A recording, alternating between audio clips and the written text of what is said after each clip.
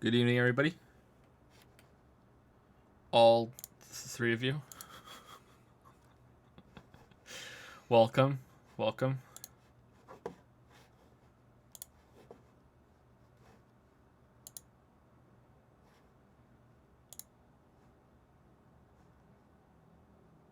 So, Clicker Heroes is going to be on in the background, and it's going to be freezing every so often whenever I minimize it, I believe.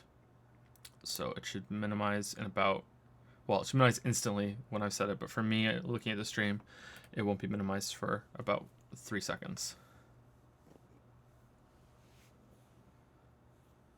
Or maybe not. Oh, it's working now. That's weird. Okay, I guess we'll minimize whenever I put it down. All right, good. Okay, let me get my tweets out, and then we'll get started.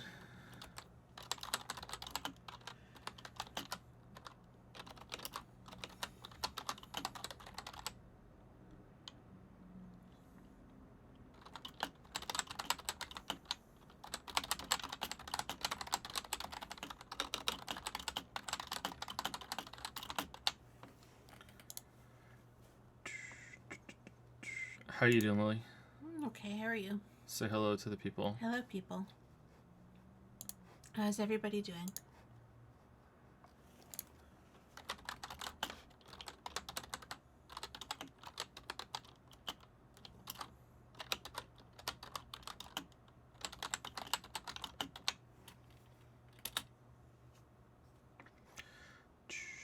That's the right announcement thread. Yep. Okay. Because otherwise, the Discordies are gonna get mad at me for adding them in the wrong field, and they're gonna get very cross.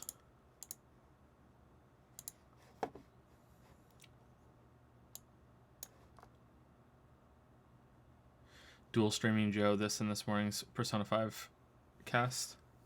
Yeah, I thought about just streaming Persona 5 again tonight, just going through Mementos and just grinding out yen.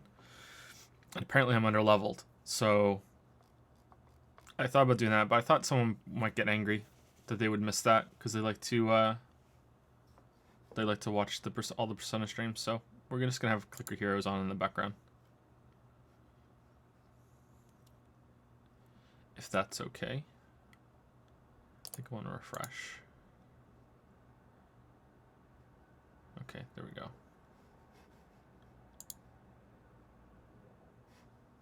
This is basically Mementos gameplay here. No Persona spoilers. We'll try not to, but someone might have asked a question about Persona. I'm not sure.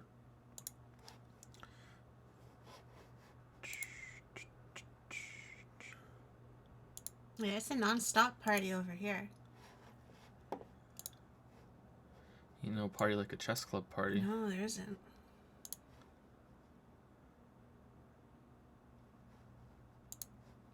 Okay, so we're gonna let people pile in, and then we'll start answering the questions. I'm not going to be paying attention to Clicker Heroes much. This is an old save that we did for a Q&A, I don't know, 2 months ago, 3 months ago. So it's good to save because I'm not going to have to do that much clicking while it's going. So it's just something for me to do with my hands and just have some visual thing in the background. I find that I work better with that, but I don't want to have too much going on because otherwise I get distracted. The first Q&A I think we tried like this, we tried to have Opus Magnum, and that just didn't work. And I think we tried the AR Billions, that didn't work either. Oxygen Not Included with its new update is probably out as well. So it's this or Factorio, and I don't know.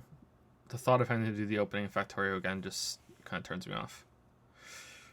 Finally, a stream that isn't at 2 a.m. It's going to be our 2 a.m. soon. Yeah. There are quite a lot of questions, and we need to get through all of them unless we want to have 2 streams. But I'm in the middle of production of the next video right now, so I really don't want there to be 2 streams. So hopefully we can get it all done tonight. There are something like 50 plus questions, I think, and some of them are quite in depth, but I think we'll be okay. We'll do our best. Thoughts in Dandara? I say it right? Dandara. Is that Metroidvania game that just came out? I haven't played it. I got offered a review key of it, I think, and I turned it down like I always do. I think that's the game you're talking about, right? I haven't played it. It looked interesting. The art style kind of turned me off a little bit, but that's not condemning it. It's just something I just didn't like all that much. Oh man, Joe, last time you played Clicker Heroes and talked about the growing number loop, you said to go try it, and I lost quite a lot of time to that damn game before I finally said, yeah, Joseph was right, this is really addictive. It's also really well made. It loops everything together. You restart the game from scratch, and you join New Game Plus with its own resource. So first the resource is gold, and then when you get high enough, resources could be your levels on your heroes that then become ancient souls when you restart, and then the ancient souls become a resource that you put onto these the hero power or something, or with your ancients. I can't remember what it is. And you power them up, and then they're the resource, and then you restart even those, and those become power-ups and a currency for something that's even more beyond that. And there might be even another layer to it now. But yeah, it's very well made. Very, very, very well made. They definitely know what they're doing in the most evil kind of addictive way. Hi guys, thank you Joseph for trying Spanish in my subscription message. You spoke Spanish? Did I try? I probably butchered it. When are you going to post the script for the new video? I wanted to yesterday, and again I wanted to tonight, but being a data pawn has prevented that, unfortunately. I've been losing a lot more time lately to the kids. Surprisingly at night a lot too. Finn is having a lot of nightmares, and we can't really have him come into our room and sleep in our bed. That's not really an option. And what I do is that I end up having to go into the kids' room, and we have for their first birthdays we got them giant teddy bears. So Finn got one when he turned 1, and Leo just got one when he turned 1 last month. So they're giant teddy bears. They're they're like 4 feet tall, right? Mm-hmm. Yeah. They're almost the same height as I am. And surprisingly not that expensive for giant teddy bears like that. I was expecting a lot worse, but yeah. So we just like the idea of getting them one each for their first birthdays. So I just end up just sitting on those with a book while Finn keeps sitting up in bed to just make sure I'm still there. Like, oh, is he still here? And I'll lose a couple hours to that, depending on how many nightmares he has, because he's quite sneaky with pretending to be asleep, or he does fall asleep and then he'll check, and you think, okay, I could have left half an hour ago, and you're just about to leave, and then suddenly he'll sit up and be like, oh, are you still here? So yeah, so sorry about that, but the script is it's done. I just I want to record the last bit of it, and I want to make sure that there are no changes that I'm going to make before I post it. And then we usually read it first too. And then we'll have it. Okay, I think we can probably get started. Finn must have the ninja gene.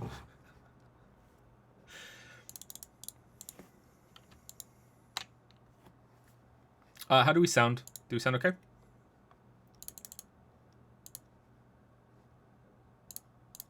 Should have asked that already. Bad streamer.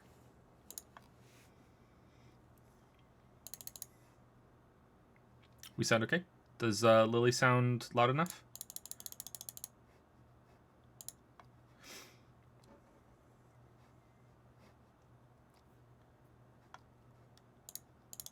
The video's on Subnautica, by the way. The next video is on Subnautica. I decided to try to see if I can get a video out with a very quick turnaround time. It's kind of similar to what I did with Sausage Roll and Hob. And I think it's been successful, but it's still not the simplest and easiest thing in the world.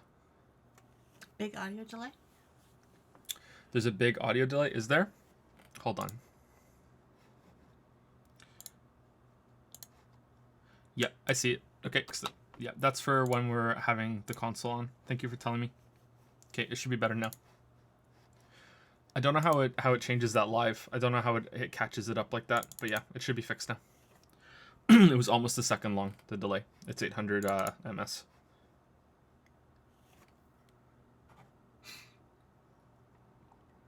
Wow, I was just watching videos about anime philosophy and suddenly Joe starts streaming.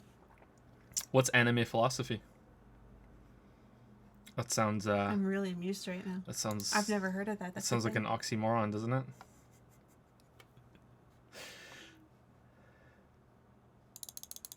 The anime philosopher. Who is the most moral waifu of our time? Right? Of course.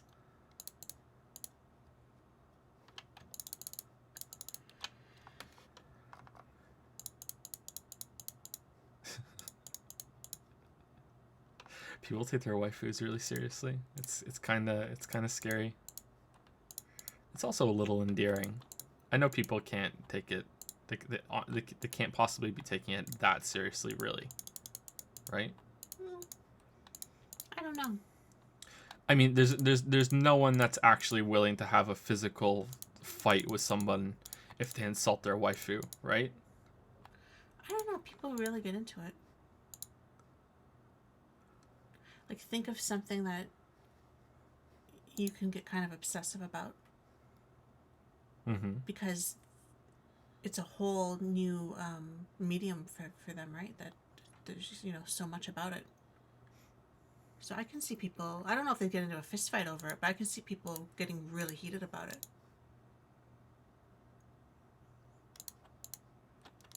Lily, how do you feel when Finn called Persona 5 waifus mama? I'm flattered. I've been telling you all for the longest time, and nobody listens to me, that I am the ultimate waifu. At least according to my son, because he thinks that all of the waifus are mama. So you guys should listen. Everyone rolls their eyes. Nobody believes Lily. Oh, Lily's talking shit again. No, I'm telling you, Finn thinks that all of those waifus are mama. For good reason. Mama. Hey Lily, when are you gonna cosplay as Dr. Legs for Datapon? You mean for a second time? Mm. There's a reason I like her, If I could, I would be the angel. The angel's pretty hot. I like the angel. But if she's not really a waifu, then Dr. Legs is next. You can decide what's a waifu and what isn't a waifu. That's the beauty of waifus. No one can tell you that your waifu choice is wrong. Again, people are taking it way too seriously. It always becomes about waifus, doesn't it? Always. Cosplay is to be. Plant best waifu. Well, I am a Lily, so. What has Twitch done to Joe? All right, so let's start taking some Patreon questions. But before we start, thank you to Magic Squid Guy, Insom62, and the Fly Ghost. Is that right? Yeah, I think so. I think it's That Fly like Ghost. but it's the. Yeah, so thank you, That Fly Ghost, Insom62, both with Prime. Welcome to Prime Time. Thank you very much to both of you. And thank you, Magic Squid Guy, for subscribing as well. That wasn't with Prime, though, so I always like to say Prime Time if it was with Prime, so thank you so much. I'm trying to dial down on the cringe a little bit, so there'll be a little less cringe tonight.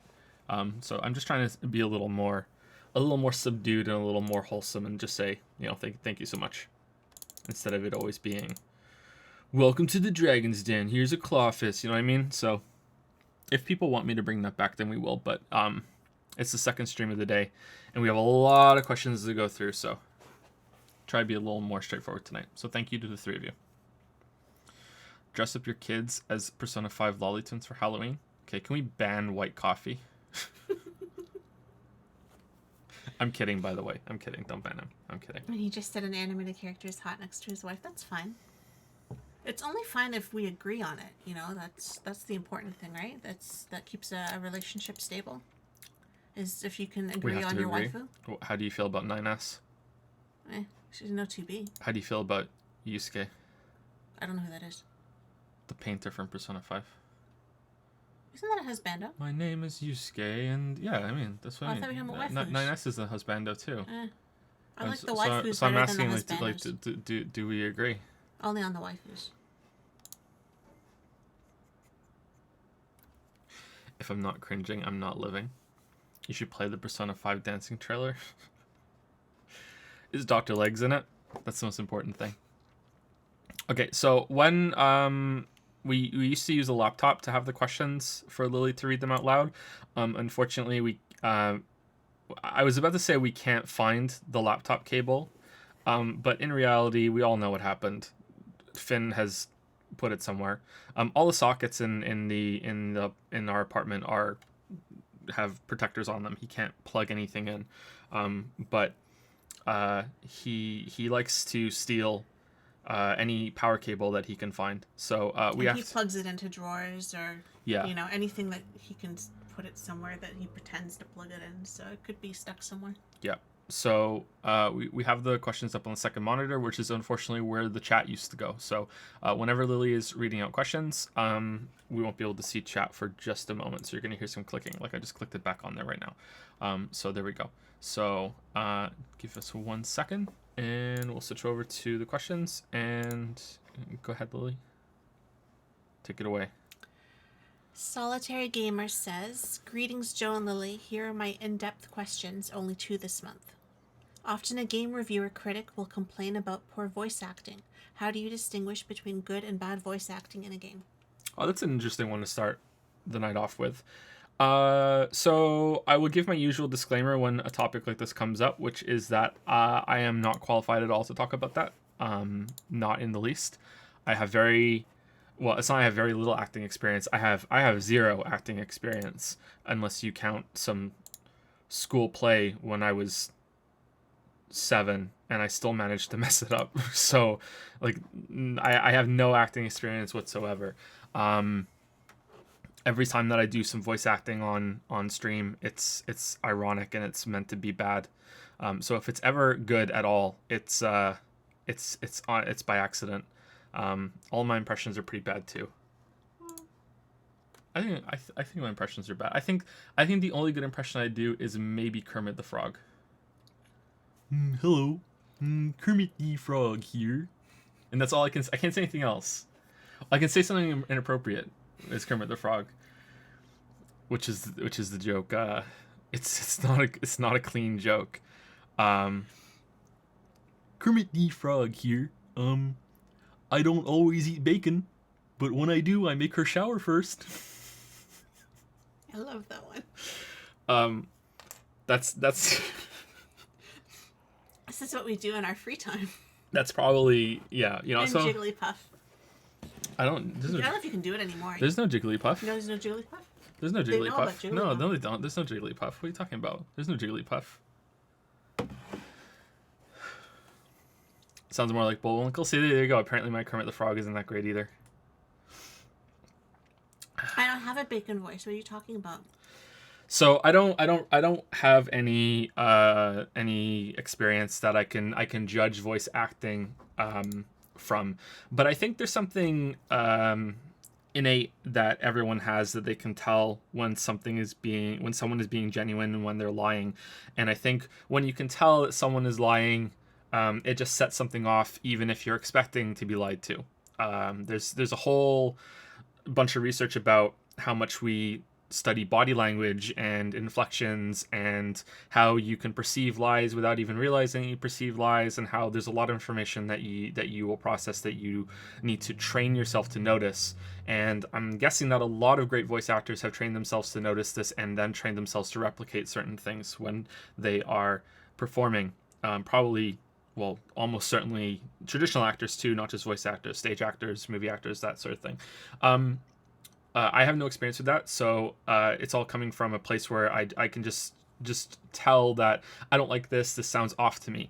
The problem with that is that sometimes something will sound off when it isn't, when it's just an awkward kind of character. There's a character in Skyrim who is the researcher in Whiterun, who, when you first meet him, he talks like he's dead, and even though he's dead, he's simultaneously dying again for a second time, and this is how dead and stilted he is. And he's like, oh yes, dragons, the Jarl told me that you were coming to see me.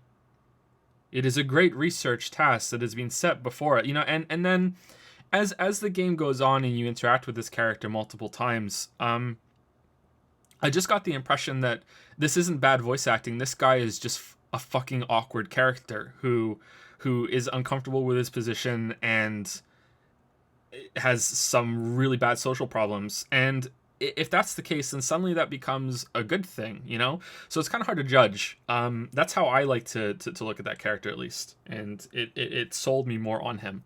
I can't remember what his name is, though. Everyone's played Skyrim. People must know what his name is. I can't remember it. But there is quite a lot of bad voice acting in that series. Oblivion's pretty bad too. I think what most people pick up on, though, is when dialogue sounds bad, even if it's being performed well. So this is relevant to Persona 5 and Xenoblade Chronicles 2 that we played recently on stream, which has some baffling dialogue and some baffling writing. Not all of it. Some of it's actually pretty good. But with voice acting that is delivering these lines well and is taking it seriously, and they had just poor material to work with. So yeah, I'm sorry that I can't give you a good answer to that because I just don't have enough expertise and enough information to draw from. But as with always when it comes to anything that a critic is judging, if they're not giving you reasons, there's a line. What is it? Anything that is presented without evidence can be dismissed without evidence. So if anyone makes a claim and they don't support it, you can just dismiss it completely and not even worry about it. And that's part of what you can do with critics. If someone just says, yeah, the voice acting in this game is bad, and it's like, okay, well, why? It's like, oh, I just didn't like it. Well, okay, well, that might be useful information for me. I might be able to look out for it when I play, but that's not really a good critique. That's not really a good review. That's not really good feedback. But yeah, that's how I feel about that. Do you have anything to add to that? Because you took some acting classes. Do you know anything more about acting? Have you ever listened to a game or like you like The Last of Us, right? Mm-hmm. So the story in The Last of Us, and that's very well acted. And I don't think there's a single poor moment in that game on voice acting side. Same with Uncharted, really. Maybe some of the earlier Uncharted's, I'm trying to think. So is there ever a game that you thought was kind of bad? I remember criticizing Simon at the beginning of Soma because he's talking into the phone and he just sounds really awkward and robotic. But as the game goes on, he got better. Xenoblade was the worst. Yeah? Xenoblade I actually didn't listen to. I normally I listen to the streams when I have the kids. I can't watch them all the time. Did you mute them?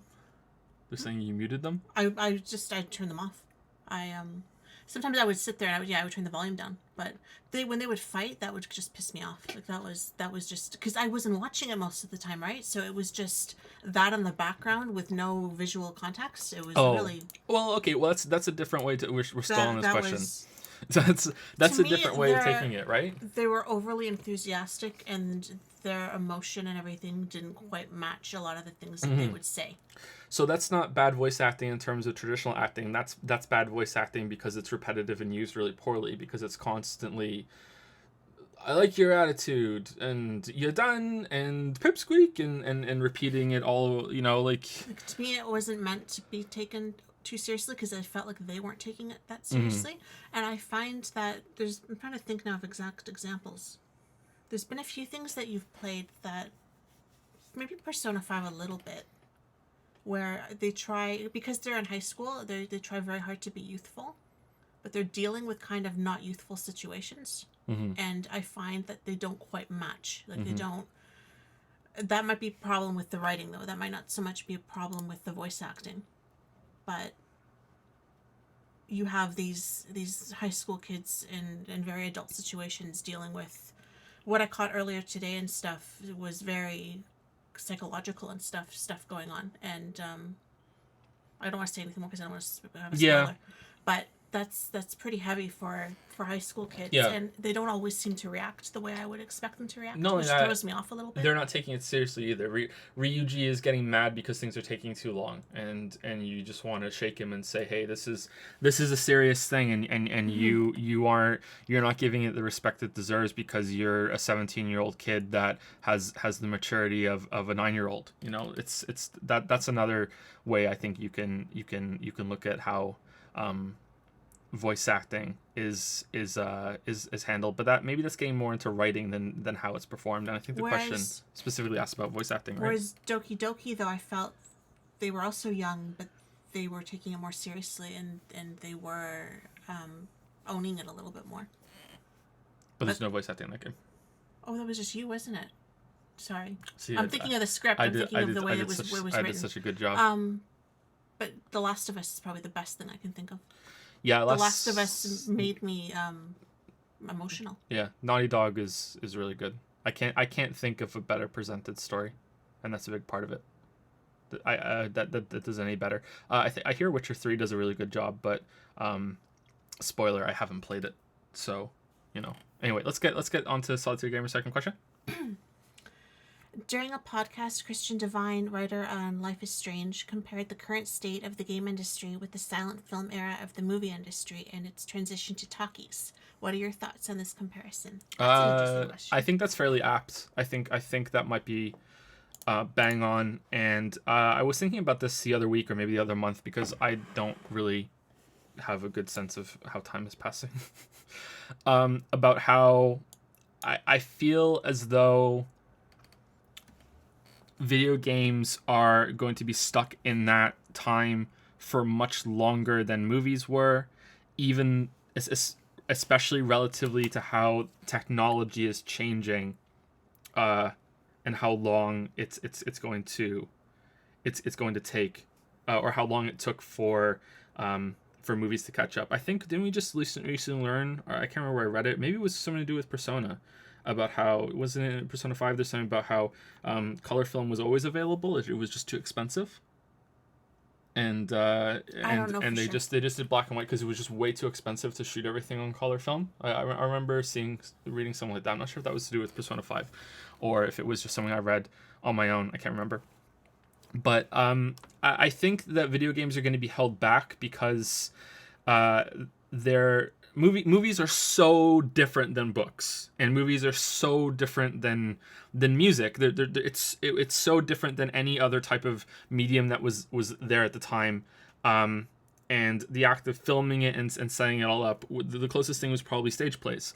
But quickly that became something very different. Whereas video games are constantly in the shadow and being compared to movies and film, or TV shows, whatever you want to call them. And I kind of feel as though there's going to be a lot of resistance to making real groundbreaking progress while they can still emulate a established medium so well that it's like, okay, well, we're passing, it's fine, you know, we're holding up with movies, so who cares, you know?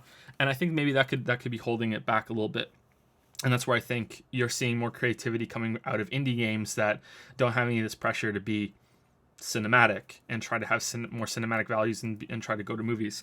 I don't know this for sure. I'm just, as always with these Q&As, I'm just talking off the top of my head. I don't have the power of being able to look up things and research them and edit my thoughts down and make them really condensed. It's just a conversation topic, more like a podcast. But that's how I feel about that right now. I think the video games have a very long way to go. And unfortunately, it's going to take a lot of work that is going to be difficult work that is also going to be on top of everything that's already being done in video games. If we're going to be pushing the two sides that I think are underdeveloped right now, which is gameplay in almost every single big game that's released today, and narrative, which I think that anyone in chat would struggle to name more than 10 stories in video games that come anywhere close to a run-of-the-mill book. You know, like the 10, can you think of 10 best video game stories that are the same level as just something that is considered good in film, or good in literature. Not great, just good. And I think you would struggle to get over 10 unless your tastes are really in tune with something like JRPGs where there's just so much of them. I think that would be difficult. And part of that is using the interactivity of the medium to its fullest advantage, having writers that are capable of using the medium as well, but not necessarily in unique ways, just in ways that are comfortable, and incorporating gameplay, again, not in a way that reinforces the narrative, but just doesn't get in the way of it. So the comparison I always make is that video games are too close to all action movies. And you can see action movies getting progressively kind of dumber in some ways, that they are just having fun. You know, someone like Pacific Rim, which is just, hey, which is a great movie. I love Pacific Rim, which is just a great movie, which is just, you know, hey, just here's the excuse, here's some context for all the fights, and just make sure that nothing gets in the way of the robots fighting the giant aliens. And it's just, everything is just stringing together all of these combat scenes that are usually very expensive to make and are the big draw of the movie, and have to be put together and planned probably way ahead of time, and everything else is kind of strung together, kind of like how Uncharted 3 suffered from doing the same thing. I think Naughty Dog does do their games like that as well. But the thing is that almost, and I do say almost, every game has fight scenes. It's called gameplay. It's called when control is wrested away from the story and the writer. And hey, the player can do anything they want. The player can choose to ignore everything. The player can choose to test the boundaries of what's happening. There was a good article, I think the devs of Valve, that said that so much work goes into testing the boundaries of games, in that players will just intentionally do the wrong thing. So, and the stereotypical one is that as soon as you give a player a gun, no matter who is in front of them at the time, they're going to try and shoot the person in front of them, and the game needs to react to that. So even if it's Fallout New Vegas, where at the very beginning of the game, the first person you meet is a doctor who has saved your life and brought you back from the dead, almost literally, is very nice to you, only wants the best thing for you, is not a threat to you at all. As soon as you get a gun, players are just going to whip it out and shoot that guy, and just to see what happens. That's the stereotypical one, but then it gets even kind of more subtle in that there was an example I remember given that if your player is in a room that is flooding full of water, and you know there's a very, very, very obvious escape route through a vent or something, or through a door, even though 99.9% of players are immediately going to go through that door, through that vent, what about the small percentage that is like, hey, what happens if I just hang around? And I'm that player. I'm that person. I'm the person that will be like, well, you're telling me to obviously do this. Well, what happens if I don't? I just did it in Subnautica. I can't spoil it, but it's going to be in the video. I broke the game because of something that I did, that I wasn't supposed to do, because I just wanted to see how the game would react to it, you know? Fallout, Bethesda games are really bad for that too, you know? Like, what happens if I do this out of order, you know? Have they accounted for that? And that takes up a shit ton of time and resources to account for what the player can do, and that's unfortunately a very big strength of the medium, and you need to account for that, and writers need to account for that, and they need to make their stories be able to accommodate that. And I don't think that there are many writers who are capable of doing that outside of very strict linear stories at the moment. Fortunately, there's a whole generation now of would-be writers that have grown up playing video games and understand them more than the previous generation, and the next generation will understand even more, and it'll get better and better and better. But I fear that the issue with being stuck in this silent era movies kind of thing, and we're moving on to the talkies, is that because games already look so slick and are so close to movies and can be these really powerful cinematic experiences, and you have people talking about how important immersion is, and it is important, but narrative and gameplay are at least equally so. I would say more important, but that's just me. And I feel like that those two have suffered greatly because of this push towards something that wants to emulate movies more, especially in the AAA scene. I think that in 50 years, if I'm still alive, I hope I am, I'll be 83 or about to turn 83. I think video games will be way better, and we'll look back at what we have now, and there'll be some that will be still played. Look at, I think it's been about 100 years since we had talkies. I think, if I'm right, it was in the like 1920s or just before that we had talkies. Mm-hmm. So look at how far we've come from that in just 100 years, which is not that long.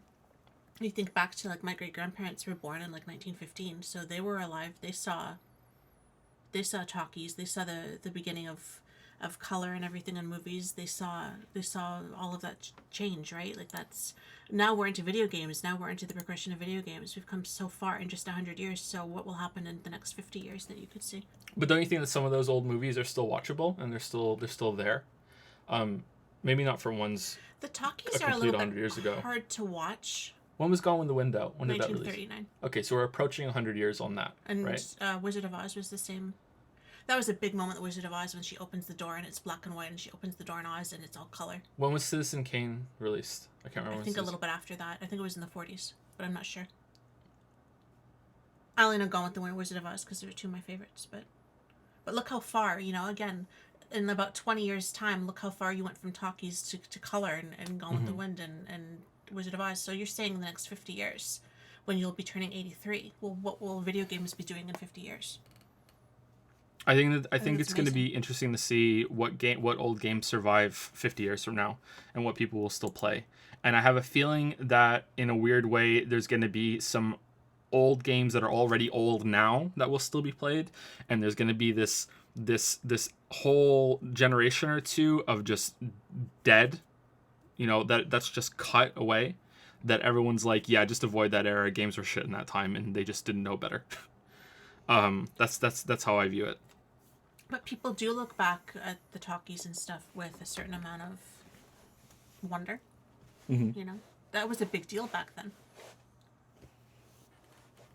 So who knows, right? It might be Well, they're the also origins of video games. they're also a lot more simple. I think movies are more simple than games. That's not to say that they're worth less or that they're less complex in terms of analyzing them and understanding them and enjoying them. Actually, I would probably say the opposite. But in terms of creating them and being able to just be able to enjoy them at the basic level, video games are more complex. I think that's probably unarguable, actually. But there's more going on, arguably, and it's not as simple as making the movie, right? But pretty interesting question, Solitary Gamer. Good to start us off. Okay, let's go with the next Patreon question, and then we'll take we'll take 2 or 3 from chat. Harrison F says, "What's going on, my dudes? Hey Harrison, how's it going?" My 3 questions are: do you read self-help books or watch self-help lectures or that sort of thing? If so, who are you into? Recommendations would be appreciated. Oh, sorry. I just gave some pretty in-depth, long answers to Solitary Gamer, and I can't give you anything for this. I've never read a self-help book. I've never watched a self-help lecture, anything like that. Sorry. So I can't really say much.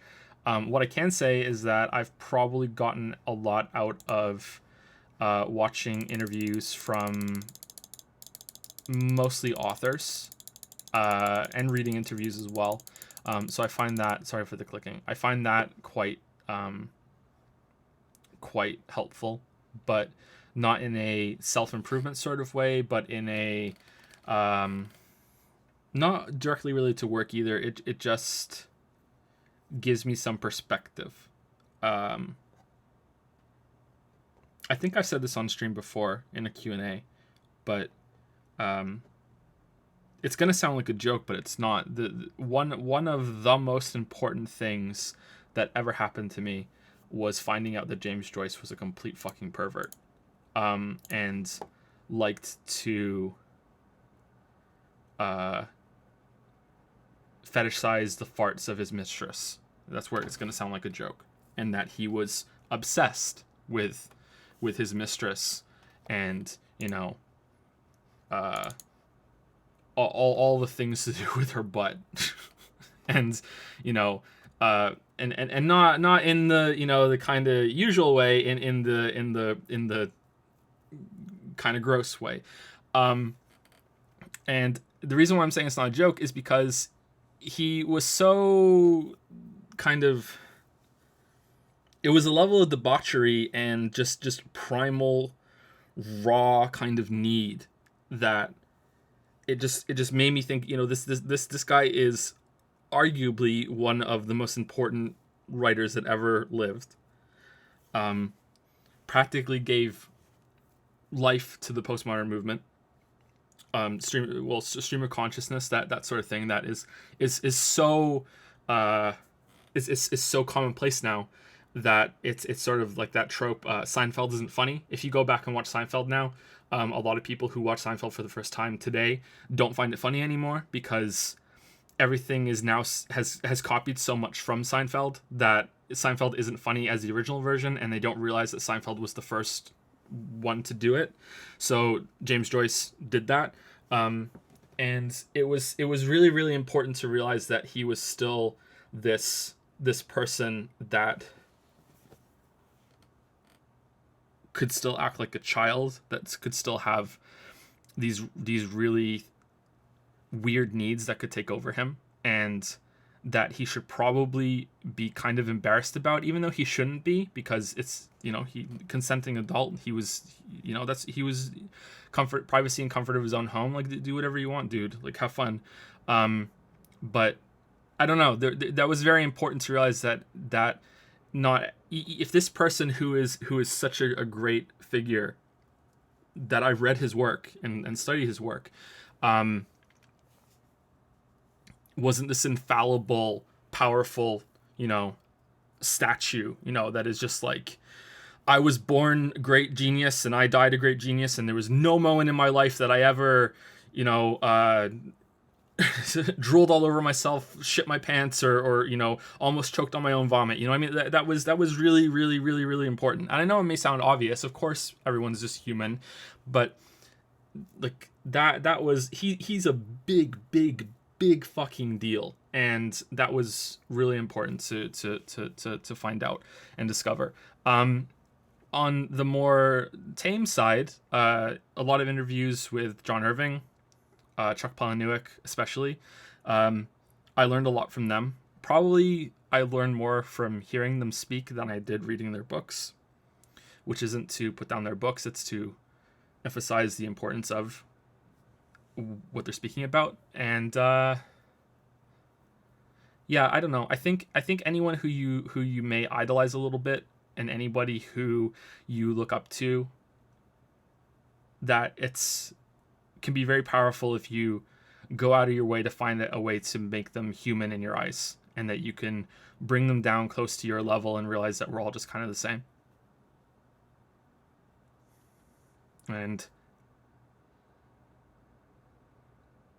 I don't know, I feel like some people sometimes put me on kind of a little bit of a pedestal. I don't want to be arrogant, but I've had emails and comments telling me, you know, oh, I'm such a huge fan of your work. I love everything that you do. Holy shit. And I reply, and they're like, oh my God, I can't believe you replied to me. And holy crap, this is one of the coolest things that ever happened to me. Thank you so much for replying to me. And I just, and it's really cool. But at the same time, I feel, you know, hey, I'm just a person, you know, take me down a peg in this conversation, you know, like take me down a bit, you know, like don't put me or anyone else up there, because it can be, I think, destructive. Would you agree with that? I think that's the most helpful, is what you described. I read self-help books, lots of them. I read books on mindfulness. I did anxiety workbooks. I read about psychology and philosophy, which I've forgotten most of now, but I did go through a phase where I was just anything that I could get my hands on that might help. And the best things I found were what Joe said about somebody that you feel has their shit together and you think is doing it well. Even watch YouTube videos and watch if they've given interviews. I saw a good one that J.K. Rowling had done, even though I'm not a Harry Potter fan, but she had given a... Who? J.K. Rowling had given a talk at a university and had described how she'd gotten her idea for Harry Potter and was scribbling them on napkins on her lunch break, and how she had hit, I think the quote was something like that her foundation was built on the rock bottom that she was standing on, and she just went up from there. And that really humbled me, that here's someone who is so successful and so wealthy and so well known and has done so much with her life, and look where she was. And I was at the same point, right, that she was. So it really gave me hope, and it really inspired me that here's someone else whose life was shit too, and look what she's done with it. So I can do half of that, right? Like, if I might not be a J.K. Rowling, but I can do half of that if she can do all of that. So just find someone who inspires you and listen to what they have to say. If they've written a book, read their book. I've written books written by people that I found inspiring too, but I find YouTube is the best. And I've watched some TED Talks, but usually you'll find 1 out of 5 that are kind of okay. But TED Talks used to be great, but they're really hit and miss, especially with the different platforms that they have. Sometimes they're a complete waste of time. And I'm a fan of quotes too. I like Pinterest. You can find lots of inspirational quotes. I like to write them down, and then I save them, and then I'll go back and look at them when I'm having a really down moment. But yeah, self-help books, I haven't really found anything that worked for me. Someone in chat asked, destructive for you or for us? For you. It's destructive for the person who is putting other people on this pedestal and is not I don't think with me. I'm talking with many other people that are way more successful and way more influential than I will ever be. That if it can be destructive to idolize people like that, and I think you should avoid doing it. And someone else asked in chat, did I enjoy Joyce's work, or did I just study it? I read it for a university class, and that's the only reason why I started reading it, but I did end up enjoying it, especially the portrait of the artist as a young man. Yep. Okay, let's move on to next question. I think someone already asked you about religion on a previous Q&A, but are you spiritual and do you believe in a higher being? Oh, no. Bringing out the big guns. Oh, no. Not even a little bit. Not even a little bit. So I'm going to make myself sound crazy, but we briefly glanced through the questions, and I know someone asks about narcolepsy later on, so I'm going to talk a little bit about narcolepsy now, and I'll talk about it a little bit more later. And again, it's something I've said on stream before, so it's not exactly a secret, but I am going to sound a little nuts until I explain it. So when I was a kid, I used to see ghosts. Almost all time, almost every night, I used to see ghosts. Only at night. I used to see ghosts. I used to wake up and there would be someone standing over my bed. I used to wake up and there would be a man dancing in the room. There'd be a woman standing in the corner. There would, just ghosts everywhere. All over the shop there would be ghosts. And this made me grow up to be a very, very, very inclined to latch on anything supernatural. That, I would want to read about, ghosts and vampires and all this other stuff and that sort of thing. And I would find it very, very interesting. And it wasn't until I was a lot older that I realized that the reason why I'm seeing these ghosts is because I have a sleep disorder that will make you dream while you're awake. And there is even a name for the kind of hallucinations that I was seeing. And that was a really big moment to realize that what I was seeing wasn't real, but that it was also real, if that makes sense. I was seeing it because my brain was causing me to see it. It wasn't that I was nuts and 100% imagining it. There was something there that I was really responding to, and it wasn't it wasn't insanity. but at the same time, it wasn't there because it was fake at the same time. I know that sounds like a contradiction, but that was important to realize. And the older I get, the more I think that that's a real shame, because especially now having kids, it would be wonderful if there were ghosts. If you ever are in a place and it's dark and it's spooky and you think that there's going to be a ghost that jumps out and grabs you and it happens, you should be like, oh, thank God, because that means there's an afterlife. And who cares if you just shat your pants when the ghost jumped out and got you? That's a small price to pay. Going to the bathroom and saying Bloody Mary 3 times while you're spinning around, and then having this banshee crawl out of the window and scare you. Oh, mirror, sorry. Jump out of the window and scare you half to death. You should be crying for joy, because it means that when you die, you get to see all your family again. There's something there. It may not be clean. It may not be exactly what you want, but at least it's not you die and you close your eyes and it's endless oblivion forever and ever and ever and ever and ever, which is infinitely more terrifying than the banshee crawling through the window. It's the mirror. I said it again. So yeah. Unfortunately, I'll probably base a book around this idea at some point, but even if I assume that hey, maybe one of the ghosts I saw was real. Maybe I do have this disorder, but hey, maybe one of those ghosts was actually real, and maybe I'm selling myself short, and maybe there was some supernatural thing that happened to me, and maybe there are some things that are explained. All of that was completely wiped away without a shadow of a doubt, unless there is, they defy the laws of physics and life as we know it, which means that the world is a much more stranger place than we have any right to even begin to understand. All that was wiped away when they invented the camera phone, and that will be the opening of a book one day, which will be that it'll be based in a fantasy world where there are ghosts and there are vampires and there are all these supernatural things, and it will open up with the invention of the camera phone, and there will be a secret society that has been trying to keep this invention out of the hands of the public for decades, and they're looking at the release of it and going, well, fuck, we're screwed, because once everyone starts carrying around cameras, oh, there's a ghost, I got it on film. Oh, there's a vampire, I got it on film. Everyone, pretty much, in our modern society, and there should be ghosts and all these things everywhere, carries around the ability to get proof of that instantly. Everyone has a phone, with a camera on it pretty much now. Effectively everyone, at least. Yeah.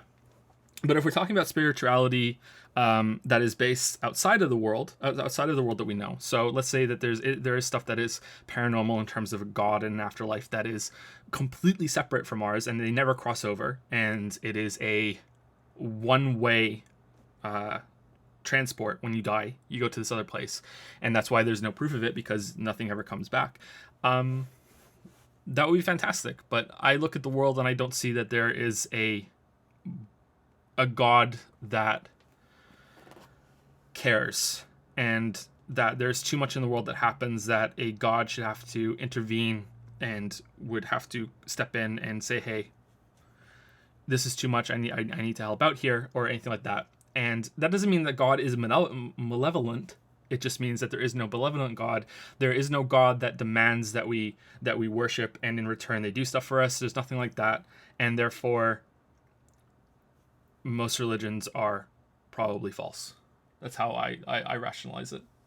Well, again, most religions have overlap, so you have the same core ideas.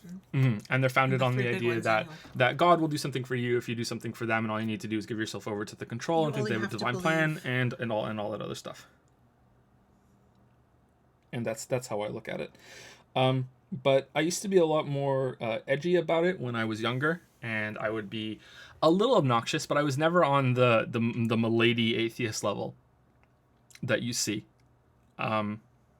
But I find that things have cooled a bit in our society, especially with the places I've lived, that everyone seems to mostly be approaching this point where it's like, yeah, believe whatever you want, it's fine. Like just don't get in the way of someone else's happiness. And mostly, yeah, mostly, not completely, but mostly. That's how I feel, and I don't really think about it much anymore at all. Not really at all. Probably because my family was, some of them were religious, and it was in my face a bit. And Lily's family was religious, so it was in our face a bit there, and there was a lot of pressure for us to do things because of those, because of the religions that we shouldn't get into. But yeah, I don't really think about it much anymore. Do you? Not really, no. I did maybe like 10 years ago. I thought about it quite a lot. But I don't know. I used to be religious because they were religious and I hadn't read anything or hadn't had anything really explained to me. But I would go to church for Easter and I would fast and not eat meat for 40 days. And I would say my prayers like a good little girl. And, I didn't really put much thought into it except that everyone else in the family was doing it. So therefore I should be doing it. And the more that I educated myself, the less that it made sense for me. But it wasn't until I had a death in the family that was so upsetting for me that I would never see that person again, that I wanted so desperately for there to be something after, that I kind of had to rethink the whole thing all over again. And that's probably the last time I've really thought about it, to be honest. I don't really think about it that much anymore. It was a while ago. It's been 10 years now, so that's probably the last time that I remember. But that was really hard for me because I wanted so badly to believe it, but everything I read just pushed me farther away from it. And I read about so many different religions, and it was just the same. There wasn't enough for me to agree with that I could say that, I might like this from that one, and that sounds good in that one, but not enough for me to agree to go along with it, to commit to it. But it's been in our face quite a bit over the years. I still have religious family members and stuff, and they don't understand why I don't agree with what they believe. And my attitude is just, you believe whatever you want to believe, as long as you don't shove it down my throat, then that's fine. And in return, I won't shove my views down your throat.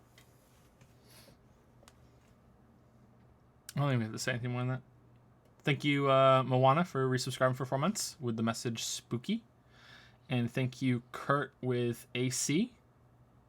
If AC stands for air conditioning, I'm very jealous because it's really hot in here because we have to keep the window closed so there's no traffic on the microphone. Thank you for subscribing, Kurt with AC. I hope you're nice and cool or nice and warm, depending on, wherever you are. Yeah. Air conditioning can be heat too, right? It's just a conditioning in the air. It's not air cooler, right? I guess. I would say so. If you put it that way. But yeah. But thank you, Kurt with AC, and thank you, Moana.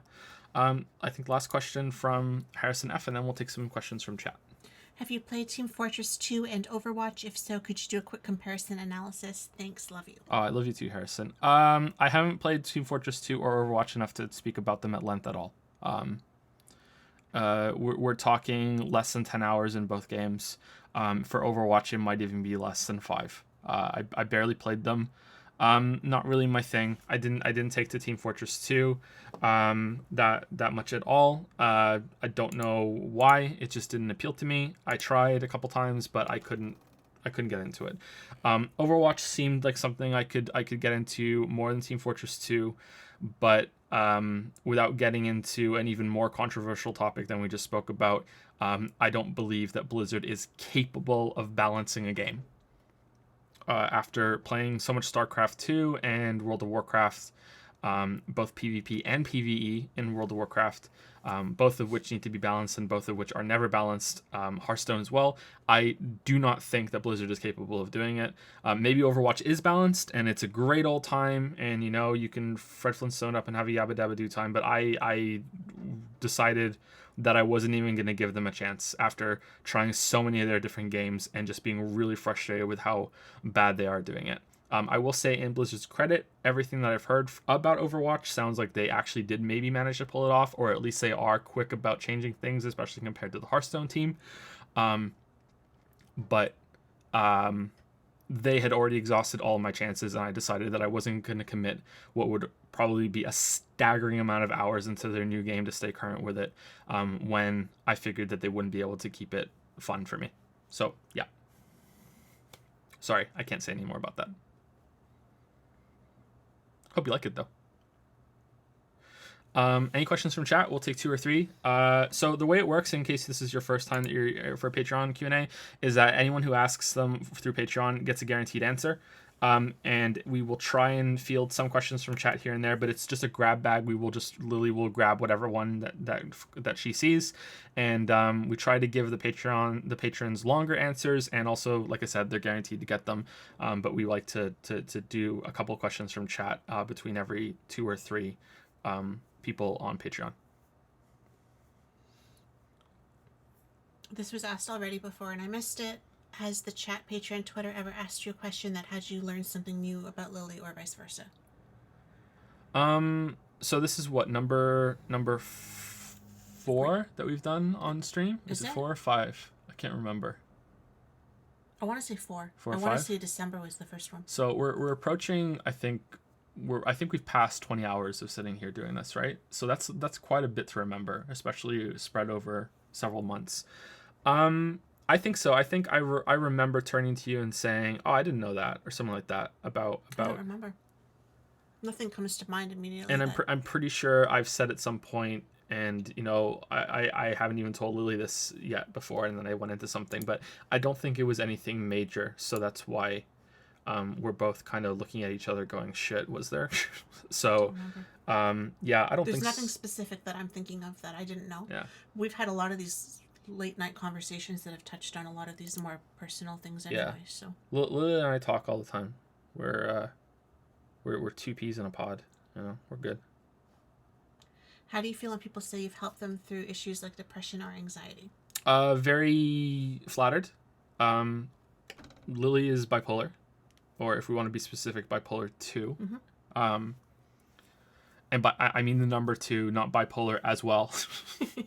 There's a difference between bipolar and bipolar 2, and I think they're even proposing bipolar 1 and bipolar 2. Aren't they proposing a bipolar 3 now or something like that? I haven't heard or bipolar 2.5 with Dante from Devil May Cry, and Knuckles, I think that bipolar 1 is mania and bipolar 2 is hypomania.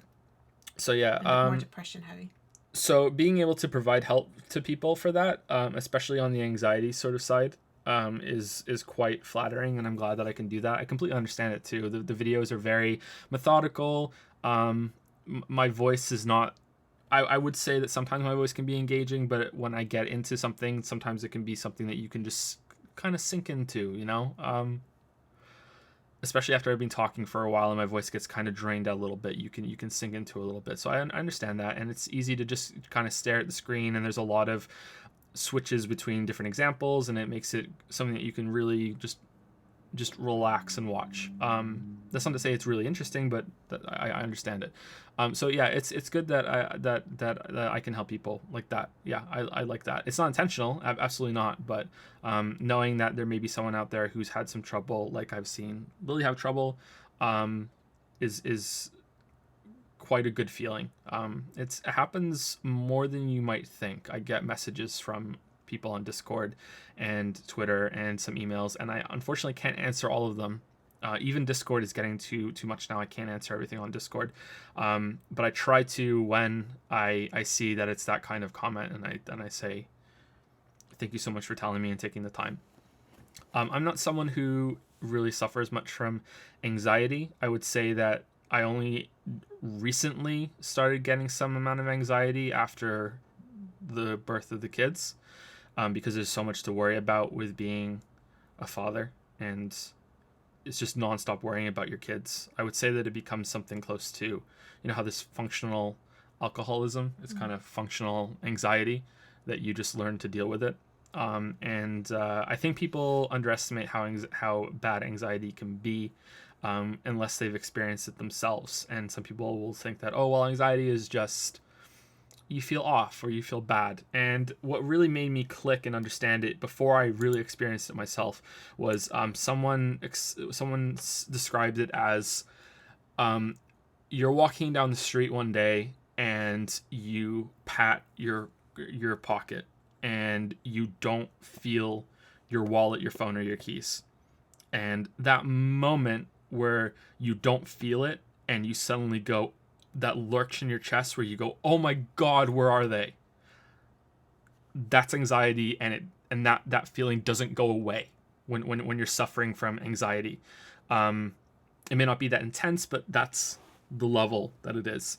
And reading that made me think, because like everyone's had that moment where you feel for your pocket, and it turns out that you put it in a different pocket, and you're like, oh my god, where is it? And having to imagine that not going away, and there not being this immediate relief when you pack your other pocket and go, oh, I just put my phone in my hoodie pocket, it's not in my jean pocket. Sounds like hell. Like really, it sounds like hell that wouldn't go away. So to be able to provide any amount of relief to someone who's going through that is a very good thing as far as I'm concerned. Let's take one more question from chat, and then we'll go back to Patreon.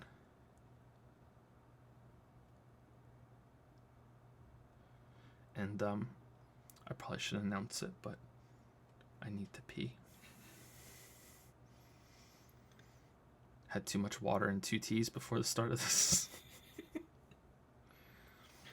By the way, tomorrow is the day I start work on the new workplace, which is my first career. Wish me luck. Good luck with it, Matt Bake. Good luck, Matt Bake. I need to send you something, Matt Bake, for the emotes. It all cleared yesterday. I got the email. I've been waiting for the email. So if I don't message you on Discord in the next 24 hours, message me and bug me about it, because I have a lot going on right now. There's a question up here, right? Have you read The Perennial Philosophy by, is it Aldous? It's Aldous. Aldous Huxley? No, I haven't. I haven't read anything by Huxley, unfortunately. Wish I had, but I haven't. Thoughts on Rainbow Six Siege? Haven't played it, so I can't tell you. Any multiplayer game like that is a huge commitment, and as much as I think Rainbow Siege looks awesome, and I would really like to play it, I haven't had time. Thoughts on Persona 5 being good versus Xenoblade 2 being good? There's a lot of people who think Xenoblade 2 is a great RPG. Thoughts on why? Very quickly, Persona 5 I think is genuinely a good game and has a lot going for it, and has writing that takes some of its subject matter seriously, and is definitely trying to be serious with some jokes and comedic moments put in. It also has some translation issues, but nothing on the level of Xenoblade Chronicles 2, whereas I think Xenoblade Chronicles 2 does have some merit in terms of that it's fun to collect the blades, and you could probably find a few people that really like the combat, and that you like this building of elements and chaining things together, especially later on in the game. It does get, okay, it gets close to fun for me, and I don't like those kind of games, so yeah, it's going to get there. But for the most part, Xenoblade Chronicles 2 is something that I enjoyed, if everyone is right, for the wrong reasons. Whereas I think I'm enjoying Persona 5 for the same reasons everyone else is enjoying it. So that's a bit different, I think. And let's go to Patreon. Do you want to pee before we go into the next person? Sure. So let's have some questions. Let's have some questions for Lily. Lily stream for like a whole minute. I'm sure you won't be that long. Lily streams. Lily streams literally. Lily dreams. Joe streams.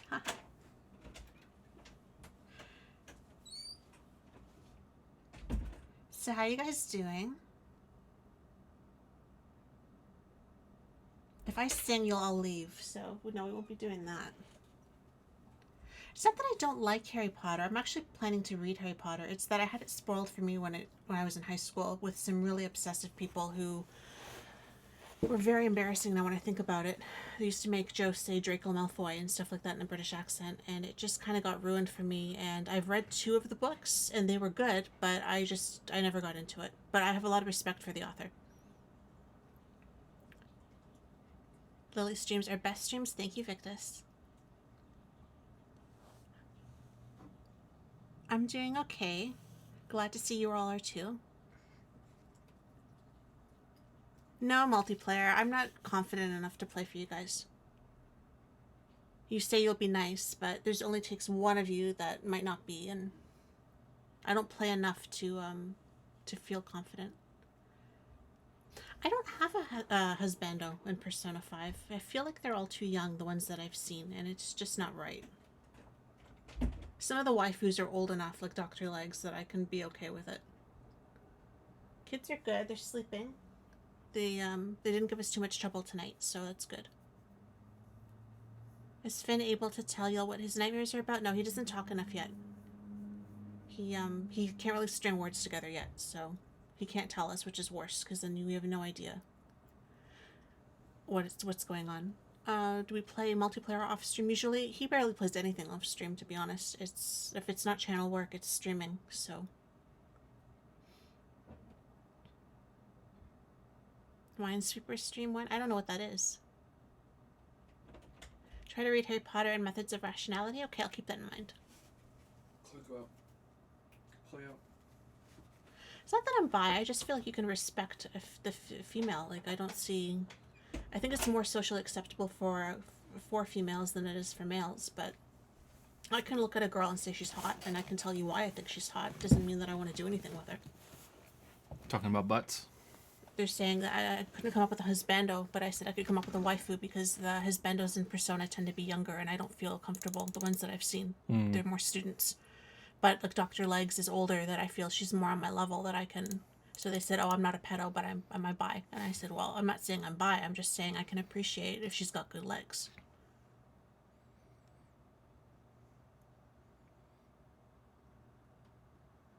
You know the joke about girls being like spaghetti, right? They're only straight until they're wet. You never heard that one before? No, I never heard that. Really? I've always found it easy to appreciate if she's pretty or not, that's all. I see you all the time if I think someone's pretty. Mm-hmm.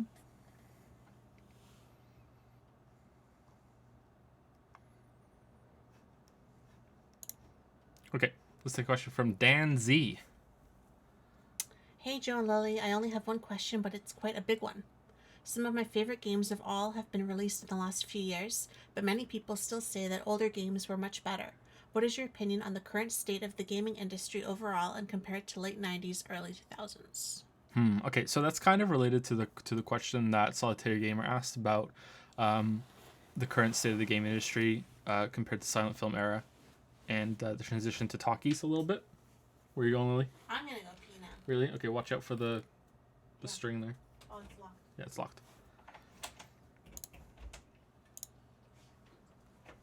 Sorry, I just want to make sure the door's closed before I talk, because we don't want to wake the kids up. They actually went to bed well, a little later, but they went to bed well. So the issue I'm going to have answering this, Dan, is that I have trouble remembering when games were really released.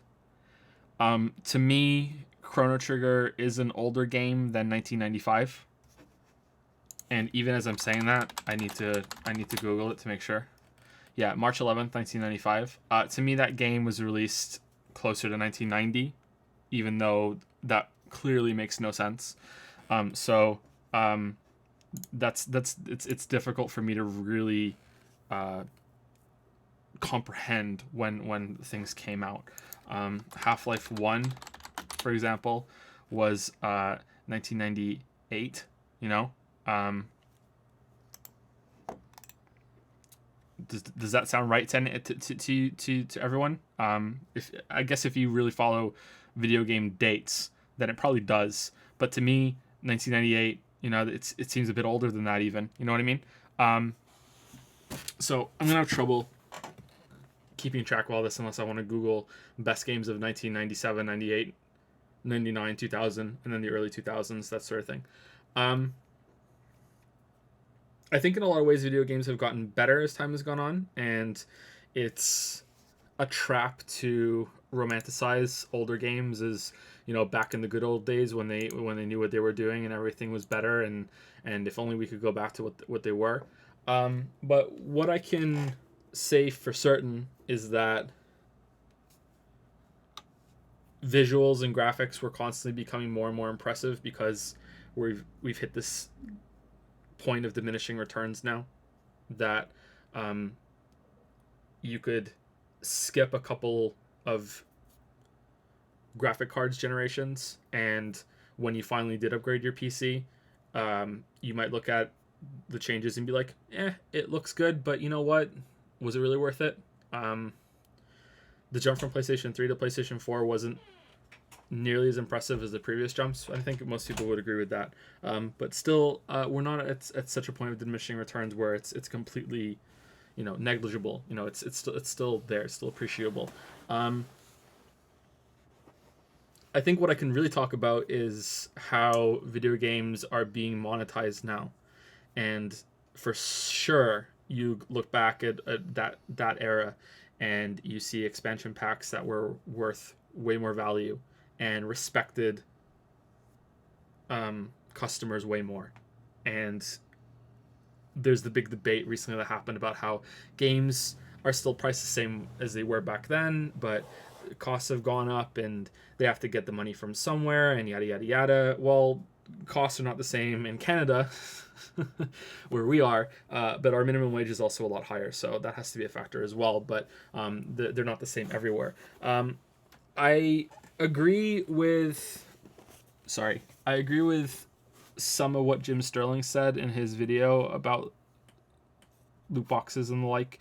I haven't watched all of his videos on loot boxes because I think he's made 55 of them, but I think one of the first ones that he made when Battlefront was coming out, Battlefront 2, and he made the comment about how, well, I didn't ask Square Enix to have Final Fantasy 15 be full of photorealistic food and all this effort put into the cutting edge graphics of all the games that skyrockets prices up and all this other stuff. And I would agree definitely with that. And I think it's dishonest to say, well, video game production costs have gone up so much when it's mostly visuals and trying to fight back against this diminishing returns that is causing that, as far as I can see.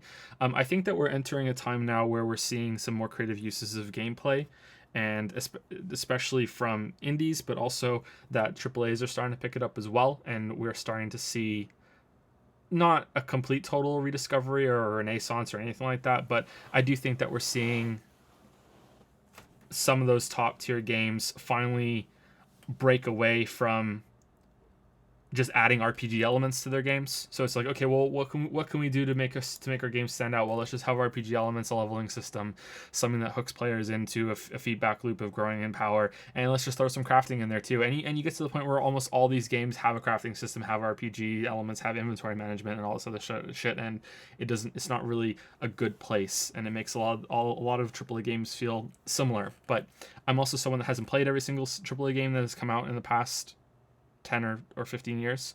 I haven't played an Arkham game yet, so that's a big one for me. So I can't really comment on all of them, but that's the trends that I'm noticing and what I think from what I have experienced recently. I do miss proper expansion packs. I do miss big updates like that. I really worry for what Hearthstone is teaching developers and what Blizzard is doing in general.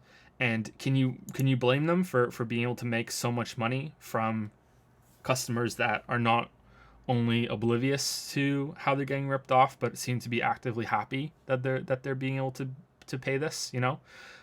Blizzard is a company that has so much goodwill that they might not even notice that they're taking advantage of some of their fans. I'm not sure, but I'm trying to be optimistic instead of cynical. And having all their games be pushed toward this system that every moment of play can be monetized, and you can always have this temptation to pour even more money into the game, and even hiding behind cosmetics isn't a good excuse. And Blizzard is not the only one that is doing it, so I don't want to pick on them too much, but it's just those are the games that I've played the most. That makes me very concerned, and it's getting to the point where I almost don't care about big AAA games that are coming out on a personal level, and I'm more interested to see what the indie teams are doing and what the AA teams are doing, so somewhere in between.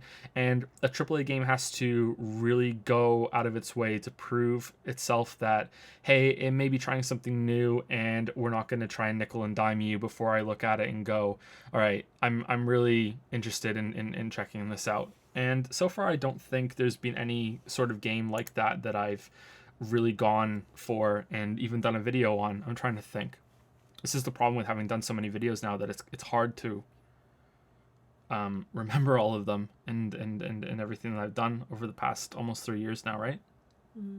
Almost, yeah. In September? Yeah. September, 3 years? Yeah. I mean, even the next video, is Subnautica really an indie game? Subnautica's not a AAA game, but I look at Subnautica and I look at how much exposure it's gotten and how professional everything was about it and how well it did and the scale of that game and that it's fully 3D and mostly realized. And I don't think that's an indie game, but I think some people automatically look at early access and say, oh, that's where indie games sit. But I don't think it's AAA. Is there single A instead of double A? You know? And I think the spectrum that I like to look at is the indie up to whatever Subnautica is. I think that's what I am interested in. Is Dark Souls really AAA? Someone in chat just said Dark Souls is AAA. Is that really AAA? Because I think I would put that as closer to double A, but maybe I'm wrong. Yeah, how finished the game is too. Yeah, early access is another big topic as well, and it's related to what you asked, or related to the question. I worry about early access too. I speak about early access a bit in the Subnautica video. And you have these games that hide behind this constant beta. And I think, didn't the developer of RimWorld say something? Maybe he just spoke and people took him out of context. But let's just imagine that he did do that just for the sake of being kind. But I'm sure there are other developers that do feel this way, that, you know, well, maybe the game will never come out of early access. You know, it's never going to get out of there. And we don't need to finish the game because people are willing to put up with the jank and an unpolished experience, and they're proving it with their wallets. And I don't think that's particularly true. I think that there is a promise that early access and testing implies that even though we're taking your money, it will one day be finished. And I think that you shouldn't necessarily look at people buying into that as a proof that they're okay with the system being abandoned or the game being abandoned within the system. But it's happened many times on games that I was really interested in playing too. There was that dinosaur game, the Stomping Grounds or something, and that looked really good. And I was really looking forward to playing that, and that got abandoned, and I'm really happy I didn't get that in early access. Project Zomboid has been stuck in early access hell for a very long time, and I think after years of promising new things, that they only just recently added a beta of vehicles in that, I think.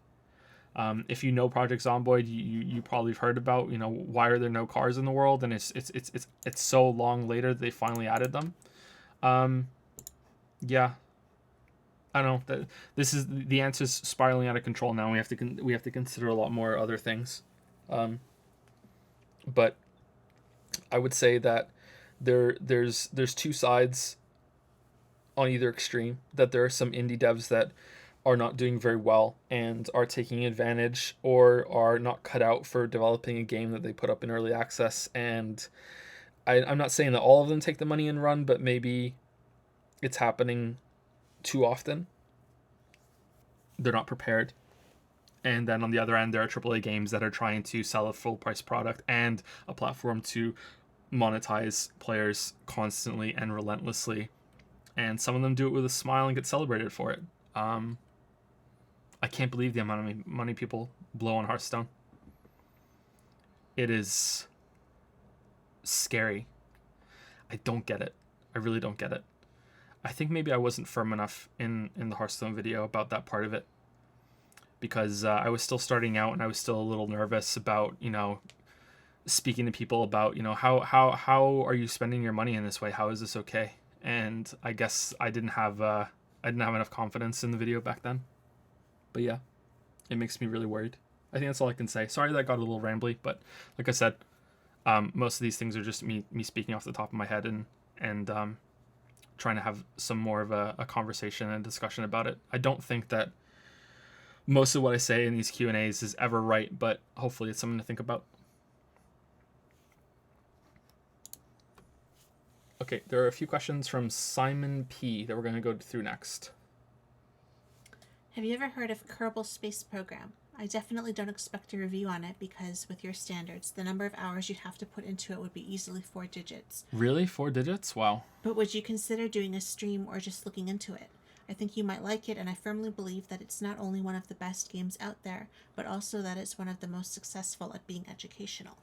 Well, to link this back to the question that Dan Z just asked, first of all, to answer you on a basic level, I haven't played it. I have heard of it, but I haven't played it. I've never gotten around to it. I think I have a friend that got into it though, and he really enjoyed it. I haven't played it, but I hear something about how the developers of that game were involved in some really questionable practices when it came to paying their staff and overworking their staff. Again, I don't know if that could be considered an indie game. It's not AAA, but I think it's somewhere in between. I think that's it was a fairly substantial company. Maybe I'm thinking something else, but I'm pretty sure it was Kerbal Space Program because I remember being so surprised because the game is so beloved.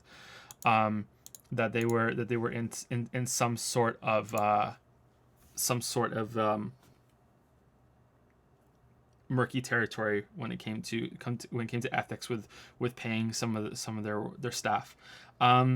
Way worse than CD Projekt Red's rumors about how they're overworked. I remember reading it something about they were outsourcing a lot of work and just flat out not paying people, something like that. But maybe I'm thinking of the wrong game. So just maybe I shouldn't even say anything without googling it first. So just ignore me. It looks really interesting, and from what I've heard of it, it's insane, and you really have to commit to learning a lot about like rockets and space exploration and gravity and everything, and it seems like a really fun time, but I don't know if that's the kind of game that I could see myself getting into anytime soon when I have so little free time. And it definitely doesn't seem like the kind of game that I would want to play on stream because I think chat would backseat the fuck out of me. And part of the fun of that would be figuring it out for myself. And I don't think people would have the patience to watch me stumble through it. So unfortunately, I don't think I would stream it until I was already comfortable with it, and it would take hours and hours and hours to get to that level. So I don't think that's going to happen. Unfortunately, I can't talk any more about it because I just don't know enough about the game. Except that I will say anyone watching this right now live or anyone on YouTube watching this from a long time from now, if you haven't heard of Kerbal Space Program, I encourage you to go check it out because it might really be a game that you fall in love with.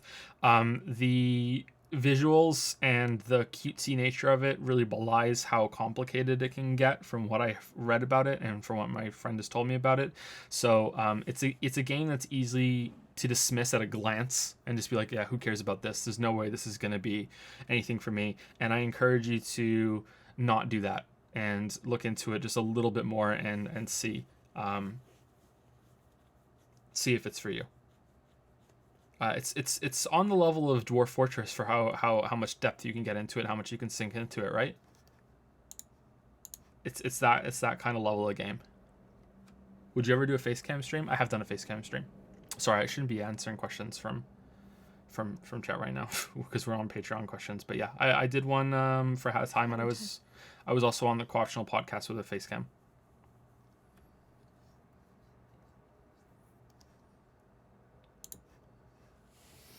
Follow-up. What do you think about the role of games in education and government-funded AAA games to partially or even fully replace pre-university studies for things like engineering and history? Very, very interesting. I'm a big supporter of that. I'm a big supporter of sort of something like what is it, algorithm learning or AI improvement. That's not what I want, but that's the comparison I'm going to make with classes. The thing about school in general, and this is coming from someone who did quite well in school and adapted well to school when I was younger, is that most of the time the teacher is just a glorified babysitter, and I've had teachers tell me that's what they're doing a lot of the time. And the idea that you can send your kid to school, or if you look back at school and think of the experience you have with a bad teacher can be very unsettling. So everyone is a kid, obviously, and everyone that's listening to this or will listen to this is overwhelmingly likely to have gone to some sort of school, and gone through that process. And when you're a kid, you are more or less completely helpless, and you are completely beholden to the adults in your life, and you have to just hope, and you might not even realize at the time that they're making good decisions for you, and they're doing what's best for you, and they're doing right by you. And when you are an adult, it may take you years before you look back and you realize that, one day you had a fight with a teacher, and one day you look back and you realize that there was this time when you thought that an adult treated you in a way that was unfair, and they swore up and down that you were just being a spiteful little shit and you're just a kid, shut the fuck up. And you look back and you realize that, you were right, even though you were only 8 years old or 12 or 14 or whatever. It's probably going to be the minority of the time, but you'll look back and you'll realize, hey, you know what? I wasn't wrong, and you were a bad teacher and you really let me down. And I think we put a lot of faith into teachers to teach our kids and ourselves things that maybe they have absolutely no right to teach because they don't properly understand it, or they're just a very, very, very, very bad teacher. I think teachers have a very difficult job, and I think it is one of the most important jobs that there is. I don't think it is the most important job, but I think it is that important, and I think that teachers are woefully, woefully underpaid. However, I say that also following it up with most teachers that are currently teachers, in my experience, should be replaced by people who put more effort into earning what would be the new rate for teachers, if that makes sense. So the idea that you can have lessons online through things like Khan Academy and other services like that. I believe this one that there's some that are paid now, right? And tutorship programs. Is tutorship a word? Is tutorship or tutoring programs online? And that you can have a group of some of the best teachers that there are come together and create the best version that there could possibly be of how to teach a 7-year-old basic mathematics. So they come together and they do this, and it is online, and it has interactive, menus and question systems, and a live support system that the kid could use from their home.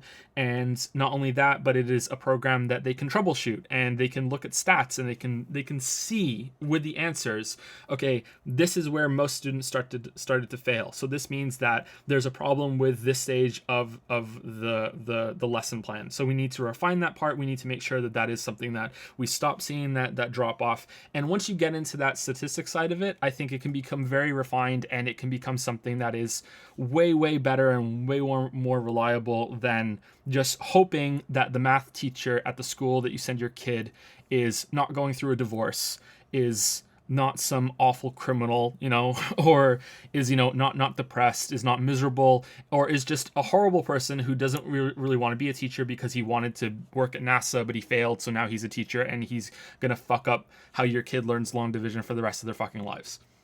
So that's how I feel about that. For video games, it's more interesting because you can give people something a lot closer to hands-on practical experience before they're actually there.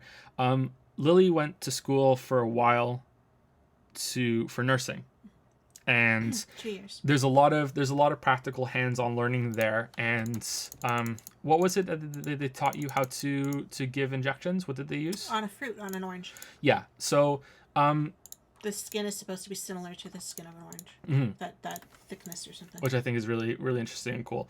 That type of hands-on experience is probably way more valuable, and I believe I read something about that too, that you'll learn more just having to improvise in the first year of your job than you learned throughout the whole entire time that you were studying to get the job. Not even that too. We learned so much that was theory based in class, but when you were put on the floor for clinical, it was like a whole other world. Yeah.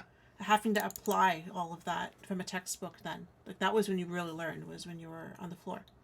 and I just think that being able to, cause it's not going to be the same. It's not VR stuff would have to become so much more powerful and so much more in depth, and maybe it will eventually, but for now it's not there. But I think the idea of having that be there, that you can get just even a little taste of how this is going to be, um,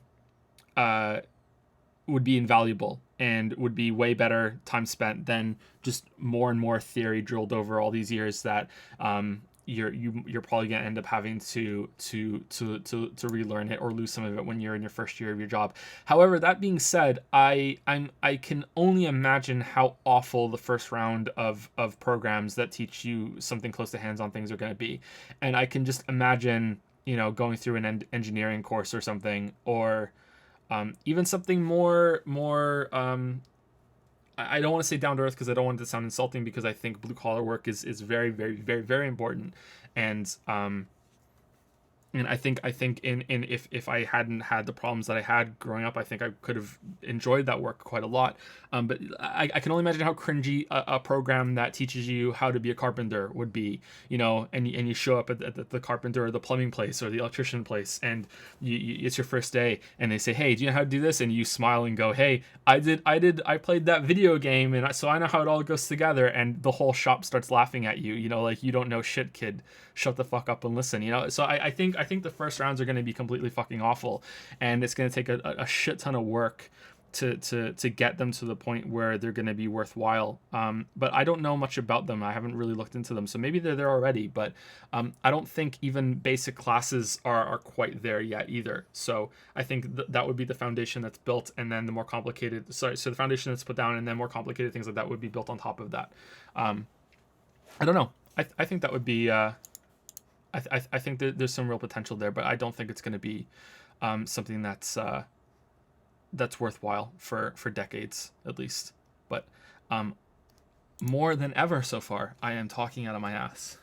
I'm just thinking though about, yeah, we practiced on oranges before we practiced on actual patients, but when we learned how to do catheters, for example, we just watched someone do it, and then I didn't have a chance actually. I didn't finish nursing, so I actually dropped out before I had my chance to put in a catheter. But, you know. Do you regret it? Not really, but I did watch as they did one. And I'm just thinking that VR would be very similar, right? You would be watching someone do it as well, and then you would be copying essentially, right? So if done well, it would be very similar to a lot of programs that are already existing. If you had done it once, and then you're thinking back, memories. Getting nostalgic. That said, I don't know. Maybe there's some merit in, even if it isn't very realistic and true to what you'll be doing. Maybe there's something to be gained by just having an area that is trying to test you on things outside of a classroom kind of environment. Even though it's still a program, I think it could still be there. You know.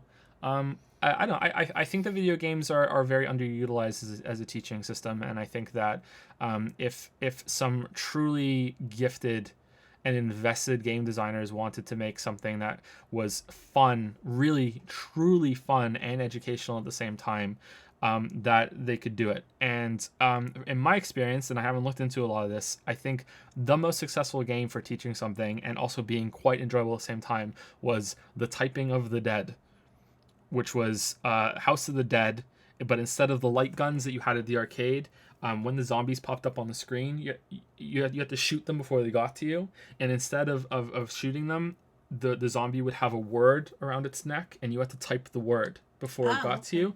So cool. you would have to, you know, it would start off with just letters, and so you have to think of the letters, and then, you know, they would throw axes at you, and the axe would be J. So you have to, hit J before it gets to you. You have like 2 seconds to do it, you know, and it would get faster, and then the words would get more complicated, and if you make a mistake, you can't do the, you know, like that not only is that game teaching you how to type, it is a genuinely enjoyable game. It's fun. It's, you know, you're doing two things at the same time, you know. I don't know. Yeah, I think that's cool. Joe just talked about Kerbal Space Program around now, absolutely refusing to mention educational games question because I haven't played it, so I don't know how truly educational it is. I've heard that it is good, but I haven't played it, so I can't talk about it. Sorry, but you very well may be right. Next question from Simon P. Why don't you make more videos like the Cuphead one or the 3 games to refund No Man's Sky for? I feel like your audience really liked those, and as I understand, they took a lot less time than a review. Don't you think that making these shorter opinion pieces a regular thing would allow you to take on bigger projects without going black? That's a mistake, and I said it too. Without going, oh, it is right? That's going right, yeah. black for, I thought it was going back. I think it's supposed to be going dark, but they said black for instead. half a year. If not, why do you think it's a bad idea? Have I really gone dark for half a year before? I don't think it's ever been that long. What's the longest that we've ever gone without a video and then it's come back with a really long one? I don't think it's been that long. Is it 2 months, 2.5 months, 3 months? I don't think it's been more than 3 months. Maybe he's talking about The Witcher though. What about the time with when Leo was born? When Leo was born? How long were you dark then? That was Fallout 4 into Breath of the Wild. I don't think it was more than 3 months. Which again, we had a newborn here. So but I think he means more the potential of going that with long without content for doing something like The Witcher. Okay, so someone asks about Cuphead below, and I can't remember the context of that question, so I will apologize to you right now, Simon, and I apologize in advance to whoever the person is later on in the stream for potentially repeating some questions here. The Cuphead video was a lot of fun, and I enjoyed it, and I made that video in a day. That is a really good turnaround for something I made in a day. But you also have to understand that I had that script brewing in my head for the weeks leading up to the release after the controversy that surrounded Cuphead. And I really I had a strong point I wanted to make, and that was that reviewers need to know how to play games. Just like someone who reviews movies needs to be able to understand movies. You know, they need to be able to process things visually. They don't necessarily have to actually be I think someone who's blind could probably give you a good movie review, but I mean you have to actually have the ability to process what it means to have, follow a story in a movie like that. I know that sounds kind of silly, but I do believe that.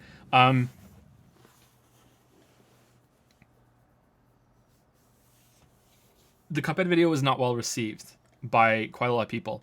And if I was to do that regularly, I think we would see some pushback for it. So as much fun as it was and as quick as it was, I'm not sure if that's the format I want to continue with going forward. Some people didn't understand it. There's a big failure about satire that satire done truly to the tenets of satire will speak to both sides equally. And people will take it as support no matter what. There will be people who watch that Cuphead video and will think Joe is on the side of Gamergate, and Joe is really anti-video game journalist, and Joe is a monster, and what the fuck, Joe? I expected better of you. But there will be people who watch that video and will look at it and go, oh, Joe is making fun of Gamergate, and this video is a parody of what someone would do if they were trying to criticize people who were criticizing the guy who was playing the Cuphead thing, even though it had very little to do with him by the end. That's how satire works. Unfortunately, right now, that's the big failure of satire. Mikey was telling me that a good sign of what someone's political slant is that you ask them the previous incarnation of Stephen Colbert when he was still on the Comedy Network, right? I think it was on the Comedy Network. I didn't really watch The Daily Show and his show because I just didn't have access to it. But there will be people who when you ask them, is he a Republican making fun of Democrats, or is he a Democrat making fun of Republicans? And depending on the person's political slant, you will get a different answer. That will Comedy Central, thank you. That will show what they think, because they think that they're on their side and are making fun of the team that they don't like. It's that sort of thing. So that's the answer to Cuphead specifically. As for funny content that isn't trying to make a point, that is just that doesn't have any bite to it, like the Cuphead video does, and is just trying to be entertaining and funny. I think other people do that way better than I could ever possibly do it, and I don't think that's my strength. And I'm not sure if I could do that regularly, and it would have to be a wake up in a fever sweat in the middle of the night, and there's lightning flashing on the window outside, and I grab for the pen and go, I just had a great idea, and I have to scribble it down, and then I make the video. It would have to be that level of inspiration that strikes, for me to be able to do a funny video. I do think the Cuphead video is very funny, and I'm very happy with how it turned out. I can watch it myself now and laugh, but I'm lame and I'll laugh at my own jokes. But that was, I think, lucky that it turned out that well. But the other half that you asked is about the 3 games to refund for No Man's Sky. That video probably didn't take as little effort as you think it did. Playing multiple games and putting them all together, finding the footage for all of them. There was a fairly quick turnaround for that, but my standards were a lot lower back then. And I had a lot more time back then because we only had the one son, and he was a lot easier to look after. Having said that, I do think that you're right, and it would be good to have more content like that. My current way of trying to do things is that, starting with the Subnautica video, is that I am trying very hard to have these week-long bursts of productivity where I make a video in 1 week that is on the shorter side, for production length, not shorter side for end product necessarily, that I get it done and I release that one of those every single month, and the longer videos I work on, and they take as long as they need to. That's my new policy and my new outlook, to have enough time to do the longer videos while also having a regular release schedule that doesn't feel like it's just half-ass content. So far, that isn't working great, but it's working better than I thought it would. The main problem with that is it's very difficult for me to gauge how big a project is going to be at the beginning of it. And this works in multiple ways. Some of them are that sometimes I have way more to say than I think I did. I thought Subnautica was going to be a half-hour video, and it's close to an hour. I want to cut it down some more, but that's how it is. Usually it's double what I think, even if I account for the double rule. So if I think a video is going to be 15 minutes, in my head I'll go, okay, so it's going to be half an hour, and then it turns out to be an hour. That's how it works. Which scares the shit out of me for the Witcher 3 videos, because I estimate that that's going to be about 3 to 4 hours, which means it's probably going to be fucking 10. There's no way it's going to be 10. Maybe it'll be 6. There's no way it's going to be 10. Anyway, enough about that. And the other half is that, what happened with Darkest Dungeon. I thought Darkest Dungeon was going to be a game that I played for about maybe 2, 3, 4, absolute most 5 days, and I was going to be able to finish it, and I was going to make a video, and then I was going to be on my merry way onto the next project, having done that in a quick turnaround time. And I ended up having to play that game for so many goddamn fucking hours, and almost drove myself crazy playing it, because I didn't know what I was getting into. And that's the other problem, is that I don't know how long the games are. Now, this is where streaming really comes in handy, because I can make videos on games that I streamed that I wasn't planning to make videos on, and I can look back at games that I've streamed, and because I've already played them on stream, and I have that experience now, and I'm still providing content for people. It may not be the content that a lot of people really want, but it's still stream content, and I'm still getting experience, and, for lack of a better word, researching for future videos, is that I know exactly how long a game is that I've already streamed, and I know how long it's going to take me to play it again, and I can plan accordingly, and can gauge if I can do a quick video on it. So case of that is that I've already played Subnautica again. From when I played it on stream. I've already played through the whole game a second time in my own time to make the video that I'm making on it now that's almost finished. And I'm hoping that I will, after the Subnautica video is done, that I can do the same thing with a quick turnaround time for Celeste, because I've already played it on stream, and I know exactly how long it is, and I know exactly what I'm getting into, and I'm looking at that and I'm thinking, you know what, I think I could go through that again, and I could do, even if the project ends up spiraling away from my control, and I have way more to say than I think, that I will still be able to get the game part done in a timely window, instead of being stuck like I was with Darkest Dungeon and No Man's Sky, playing this game for a lot longer than I thought I was going to have to, if that makes sense.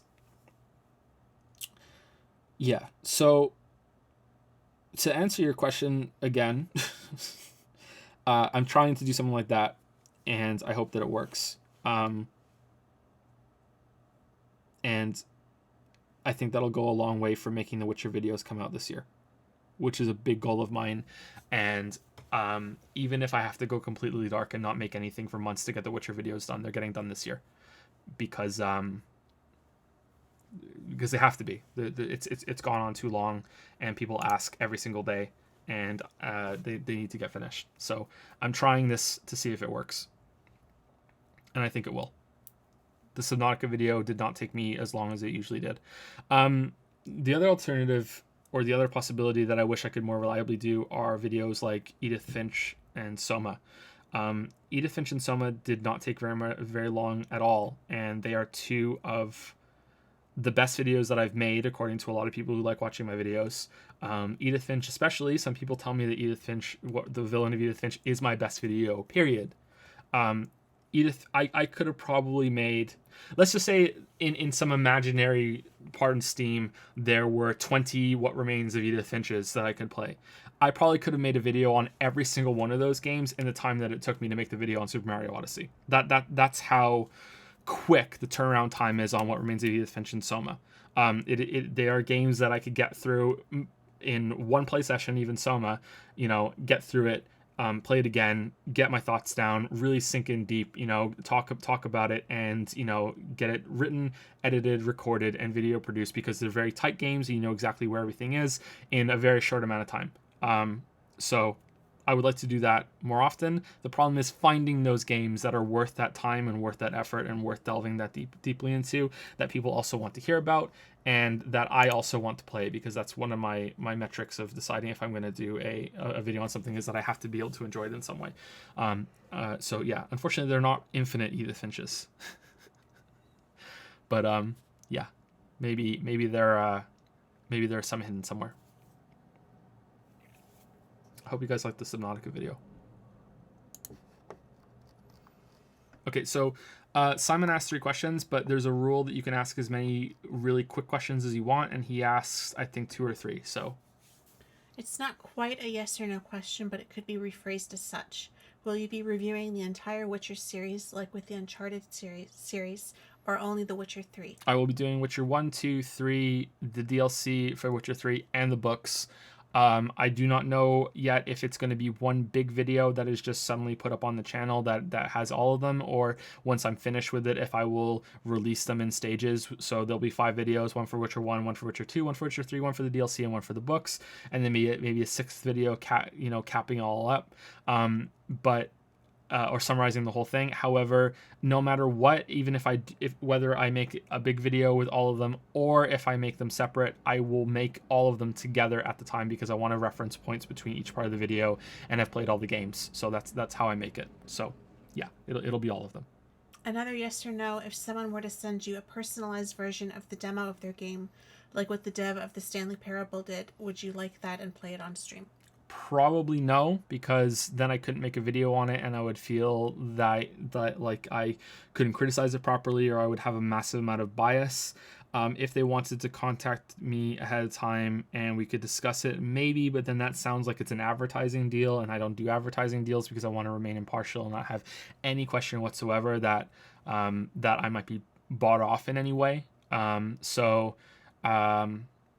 Yeah, I'm pretty much settling on a firm no. I wouldn't like that at all. As cool as it would be, and as flattering as it would be, and as unique as it would be, I don't think I could compromise the channel's position, just for what would be a cool experience for what would be about an hour or so. Yeah, I would have to say a firm no for that. Sorry.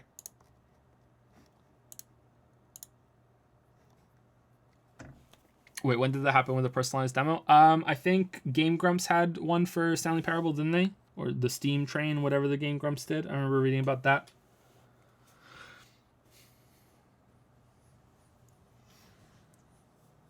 I'm pretty sure they did that. I don't know how many they did it for, but they definitely did it for Steam Train. I remember that. Let's take a couple questions from chat, and then we'll go back to Patreon.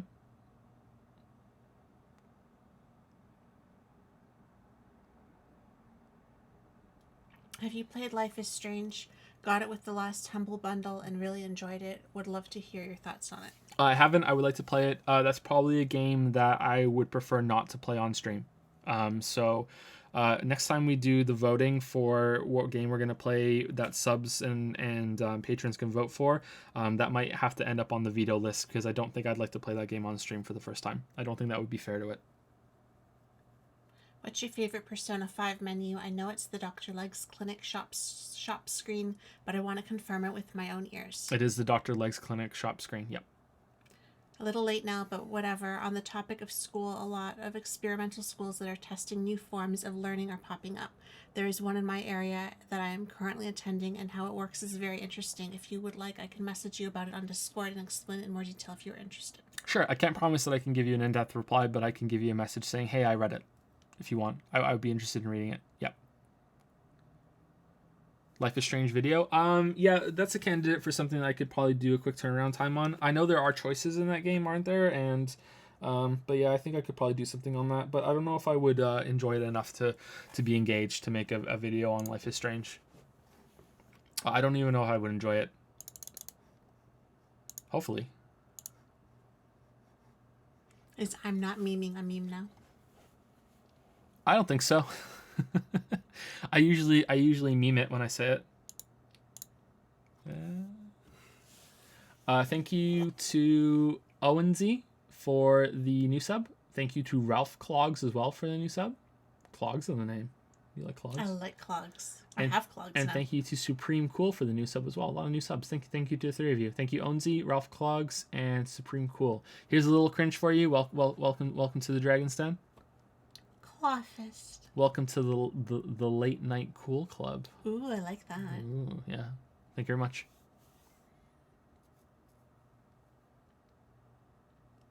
What are my plans after Witcher? Probably to take a break. I haven't taken a break since this channel started. Technically, I took kind of a minor one after Odyssey was done, but I was still streaming and I was still doing a lot of other work.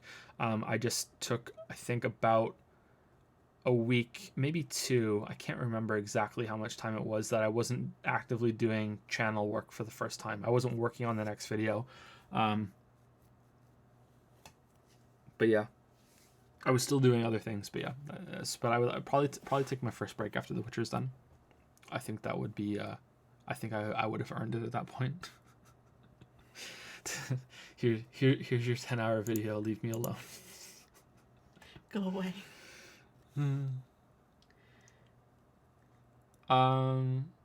What about the Abduction playthrough? I haven't played Abduction. It looks pretty cool. I think I would like to play it. But I think that's a game that would take a lot longer than I would anticipate, and I would get stuck in it for a while. I think the Talos Principle would be something else like that too, but I would like to do a video on the Talos Principle. Games like Stanley Parable and Beginner's Guide, I don't know if I could do a good video on. I'm not sure about that.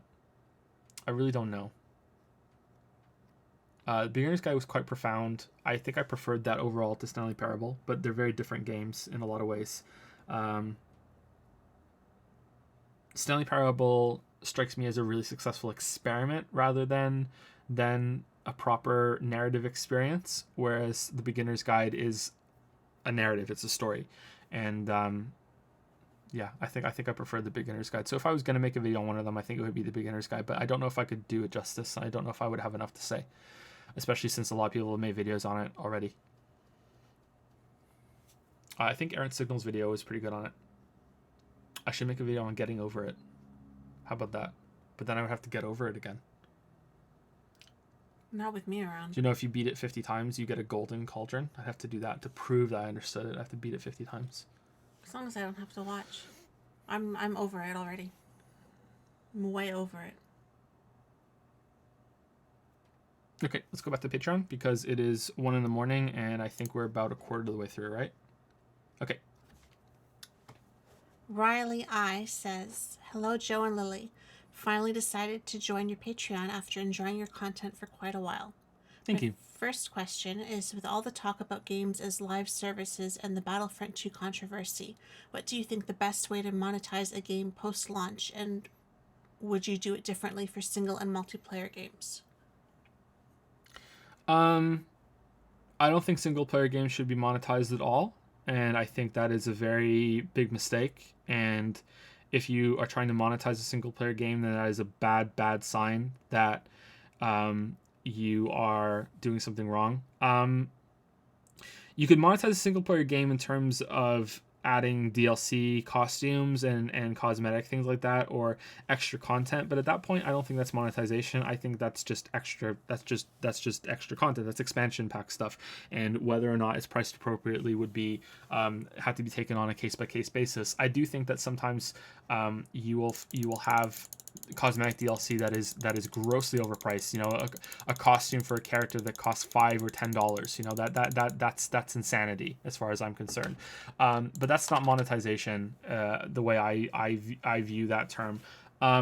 So monetization in a single player game would be something like stat boosts, ways to skip parts of gameplay, ways to give yourself perks, cheats. Basically, you're paying for cheeks to unlock that would have been part of the game before that for a single player game.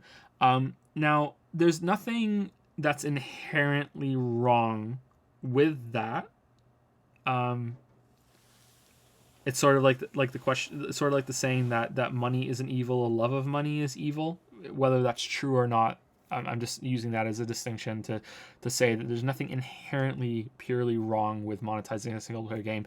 The problem is that as soon as you do monetize a game in that way, someone on the development team or the marketing team or higher up in the company or low in the company, depending on how it is, it's going to depend on what how the culture is at the developers that are there. There is now an incentive to make your game in a way that encourages the player to want to take part in the monetization system. This game has a monetization system that suddenly you even if you think most players are going to ignore it and most players are going to say, yeah, I'm never going to pay for anything, there's still an incentive there that hey, maybe you should make something rarer than you would have otherwise, because it's going to make a couple more people buy it, and that's going to just be free money for us, basically. The card system in Rise of the Tomb Raider was like that, and it was pretty fucking bad. That spoiled a system that could have been a lot of fun, and those could be modifiers that you collected, and they could have... Are we dead? Sorry, something fell. And those could be modifiers that you collected and made the mini games in Rise of the Tomb Raider a lot more fun. And suddenly they are things that they want to encourage you to spend money on, because they want to try and see if they can sneak as much money out of people as they possibly can that maybe aren't paying attention or are maybe have more money than sense. And I think that once you get into that realm where you now have some sort of temptation to try to make more money through that part of the game's soul is lost, and it's really, really bad. Multiplayer is more interesting because cosmetics in multiplayer games are a lot more fun, and unlocks in multiplayer games are a lot more fun, and a lot of multiplayer games are free. And that's the knee-jerk reaction, I think. It's what I had when Lily was reading out your question, that if a game is free, then what's the harm? But just like early access, a game can use the fact that it's free as a shield. And you have the joke, I think it was South Park that really pushed it, that the idea of freemium instead of premium, that a game can be free, but it can be so freemium that you'll end up paying more money to play it properly than you would if they had charged a proper price up front for you to play it. And Hearthstone is absolutely in that category. 100%. The amount of money that you have to spend to stay current on Hearthstone is just insane, compared to what it would be if you could just get the cost of the cards, in a traditional expansion format and a traditional price. So yeah, I think that's definitely a factor, and it's not very good. So saying that a game is free or maybe cheaper than it would be otherwise, I don't think is a good way to go. So let's just say that your game should be a $60 game, but you're just going to make it really, really tedious and encourage people to buy some packs to get more progress faster. And because of that, and you've done the math and you know that there's going to be a lot of people that have more money than time, and they're going to spend money to make it up for the people who aren't going to do it, you can now charge your game $20. So charge your game for $20 instead of $60, and you'll somehow make more money, even though the upfront cost is lower than it would have otherwise. Is that good? Well, you're not forcing anyone to buy it, but I think you're still taking advantage of people that may not understand what they're getting into and may not understand what they're buying, and I don't think that's a good place.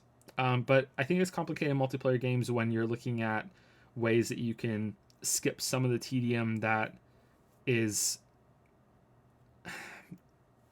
I don't know, it's built in differently than it is for World of Warcraft and massive multiplayer games than it is for League of Legends, because World of Warcraft has a monthly fee and wants you to be playing as long as they can possibly keep you there, and it's always going to be this tug of war that the player knows between drawing things out but also providing you enough content quickly enough that you don't get bored and just fuck off. So it needs to be interesting enough, it needs to be engaging enough, and it needs to be addicting enough that you will not leave, but you also don't want to be bored by how drawn out it is. And being able to skip that kind of shows you that maybe your game is poorly designed, but it isn't. When you play World of Warcraft and you level up your first character, it's actually quite an enjoyable time.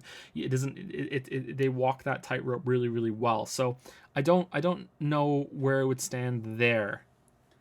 That just seems like, yeah, you can just skip part of this if you've done it multiple times, and we just can't make it free for you, because then it wouldn't sit right with people who are joining the game, and we can't let you have a free character at max level like that because of how the economy works in that game and all this other stuff.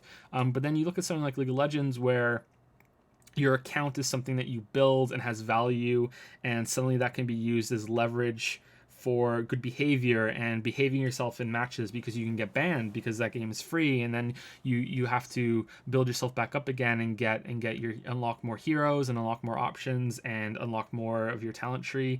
But it's been a while since I played League of Legends, so I'm not sure if that's the case anymore. So I don't know.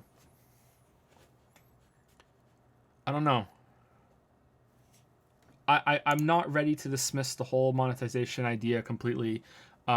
But maybe I should be, because it's the same thing that we just went through with single player games, that if there's ever an incentive to make something more tedious than the designers would want to make it, then that temptation is eventually, no matter what, it's going to be worn down, and it's going to be into the effect that now you have a worse game because of it, and some people might be taken advantage of.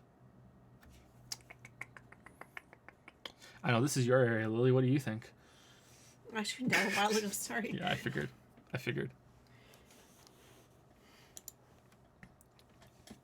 My second question is, can we expect some Joseph Anderson merch in the future? Perhaps a Worth the Moon t-shirt. Oh, so you want me to monetize my channel is what you're saying? Yeah.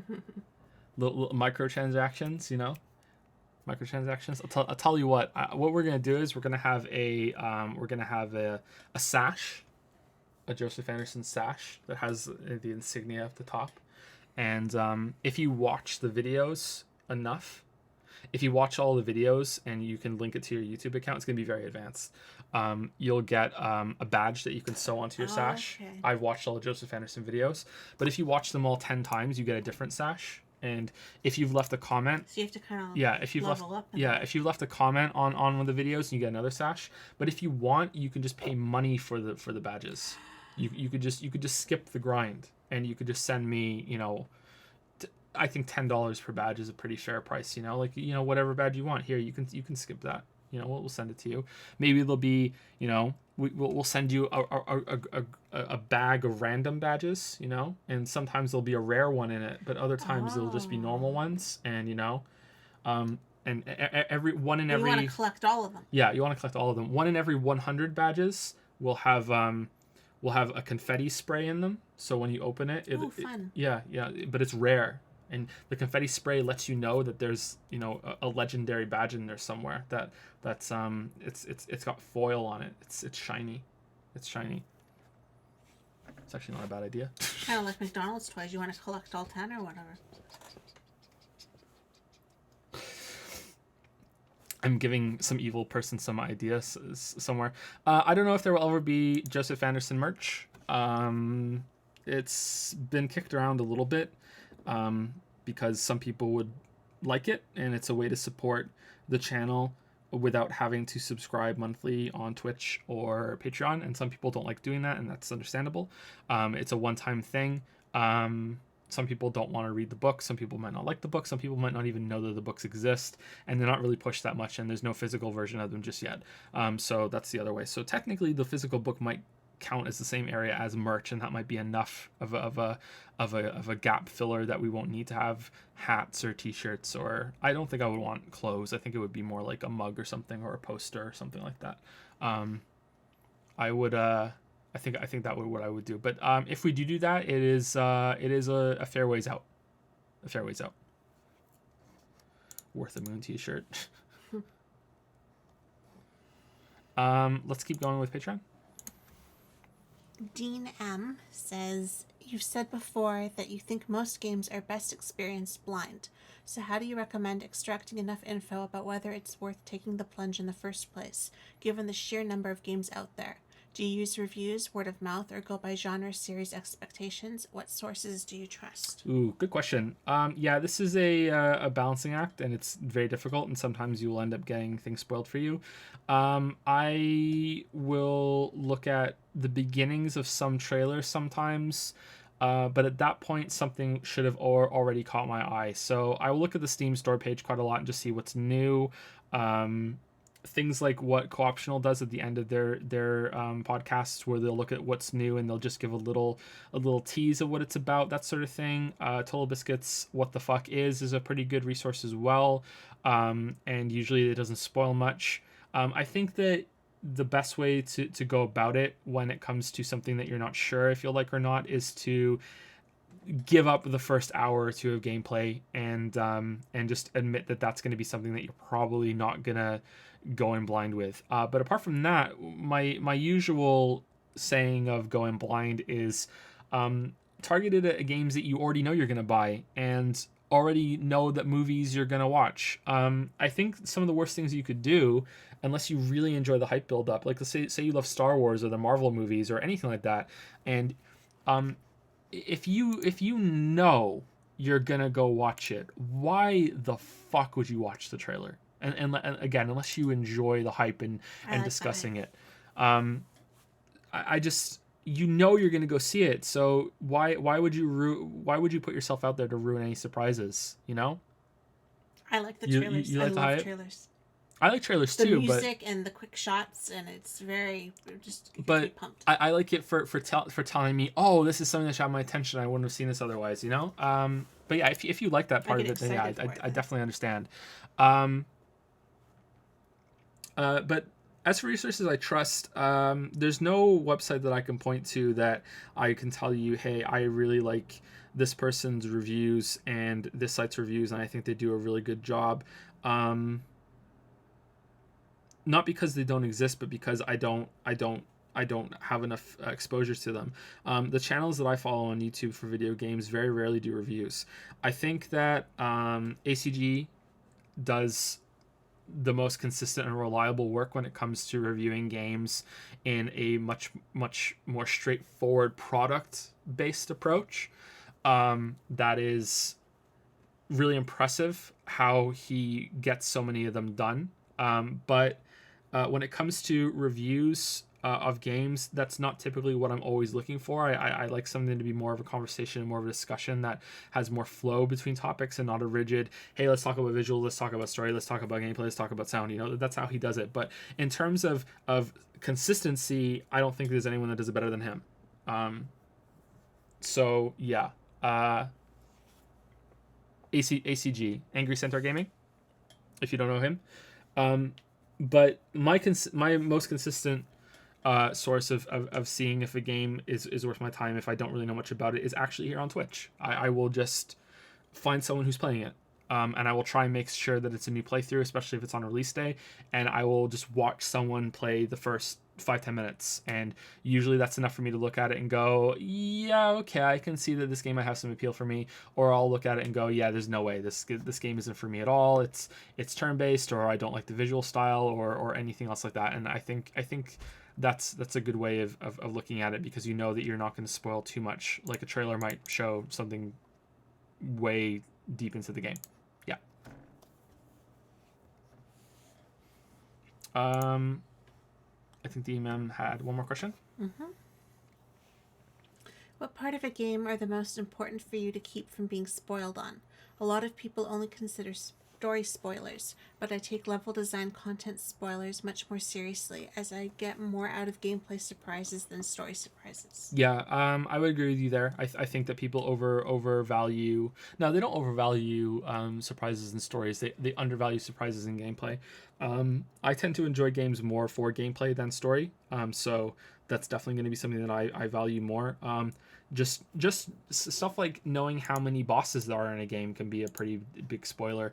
Knowing what the bosses look like, knowing where they are, ruining the surprise of some of how you encounter them. A lot of Shadow Colossus would have been ruined for me if I knew what I was getting in for when I went to each boss. You know, that's a big part of it. Oh, what's next? What's next? You know, like what the hell is the next thing going to look like? What's the next boss in Dark Souls going to look like? How gruesome is are the final bosses in Bloodborne going to be like? You know, am I ever going to get ambushed and caught completely off guard by something? You know, those are important considerations.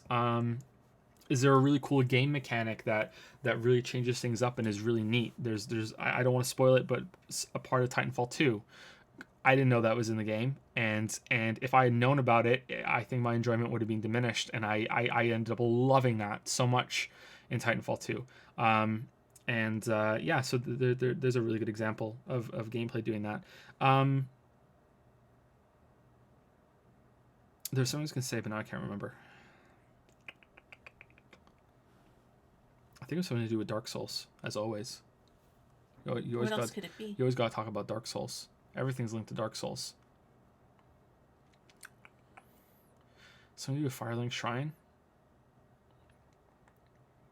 Oh, the simple act of knowing where to go at the beginning in a game like that can really change the experience and your first impressions of it, and can change the tone of the first few hours of your game time. Again, I'm trying to avoid spoilers, even though most people probably played the game if you're here listening to me talk. But yeah, I think that it's important to understand that there are clearly parts of a lot of games where the developers expect you to not know what's going to happen next, and will play with your expectations, and will play with putting you in situations and then really surprising you or frightening you even. And I think that it is a shame if you ruin that for yourself by watching a trailer that the developers had no hand in creating, that spoiled something that they really wanted to keep to themselves, or you read a guide ahead of time, or you watch too much of someone stream it. I say that as a streamer, so maybe I shouldn't watch streamers as much as you want, but no, really, I think that there's really nothing to lose by giving the game a fair chance of playing it with as little information as possible the first time. And if you find out you're not enjoying it, or you find that you're not getting a benefit from being played blind, you can always go and find out the information afterwards. But until they invent a machine that can steal your memories, there's no going back and erasing information that you might have already found, right? Yeah, once it's done, it's done. Yeah, so I would lean on the side that's reversible instead of irreversible. And because we're kind of behind, let's keep going with Patreon. Anthony I says favorite WoW expansion. Favorite WoW expansion. Someone asked that before, so apologies for the repetition, but I think it might have been asked when the Q&A was in a written format and not on stream. So maybe it's good to have it said out loud. But now that I just said that, maybe it was asked two streams ago. I feel like you said it not long ago. Maybe. I've played every single WoW expansion somewhat extensively. I played a lot of Vanilla. I played about half of Burning Crusade. I played all of Wrath of the Lich King, half of Cataclysm. I came back for the final raid stuff and just did LFR. I didn't do anything else. I played all of Mists of Pandaria. half of Warlords of Draenor, and I only played Legion at launch just so I had the information about what the game was. So that's my World of Warcraft experience. I was a guildmaster and a raid leader for most of it. I did a lot of PvP, arena, raiding. I was a tank. I was a DPS. I played World of Warcraft a lot. At one point I had a max level of every single character, but I used soft exploits to get a lot of them up with the pet battling system and the invasions of Warlord of Draenor to get them up there. So I didn't play the game as much as most people do to get a max level of every single character up there. So I played World of Warcraft a lot. There are gigantic gaps of my game experience that were lost to World of Warcraft. So I'm just setting the stage of how much I've played goddamn World of Warcraft a lot. Lily hates that game because of how much I played it. The best expansion, the best time I had with World of Warcraft was vanilla, but that's not an expansion. And the reason why I had the best time with vanilla was not because it was the greatest bit that WoW had ever been, because the later expansions made the game better. It was because it was new and it was exciting and it was unknown and it was just fucking magical that you get lost in this gigantic world and that the world in the title was actually genuine. And there was just so much to see and do, and you could get lost, and it was so much there that it was really hard to comprehend in the early days of vanilla. And I'm sure people that played EverQuest a lot were able to handle it a lot better, but I had never played EverQuest. The only MMOs I played a lot before then was mostly Ultima Online. I did play some 3D MMOs here and there, but not a lot. So going to World of Warcraft was a really, really, really big deal. But as for expansions, on a personal level, probably Wrath of the Lich King. Wrath of the Lich King was a lot of fun, and that's when I got into raiding a lot. I raided in Vanilla and Burning Crusade, but I joined a guild that I eventually took over in Wrath of the Lich King, and I ended up leading the guild and leading the raids and really learning how raiding counters worked and how raiders will work together and form strats and the best way to approach those fights. And I think I still use some of that information when it comes to looking at games today. So it wasn't all a complete waste of time, Lily. I didn't say anything. But yeah, that was probably the most fun I had with it. And it was when the game really hit mainstream popularity, and they did a lot of really cool things with looking for dungeon system and more accessible heroic 5-mans that were still difficult, but not crazy like they were in Burning Crusade. But overall, if I'm looking at things a little bit more objectively, even though I hate the theme, I think Mists of Pandaria was the best for me and my favorite, because the raid content and the 5-man content and everything apart from the PvP was just really well done. And I didn't like the theme. I didn't like the location of Pandaria. I didn't like the pandas. I didn't like any of that. But Timeless Isle and Isle of Thunder and all of the raids that were there from the beginning to the end were just really enjoyable. And there was a really great raid team that was there at the time with, and I think that was the second golden age of World of Warcraft, and I'll be very surprised if they ever have a third one. Legion seemed to be pretty decent after Warlords of Draenor was so disappointing, but I don't think it was on the same level as Wrath of the Lich King or Mists of Pandaria from what I saw.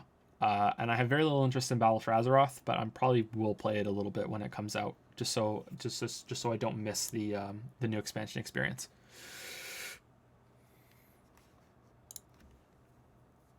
I know you enjoy Mario, but what about his ex-rival Sonic? I can't talk about Sonic that much because I haven't played many of his games. I played some of the ones on the Game Gear, and I think one of the Game Gear games was just a retooling or a port of one of the Genesis versions. So there was Sonic 1, 2, and 3, or one with Knuckles on the Game Gear.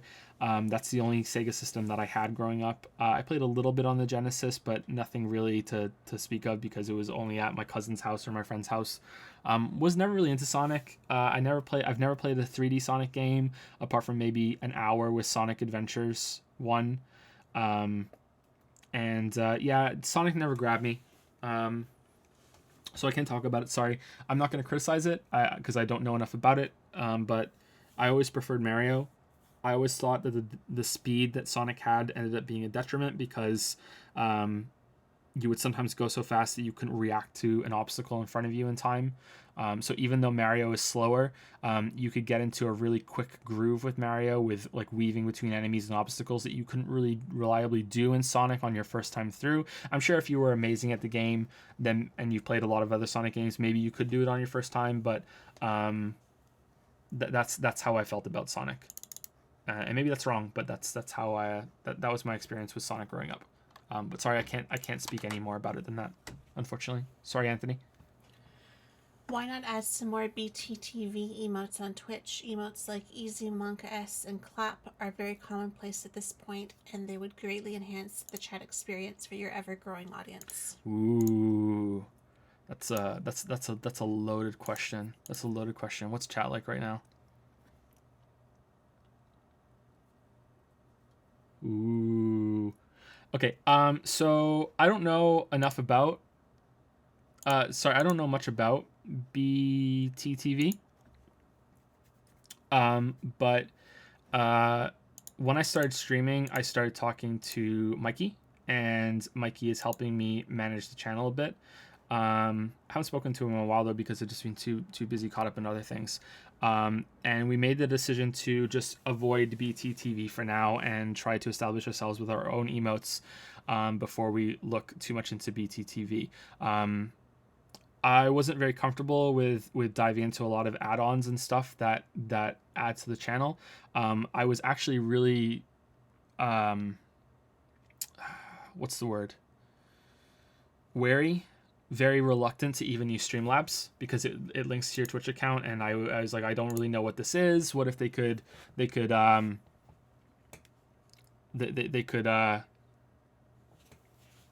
mess something up? Like, is this really legitimate? I had to ask other streamers. I spoke to Shammy about it too. Is Streamlabs legit? And he was like, yeah, it's fine. So I don't really know much about it. Should I turn it on? Maybe, I don't know. But for now, it's gonna stay off until I hear more about it, or me and Mikey have another proper discussion about it and really decide what we want to do. But there's a lot to do about marketing yourself more on Twitch than there is on YouTube, and I think once BTTV is turned on, that it would be unacceptable to turn it off, if that makes sense, Yeah. So we're just going to wait and see for a little bit. Does it really bother that many people that we don't have Monka S? I see Monka S all the time. Is your Twitch audience growing that much, though? There's always a consistent 600, 700 views when you play games. It's usually not that high. If there's a new game that we're starting, it gets that high, or if it's an exciting game. But with Persona, it's been about 400 to 500, right? Mm-hmm. But I haven't seen it much higher than that. That's better than it was a month ago. It seems to be each month it seems to be trending upwards with we're gaining about 100 regular viewers every month to 2 months, I think. Yeah, I think that's how we're going. I don't know where it'll cap out. I don't think I'm ever going to be a gigantic big time streamer, but we'll see where it caps out. Yeah, I think that's all I can say about it right now. Not if you make Joe S. Make a dragon version of the frog guy. Okay. Do you want to go on? Yeah, let's go on. Nazajil says, short one, what's your favorite stream meme so far? Buy my fucking statue, you done, the whole cringe thing, the love-hate relationship with anime. Well, if we're going by how often it's brought up, it's probably you done. I say you done a lot. And I was so happy when those enemies came back in Xenoblade Chronicles 2 when we got to that area. I don't know if I would say that's my favorite though. What if we're separating just how frequent it comes up, or the frequency at which it comes up. The cringe thing is a little overdone at this point, and I kind of want to move away from it. That's why I'm trying to do a little bit less.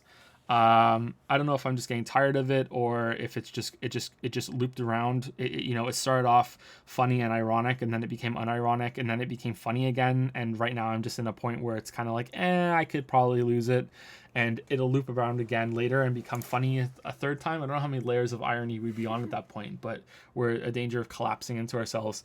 But I would say probably you done. I like that each game gets its memes. I like that happens. It's fun. Sometimes I think they can be run into the ground a little bit by me. The expelled thing was really said too much in the first Persona stream, but sometimes it's hard to tell when I'm going too far. especially since a lot of people in chat tend to encourage me a lot. You know, I know that I've struck gold when I see a bunch of Total Biscuit laughing showing up, and no matter how much I run a joke into the ground, if he's still showing up, I'm like, yeah, let's keep going. So yeah, I don't know, but I think sometimes I should be a little more I should have a little more tact with not running something to the ground so quickly. But I don't know if that's the case for Expelled, or if some people were just being a little too defensive about their favorite JRPG that they didn't want me to shit on. It happened earlier today. I said some quite tame criticism of the game as far as I was concerned, and people got really mad really fast. And yeah, I don't know.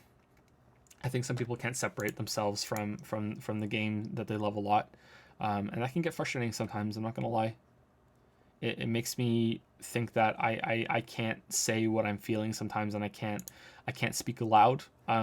Maybe some people are expecting the same level of observation and consideration on streams that I give during videos, and if I was able to do that live on the fly, why would I ever make another video, right? Yeah. I would just, if I could do that live, then I would just stream and just upload the streams to the main channel and Much be like, faster. look how quick I turned this around, you know. So I think some people take when I'm just thinking out loud as these really structured thoughts that it's like, fucking red alert, time to go on the offensive, fuck you, Joe, you know, like and they go for it. But yeah, I don't know. Yeah. To be honest, Joe, I think you take chat too seriously. I really don't think so. I think that I get a good read on some people when they're being legitimately. I think you're an idiot, Joe. I think I get a good read on that. I'm not saying that I've always been 100% on the money with it, but there have been times where, you know, I've engaged with someone who's like that, and it's becomes apparent that they weren't kidding.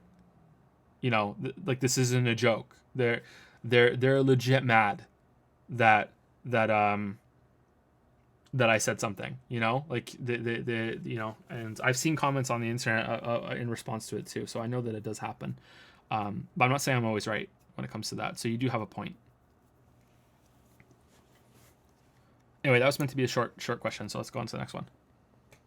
Sort of short one. How did you and Shammy know each other? He tweeted at me saying something about it was shortly after the No Man's Sky video, and I can't remember if he had made his own No Man's Sky video or if he had already made it and he tweeted at me. This is his first No Man's Sky video now, not the second or third one that he did, and he tweeted at me saying, hey, I made a video too and I had the same sort of experience as you did, or you know, can you check out my video? I just made it after I watched yours. I think he might have made his first, thinking back. I'm trying to remember properly. I'm pretty sure he made his first. So it was I just watched your video and I did one too or something like that. And I don't think I watched it, but I was interested enough to watch it, or I bookmarked it and wanted to watch it later. And then there was a time, and I completely forgot about it because I'm an asshole. And then there was a time a couple of weeks or months later that someone linked a different video of his, and I was watching it and not really knowing that I had interacted with him already, and then out of nowhere he just brought me up in the video saying that he really likes my videos and everything, and I was like, what the fuck is this all about? And I remember at the time I think I was below 100k subs, so I was still you know, not little baby YouTuber but big baby YouTuber, so so that was kind of like, oh, holy shit, I wasn't expecting to, you know, be brought up in this fucking video that I'm watching. And then I remembered that I had bookmarked that video. I was like, oh, it's that guy. So I watched it and I loved the video, and then I watched a bunch more videos, and then I followed him on Twitter, and I think maybe we exchanged some private messages, direct messages or private messages on Twitter. I can't remember. But it wasn't really until we got on Discord that I spoke to him. directly with some regularity, and then we got on voice chat once fairly early on, and we've done voice chat a couple times since then. We even did a stream together at one point that I don't think is saved. The first stream I ever did wasn't actually Cuphead. It was with Shammy. We both did a stream together. I was playing Hollow Knight, and I didn't save it because it was literally my first stream ever, and I didn't know what I was doing, and me and him were having a conversation while I was on stream. So yeah, that's how me and Shammy started speaking. I love Shammy, and I don't really get to talk to him as much as I used to anymore because we're both so busy. And Discord is something that when I log on to Discord, there's just this fucking line of icons with the numbers next to them because there's all these direct messages, and I just look at it, and usually I log on Discord for a break after I've just done some work with video work, or I've just logged in a big massive game session for an upcoming video, or I just finished a stream and I just look at it all and I go, I'm sure it's great and I'm gonna really enjoy responding to all these messages, but holy shit, I'm wiped, I don't want to do it, and then it just keeps piling up and up and up and up and up and up, you know what I mean? So that means that I'm not on Discord, and I'm not open to conversations as much as I used to be. So I'm not online a lot, and that's probably why I'm not really talking to Shammy that much at the moment. But shout out to my boy. That's what the kids say now, right? It's okay. He can talk to me. I talk to everybody there. I'm there to represent. Lily represents. Lily streams. There's probably a funnier one, but I'm too tired. I can't think of it. No, Shammy's really good. Have you watched Matthew Matosis's video, The Lost Souls Art of Demon Souls? If you have, I'm interested in hearing about your opinion about it, since I remember you said that Demon Souls is your least favorite of Souls games. Yep, I've watched it. How do I say this tactfully? That's already ruined it, hasn't it?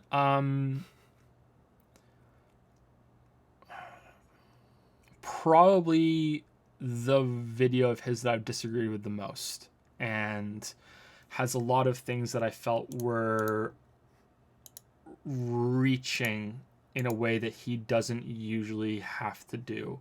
Matthew Matosis is one of the best channels on YouTube, and I've been watching him for quite a long time.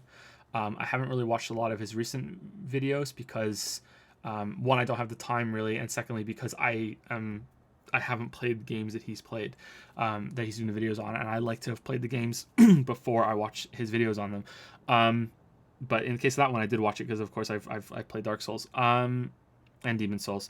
I felt that he oversimplified the combat in the series because he refuses to admit that you can play it without locking on. Which is kind of weird because he's willing to go the extra mechanical mile on something like Devil May Cry and especially Fury to you know, like you can make it work. It may be a little awkward to hold the controller in that way, or it may not be the most comfortable way to have the inputs on with the gamepad, but you can still make it work, and it's a lot more enjoyable if you go that way.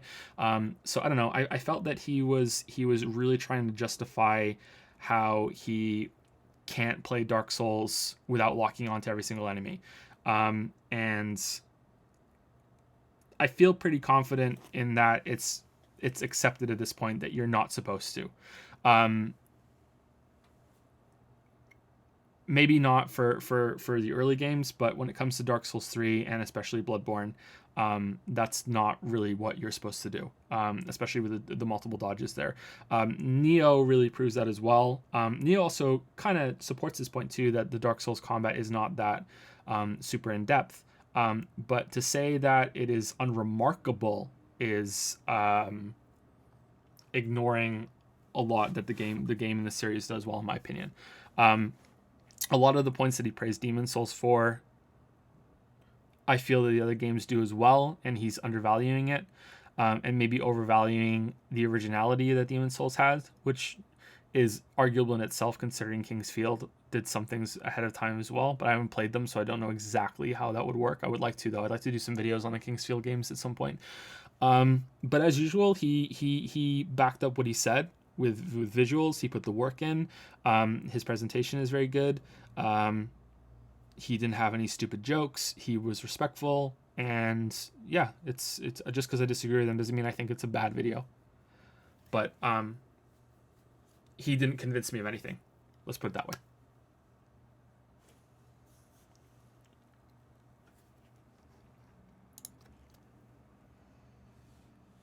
As a writer, what aspect of storytelling do you think video games are still lacking or could be improved on? What's your favorite example of video game storytelling? Video games are lacking in every aspect of storytelling. You would be hard pressed to name.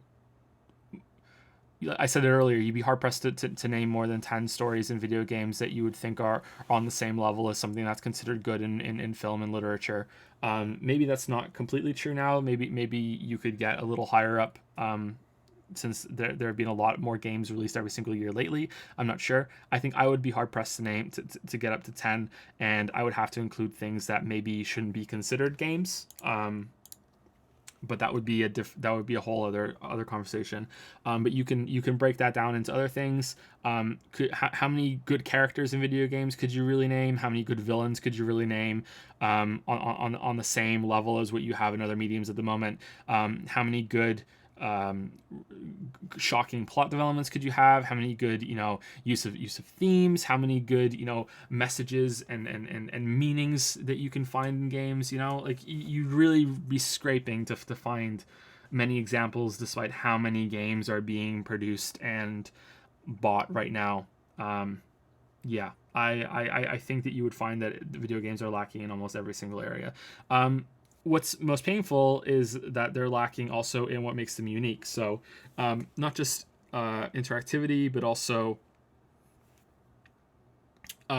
making you the character instead of you just watching the character. So that sounds like interactivity again, but when most people think of interactivity, they just think of choices. And when they think of choices, they think of Mass Effect. Here's a dialogue option. Here's something that you can move the story, and the story branches off in a different way. That's one side of interactivity. The other side is that in Subnautica, I say this in the script, is that it's very different from watching someone who's just stranded on an alien world and wonder how they're going to make it, and I know they're not going to starve because there's an hour left of the movie, so I know that they're going to make it somehow, and being the person that needs to make sure you don't starve, and that if you make a mistake you might die, and that there's a lot more danger there.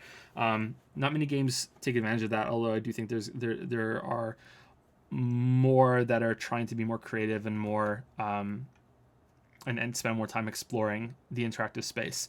I think it comes back to what I said to an answer to another question earlier, that writing for games, when you have to account for these big, massive portions where the game becomes completely unscripted and it's just all about killing things or running around and jumping on things or exploring things for a long, long time.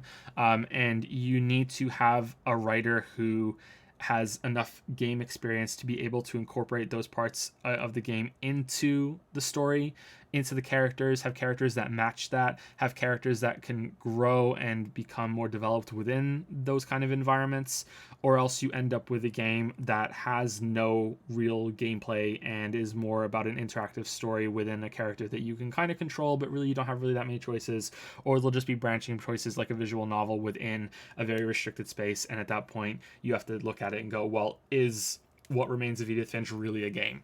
And my answer to that is it doesn't really matter because it's still in the same space. But if you want to look at triumphant video game stories, maybe it's cheating to have that one on the list. You know what I mean? Because it doesn't have to overcome this problem that that games with actual gameplay need to get over. But I still don't think it's worth a big argument over the distinction, and I think people get way too caught up on semantics when it comes to that discussion, and then it invariably becomes political because everything's political, and then it gets really, really bad. These kind of discussions become battlegrounds for different groups, I think, and it's a shame that I even right now on this stream I have to qualify everything I say to make sure that I'm not saying the wrong thing and get caught up in it or take a side or anything like that. I'm very aware of that, unfortunately, and I wish that I wasn't. Like I wish I could just say, I don't think this is really in the same area as most games, and not have to worry that I'm gonna get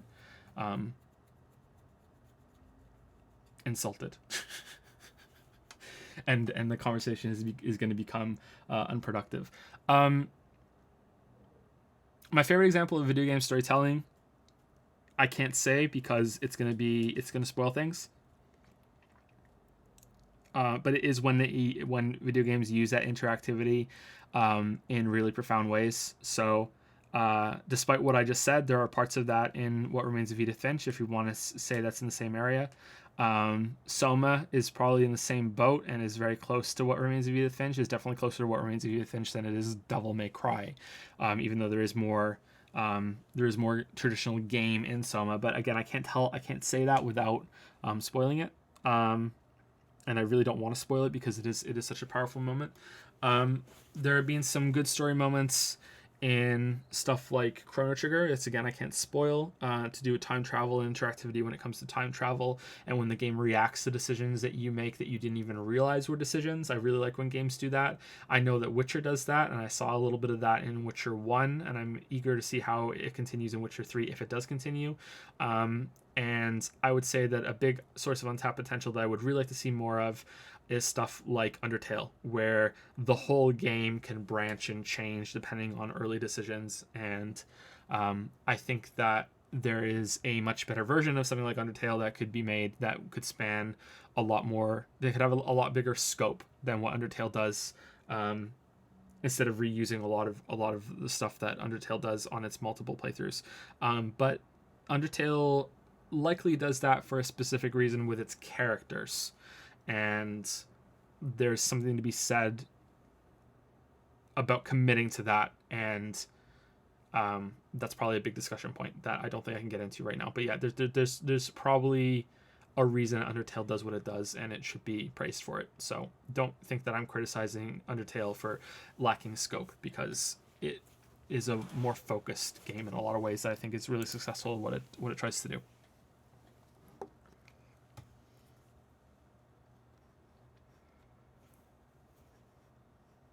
Okay, so that was Nazriel, right? Mm-hmm. So we are... How many people do we have left? 1, 2, 3, 4, 5, 6, 7, 8, 9, 10, 11, 12. 12 people left. That's a lot of people. So we haven't taken some questions from chat for a little while, so let's take a couple questions, and then we have to get right back into the Patreon questions. Right, who's next? Yeah, there. Yeah, because we have a lot to go through still. So let's take some questions from chat, because it's been a little while. Sorry about that.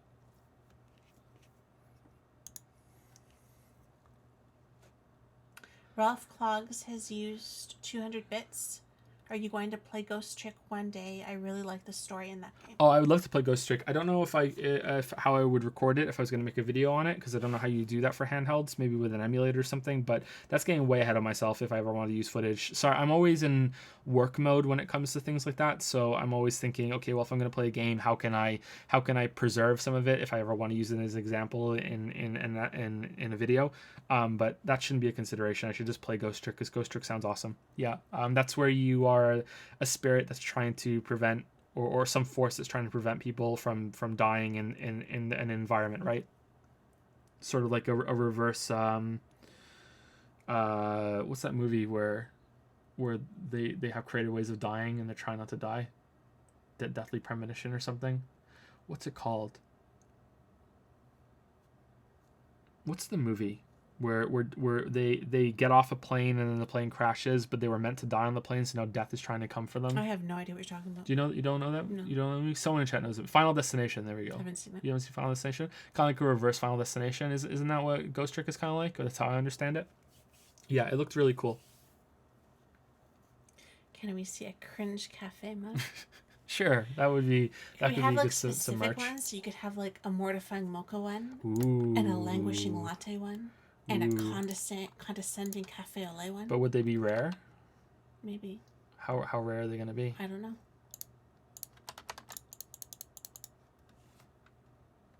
They have to be rare. I would like the idea of them all having like a different look and like for a different drink. Are you going to play a versus game against Lee at some point? Are you kidding me? I would destroy her. Don't insult me. We played cards the other night. How many times do That's just how, luck. How many? Yeah. Well, this is my point though. How many hands did we play? Like But 8?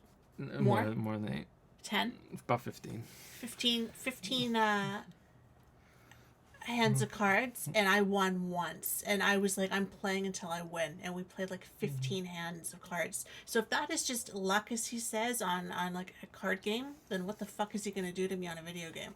I will give Lily this. More than once, she legitimately beat me in Mario Kart. But you know, that game is chaos with all the AI throwing blue shells when you're in first That's place and true. shit. So you know, you did like Yeah, but maybe that was luck too. legitimately beat me in Mario Kart when we were playing that for a little bit. Don't stream it because murder's not allowed on Twitch. We're not allowed to play Monopoly. It's banned. I'm hoping I can play now. Mm. I didn't hit you or anything for beating, you know, like 14 times. I still have that dog shaped scar and. I haven't played Monopoly in so many years. Still have the X-ray of the dog in my colon.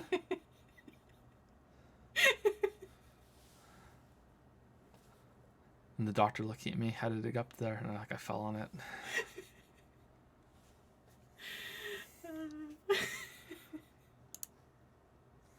It is the dog too. I always play the dog.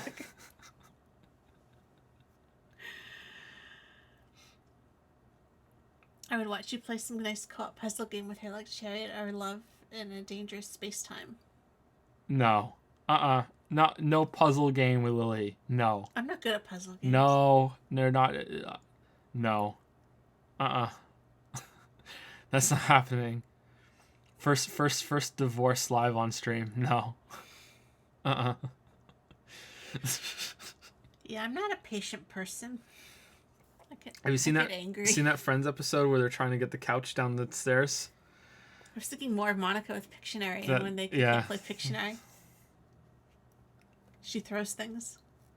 Maybe we could do Stardew Valley co-op. Maybe. I don't know. Maybe. I said earlier when you weren't here that I don't play enough. If I play it all the time and I was more comfortable playing anyway, but I'm going to forget like how to move backward and forward, and someone's going to be shitty about it. I'm going to be fighting a slime or something, and like I'll pick the wrong weapon or something. Yeah, you know? but Like, that's, that happens. because I don't play that much that I'm not comfortable with. That the happens controls. to me. Yeah. That happened today. Okay, well, bring it on then. What am I afraid of? Why isn't Joe changing his characters for this boss? Why is he still using An, Makoto, Ryuji? Why doesn't he switch out to the other character? What is he doing? How can he not know that Ryuji is trying to tell him that he's going to take longer to use the... but they're not in the room for me to do bad things with the dog to them. So, like... To fire the arrow a second time because he said that his hands were a little bit raw. How can he be so stupid to not realize that that's going to take a little bit longer for him to fire the fucking thing now? Yeah, that happened today. Like it's there's no avoiding it. Like, if I get mad, it's just going to be directed at you because they're not here. So it's lucky for them. It's easy for them to say, oh, why don't you play? But you can do ASMR chat with me. Oh, but they prefer you to that again. You win again. They love ASMR chat. I think there are a few people in chat on stream, regulars on stream, that would really seriously be happy if I started a third ASMR channel where I play games in ASMR voice the whole time. So you just talk like that the whole time? Yeah, just the whole time. Yeah, just we're just playing the game. You know, kind of like, you know how Bob Ross paints. It'd be Joe ASMR plays. You know, and it would just be, you know. Today we're gonna play some Dark Souls, and we're gonna get that longsword up to level 5, and we're gonna take down this boss. And don't worry, everybody, I turned the music off, and we're gonna have a real relaxing Dark Souls stream today. And we're gonna get your tingles on, you know. We're going to switch the blue block for the other blue block, and then we're going to get that other blue block, and then they're going to disappear. Tetris, baby. Tetris. Yep.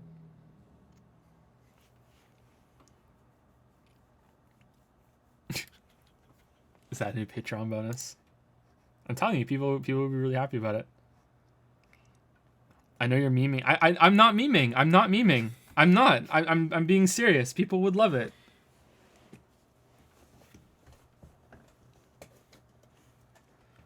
An ASMR video where Joe tells us about his favorite anime waifus.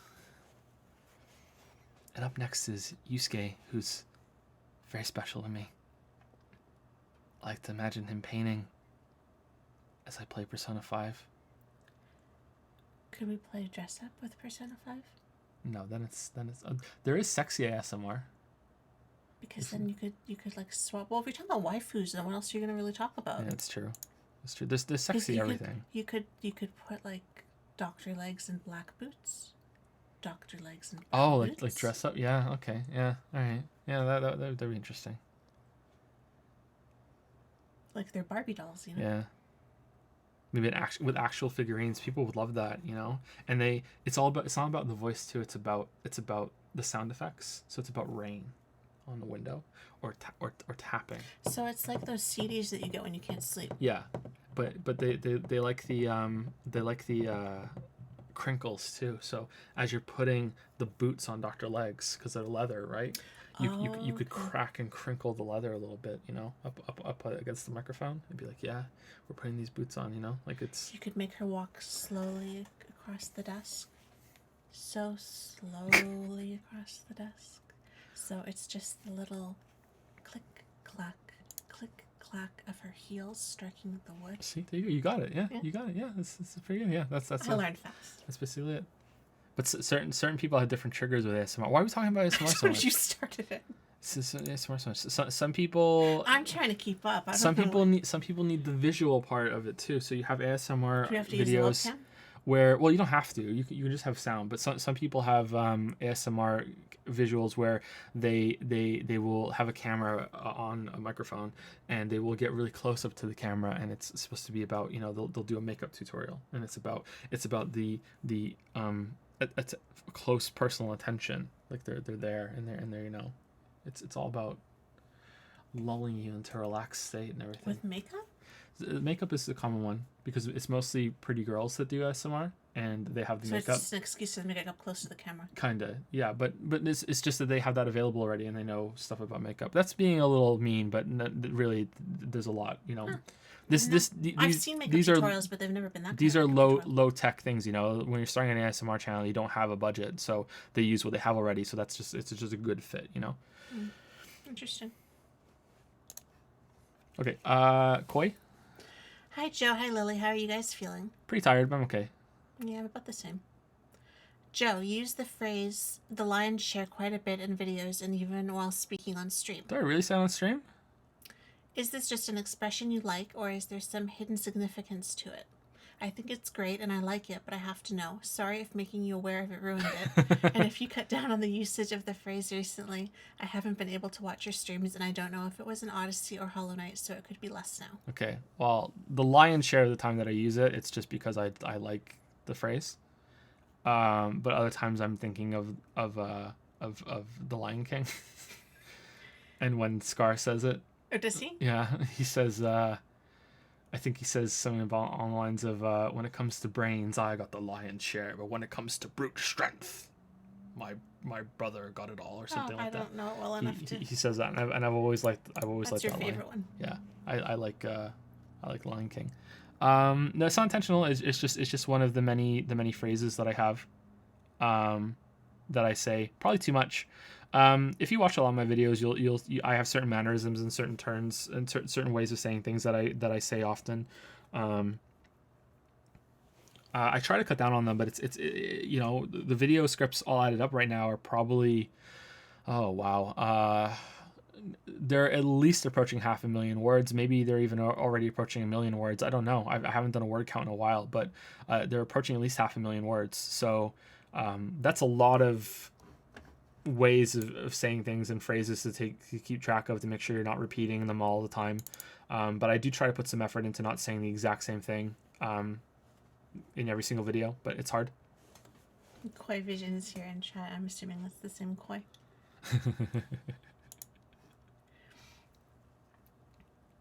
Lily, has Joe read your new book yet? Uh-oh. How's the new direction of trying to be more literary on your current project? I haven't read the new book yet. I haven't had time. But in my defense, I haven't had time to do much of anything else either. But yeah, I keep meaning to, and I just haven't had time. I really want to, though. The joke is I'm going to finish the next one before he reads the one he already is sitting on, so he'll have his pick of which one he wants to read next. Sounds good to me. I'm trying. It's a kind of a different genre of book that I'm working on right now. It's not a murder mystery, so it's normally there's more of a format almost with my books, and I feel that makes them less literary because I'm alternating between detectives and other characters, and oh, it's her turn to speak, oh, it's his turn to speak. Or this time I'm just kind of going with it more. The scenes aren't the same length. They're, there's no order to them. It's just a lot more fluid. So I'm trying. I feel I'm getting better with each book. So hopefully I'll do it okay. It's less genre fiction, I think. So hopefully it turns out okay. How about halfway done? I think it will. Joe, sorry if you've answered before when you talk about it, but at what age did you learn you have narcolepsy? And if it developed later in life, what were the initial symptoms? Okay, so this is the question that I mentioned earlier that I knew someone else asked about narcolepsy again later on in the Q&A. So apologies for repeating a little bit from earlier. I don't mind it though. I just for people who are watching or for the people who asked the questions that I have to say some of the information again. It might have been asked again later on. I'm not sure, but I know that it was asked at least twice. I was diagnosed with narcolepsy. Lily, you have to help me out here. How old was I? 10 years ago. Was it 10 years ago? Yeah. It wasn't a little bit longer than that? It was about 2008 because I remember what apartment we were living in at the time. Okay. So I'm basing it on that. Okay. But I always had it. As far as I understand it, narcolepsy is just something that you are born with and you have it forever. You are always narcoleptic if you have narcolepsy. There was a recent breakthrough and a lot of research about sleep that was brought to light that may explain more about narcolepsy that I haven't read yet. I haven't had time. Maybe you can develop it. There's a lot to do with narcolepsy being an autoimmune disease, and that causes a lot of problems. So in theory, it should probably be possible to develop narcolepsy with some weird chain of events. But typically, as far as I understand it, you're born narcoleptic. So yeah, I've known since early 20s, definitely. I'm not sure if it was exactly 10 years ago, but that sounds about right to me. And I had no idea until then. So high school was really fun, being constantly tired and not sleeping well. Narcolepsy for me was more about nightmares and dreams and exhaustion caused by poor sleep and not from dropping down asleep. Narcoleptics are typically defined by one symptom that may surprise you if you know a little bit about narcolepsy, and it is not sudden falling asleep or collapsing in place. It is actually entering REM sleep instantly upon falling asleep, or maybe even entering REM sleep before you fall asleep. So REM sleep is rapid eye movement, which is when you are typically dreaming. Most people go through, I believe it's 4 stages of sleep when they try to fall asleep, and it takes them quite a while to enter REM sleep. The brain goes through kind of stages, kind of like a computer, where it's like, okay, we're falling asleep one night, now we're going to a deeper sleep, now an even deeper sleep, and you can move between different stages of arousal between those stages, but typically it is you're going down and eventually entering REM sleep, whereas with a narcoleptic, you are kaboom, you're in REM sleep instantly. You don't go through the normal stages, and you might flip between them all, or even wake up and still be in REM sleep, and that's where you get hallucinations because your brain is still thinking it's dreaming, and that's why you're seeing things, and that's when the unpleasantness happens. Sleep attacks are typically not something that will make you fall over. Sleep attacks are typically the falling over part isn't actually a sleep attack. That is cataplexy. Cataplexy is one of the symptoms of narcolepsy that I thankfully do not have very much. Cataplexy, I'm sorry, we're going to open some drinks. Both of us can do it at the same time. I don't know how you talk all day long. I feel my voice is going. Cataplexy is muscle weakness that comes suddenly and without warning usually. Cataplexy is when some of you who aren't narcoleptic or cataplexy is not unique to narcolepsy might have experienced this. If you've ever laughed really, really hard and it's not because of a lack of oxygen, but it's because it's an intense emotion that you laugh so hard that you can't stand up anymore, or you can't really, you're so weak in your arms that you couldn't even open like you couldn't even unzip your coat, or you couldn't open a bag of chips or anything. That's what cataplexy is. You feel it's an intense amount of sudden weakness that you can't really control your muscles fully. It's also linked to sleep paralysis, which is when you wake up. If you didn't know this, when you go to sleep, your body paralyzes itself so you don't act out in your sleep and cause self injuries.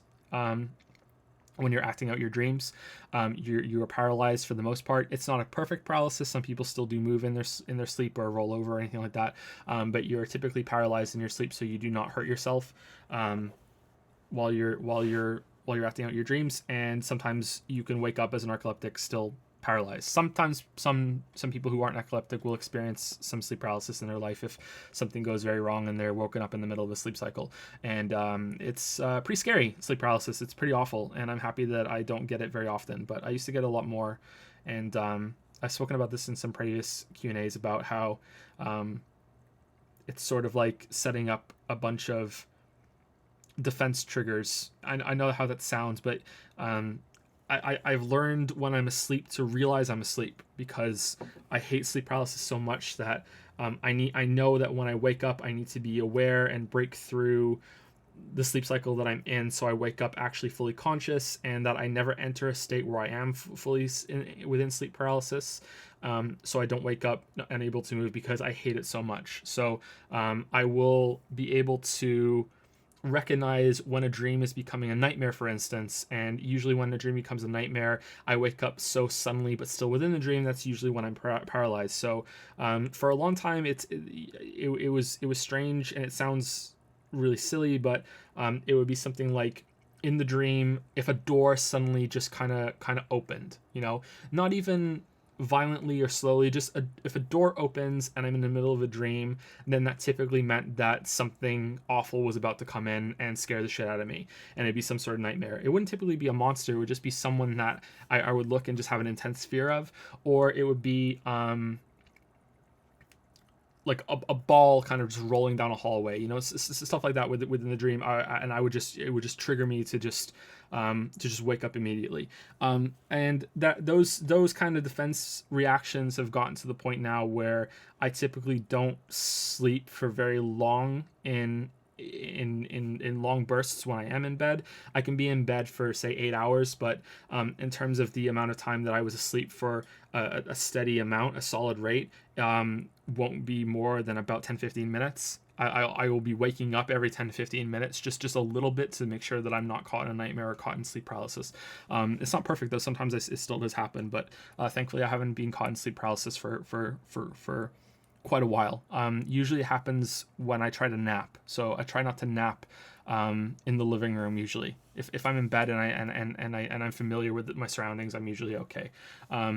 I know that sounds kind of crazy, but that's just how narcolepsy is. It's kind of weird.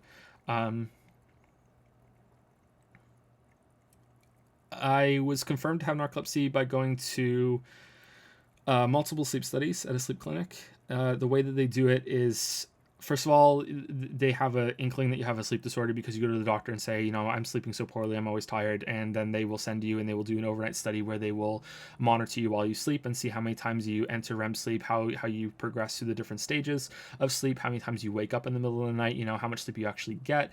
Typically, they will be really condescending and just tell you that you just have poor sleep hygiene and say that, your room is probably too hot. You need to be in a cool room so you can have a blanket over you and feel secure and all this other shit. And and then I went there, and they confirmed that I was entering REM sleep a little too quickly. So they said, hey, we need you to come back in for a daytime sleep trial, and we are going to keep you all day, and every hour and a half we're going to have you nap for 20 minutes, and we're going to monitor you and see how quickly you fall into REM sleep. So that's what they did, and it instantly was confirmed for narcolepsy that, okay, you have this. Unfortunately, I don't know if this is because it's not that well understood, or if the Canadian healthcare system is a bit subpar. I don't think so, because usually it's been pretty good up here. Maybe it was just a doctor that I had, but Lily was actually with me when it was confirmed that I had narcolepsy, and there was 2 appointments. And the first time the doctor says to me, we're gonna try and see if you're narcoleptic, and he looks at me really gravely and goes, and trust me, you don't want to be narcoleptic, but we still have to check. And I kind of looked at him and went, oh no, I bet I'm narcoleptic. and then that was a really weird. Like, you can control it. You've already done the test. Yeah. So it's not like you faked it. And then no, you better not. You better hope you're not. And then I went back to him after it was confirmed, and he looks at me and goes, "Yep, you're narcoleptic," and gives me no other information whatsoever. Like, literally nothing. Not what it means. Not what you should do. Not nothing. He's just go back to your family doctor and go on. It was they put me on a drug that typically treats attention deficit disorder, and they said, but we'll also schedule you to go get an MRI to make sure that this problem isn't caused by a brain tumor. So then I had one of first of I think 3 or 4 MRIs. No, the first one was a CAT scan. And then I went for 2 MRIs after my mom had the aneurysm. Remember that? Yeah. Well, it was so different. It was that a wasn't CAT because scan. of the sleeping. Yeah, that wasn't because of the sleeping. That was because that. But they also that they would check at the same time. And I went on the attention deficit disorder medication, which the way I'm talking right now, you might think I'm still on it. My favorite one was when they gave you the stuff that basically upper during the morning and the downer at night. Yeah. And you would come home and crash after work. Yeah. I'd be making dinner and he'd be asleep. So I'm unmedicated at the moment, and I've been unmedicated for a long time because it wasn't working, and I didn't go back to that doctor, so I just kind of dealt with it. But knowing that I was narcoleptic helped a lot to realize that it wasn't my fault. And my family called me lazy a lot when I was a teenager. I always did well at school, but when it came to the weekend, this was apparently unacceptable to my family. I would typically sleep most of the weekend away. And they chalked this up to just being a teenager that was irresponsible, and they would say, you're so fucking lazy during the weekend. Why do you sleep so much? Because I was catching up from lacking so much sleep during the week when I was in school. And that's not their fault. I don't think that they should have known better. Definitely not their fault. But it was nice to have some vindication that there is this legitimate thing. And it is a problem, and it is out of my control. So that was good to know, and I think I've got a decent handle on it now. But it's still something that's difficult to deal with. But yeah, that answer went on for a while, huh? I don't know though. I kind of feel like I know it's if teenagers are supposed to sleep late and stay up late, and there's this stereotype associated with it, but I kind of feel like maybe they should have looked into it a little bit. Like, you didn't look into it at all until you were an adult and you were living on your own. Yeah. Like, it was never a question of maybe there was something physically causing, like, what if you had been sick or something and nobody had known, because... Yeah, most of the time when there was something. I remember when I was a teenager, this was really weird, and I forget it happens sometimes. A nerve in my face died.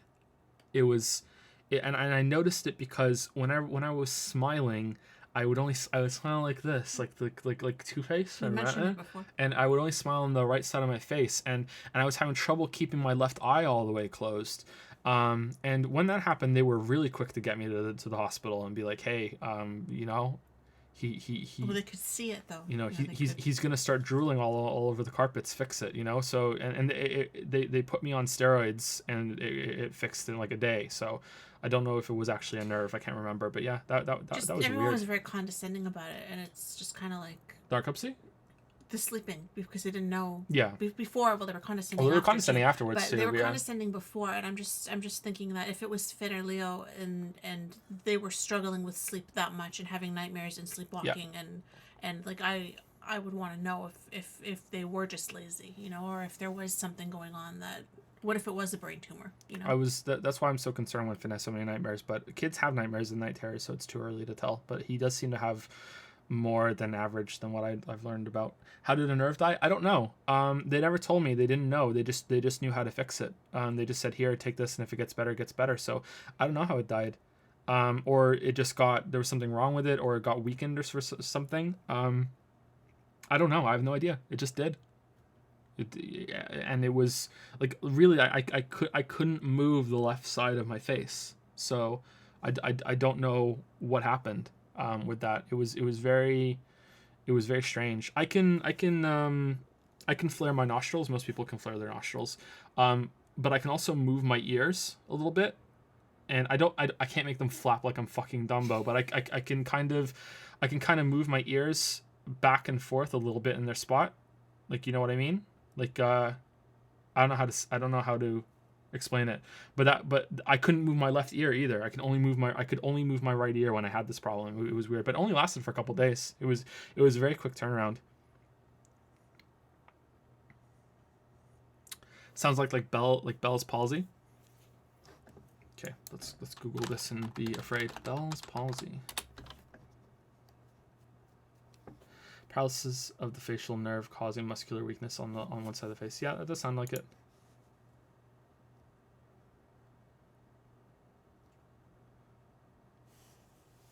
But it lasts.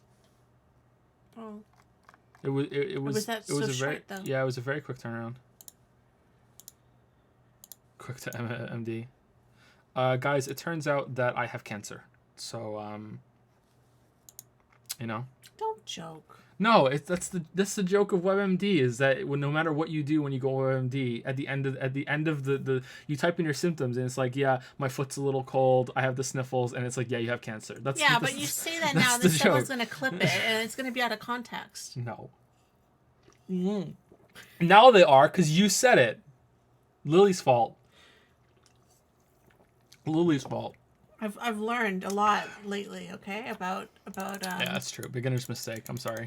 About clipping and on Discord when they constantly take things I say out of context, and you wouldn't believe the things that are on Discord. Next person on Patreon, Simeon R. Hello, Joe and Lily. I hope you guys are doing super well. You too, Simeon. Hope so. Joe, how many hours do you roughly spend a week on streaming video work, playing games for work? Do you manage to completely relax or shut off on the off days? Oh boy. Okay. All right. Well, how do I answer this question without feeling like I'm okay? At least 70 hours a week. Yeah, at least 10 hours a day. And I don't shut off on off days. I can't. I just can't do it. My off days right now are usually when I don't stream or just spent catching up on video work and everything else that I need to do in those off days. The problem is because I work from home, it can be difficult to distinguish the line between stuff I do around here so I can spend more time working on channel stuff. It's because I'm always here, so they get blurred together. So when I'm looking after Finn while I'm also doing some writing, what does that count as? You know, if I do an hour of writing with Finn on my lap,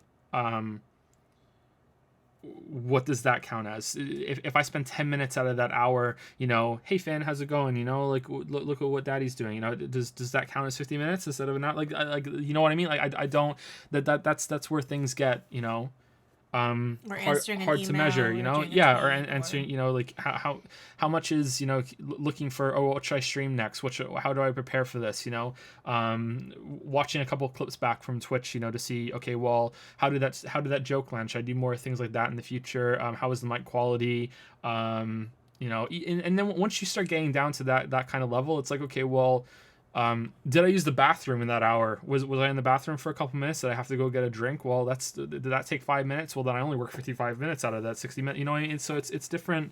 It's difficult to properly gauge, but I would say, yeah, roughly at least 70 hours. I on average, I probably stream 5 hours a day.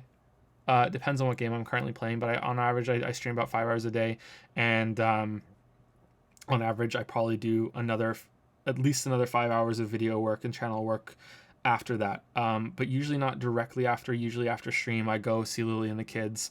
I eat something. I typically don't have time for breakfast before stream, so I go have breakfast, and then I'll do some video work for an hour or so, and then I will look after the kids for a bit. I'll see them before they go to bed, and then I will do some stuff that I need to do around here, and then after they go to bed, I will do some more channel work until I go to sleep.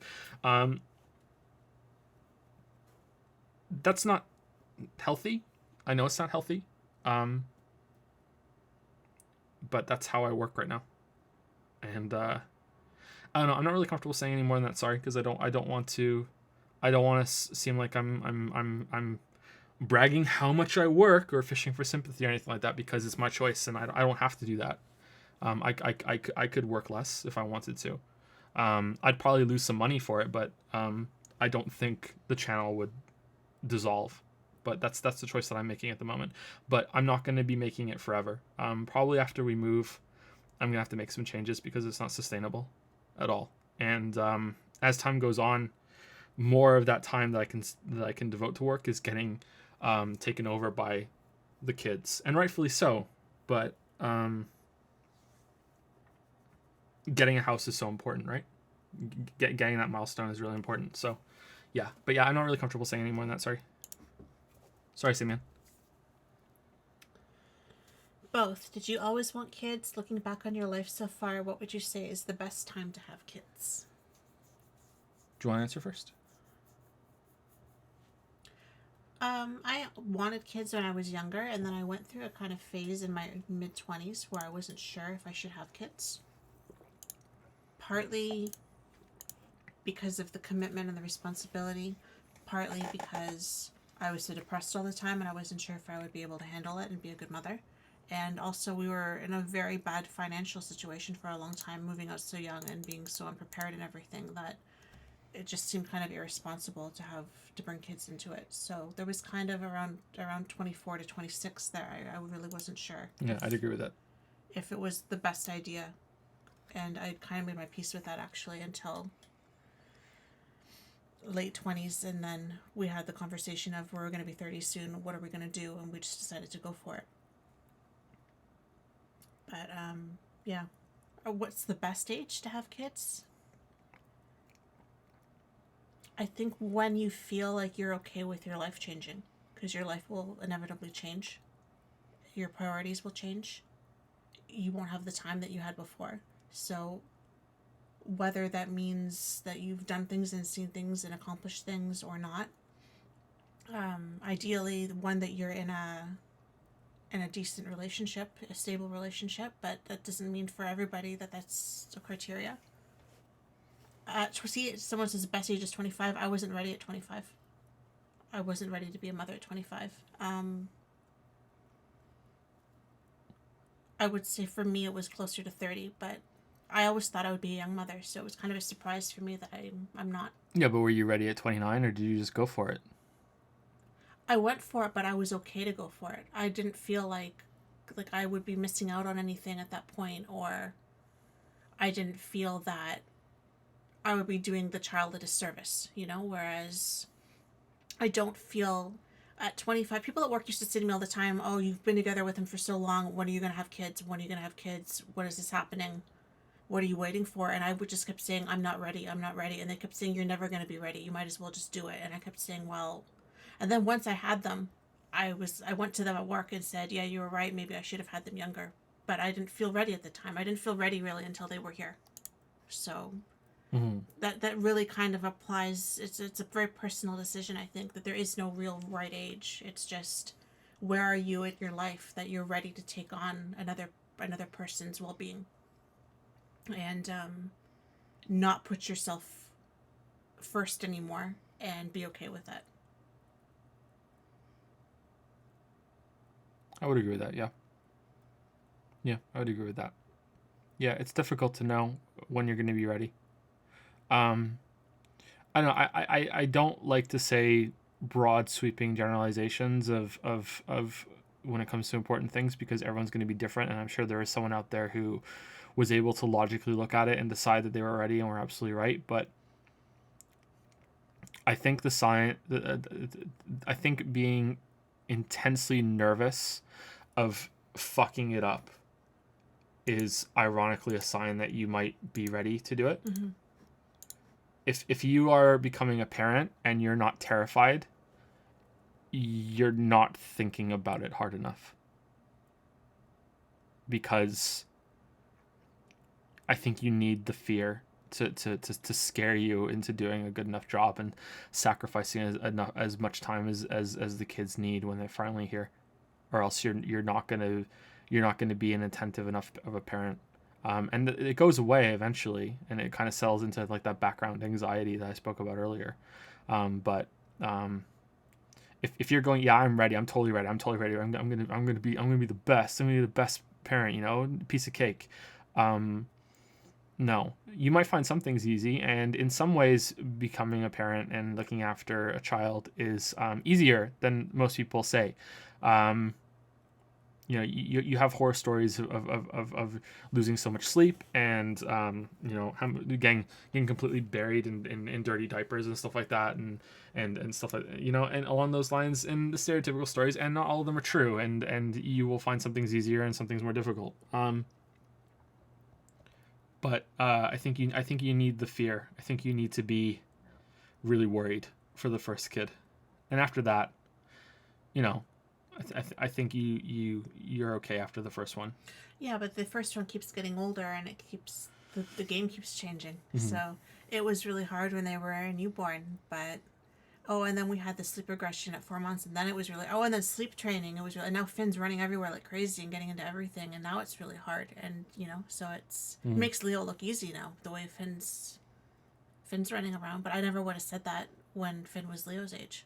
So it's constantly, even though you've gotten through with the first one, now there's 2 of them, and there's double the diapers, and there's double the crying, double the fun. Yeah, it is fun, but. No, I'm serious. It is fun, but it's double the work. It's not. Maybe if we had them spaced out more, that one was able to help look after the other one, but then we wanted to have them close together for bonding purposes and everything. But there's more work like that, is what I'm getting. It's not like Finn's not potty trained yet, so Finn still needs a lot of help, and he's not independent that much, and so it's not like having 2 is easier than having 1. It's not. It's just double the work. But no, I don't think there's a right age, and I'll agree with you about the fear thing. But it changes your whole perspective on things. I actually think sometimes, well, should I be doing something for me to better myself, like exercise? I should be exercising so that I'm healthy and I'll live long, and I'll be a more active parent and everything, literally. Like, I'll be able to run after him and play with him and, do all of these things. And I'll actually convince myself that it's not just for me that I should be doing this. I should be doing it because it would make me a better mother. If I'm better at this, then I'm a better mother. That makes perfect sense to me. If I'm more educated or something, if I know more things, then I can teach him these things. So then I'm a better. I spin everything around now as to how it benefits him, right? Whereas if you had asked me 5-7 years ago, it was all about me still. So that's what I mean by your priorities changing, and your whole mindset kind of shifts a little bit. It's just different. So whenever you feel like you're at that point where you're okay with that happening, then go for it. And you realize the whole world is based on lies. Because you realize that your parents didn't know what they were doing either. That's true too. And then you realize that everyone has no idea what they're doing, and the whole world is based on lies. And you're like, oh shit. It makes crossing the street really scary. To answer the other part of your question, did I always want kids? No. When I was younger, it was just assumed, how your parents just say one day you'll grow up and you'll have kids. And you just assume, okay, yeah, my parents tell me that this is what everyone does, so I'm gonna definitely have kids at some point. And then I got a little older, and I was like, maybe I don't want to have them. And I got a little older again. I was like, yeah, you know what? I think I do. So it went back and forth on it. We talked about it for a few years before we actually decided to have them anyway. It was a constant back and forth. Late 20s. I think we'd been together. I think it was our 10th anniversary basically when we decided, okay, well, if not now, then when, right? Joe, guesswork and testing hypotheses are not the same thing. Do you think Celeste would have been better without any mysteries, riddles, or puzzle elements? Oh, is that what we're going to do, Samantha? We're going to fight? Is that what we're going to do? Okay. You buttered us up with a nice question. Went for the throat with the last one. Someone else asked about guesswork later on. You're right that guesswork and testing hypotheses are not the same thing, but or Did I say it wrong? I might have said it wrong. I think it might be spelt wrong. Hypotheses? No, maybe it is spelled right. It doesn't look right. You know how sometimes when you look at a word long enough, it starts to lose all meaning. But if you get an idea in your head and you want to explore it, and you arrive to that idea as a potential solution as guesswork, then that's still guesswork. It comes back to how the puzzle or riddle or anything like that presents itself. And if it's the kind of thing where it's asking you to just, guess what I'm thinking, or if there's actually a proper answer that you can properly think through without having to make really big logical leaps and just have to wonder if this is the right thing that it wants from you. Someone linked me a video that Day9 did about riddles and why he doesn't like them. And there's another one that I would like to add to that. And the riddle that he talks about, which is the same level that Celeste's stuff is for me, he was talking about how there's a girl that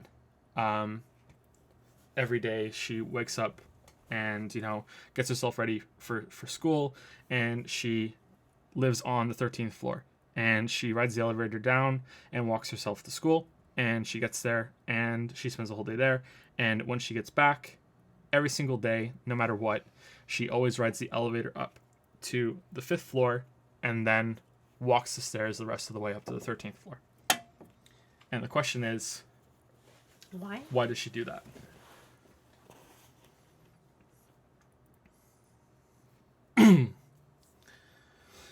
So, you might think that it is because the elevator is broken when it goes on the way up. Or you might think that she just wants to have some exercise and she likes climbing the stairs, but she doesn't want to climb the whole way. She gets tired for whatever reason. Or for some reason, she's afraid of staying in the elevator going up really high all at once or whatever, and that sort of thing. So there are multiple answers that make sense. Maybe this is the way that she always did it. She made a mistake when she first came home one day and she got on the 5th floor. Now she does every single time. Maybe there's a friend that lives on the 5th floor that she likes to walk by every time. Maybe she's looking after someone's dog that lives on the 5th floor and she walks by to make sure the dog's okay on the way back up, that sort of thing. The actual answer is that she's a schoolgirl and she's too short and she can't hit the 13th button, so she can only reach as high as the 5th floor, so she's a little girl.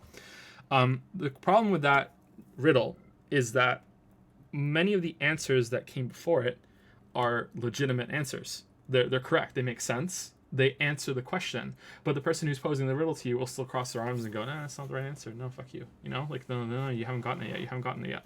However, you have something else like this one, which is the one I spoke to you about the other night, which is there's a farmer and he's at a river and he has a boat, and he has a fox, a rabbit, and a chicken. Was it a chicken? It was a chicken. He has a fox, a chicken, and a bag of grain, and he's trying to get across the river in his boat and get all three things to the other side. The problem is his boat is kind of shit and it can only carry one thing at a time. And the other problem is that if he leaves them all together, the fox is going to eat the chicken and the chicken's going to eat the grain.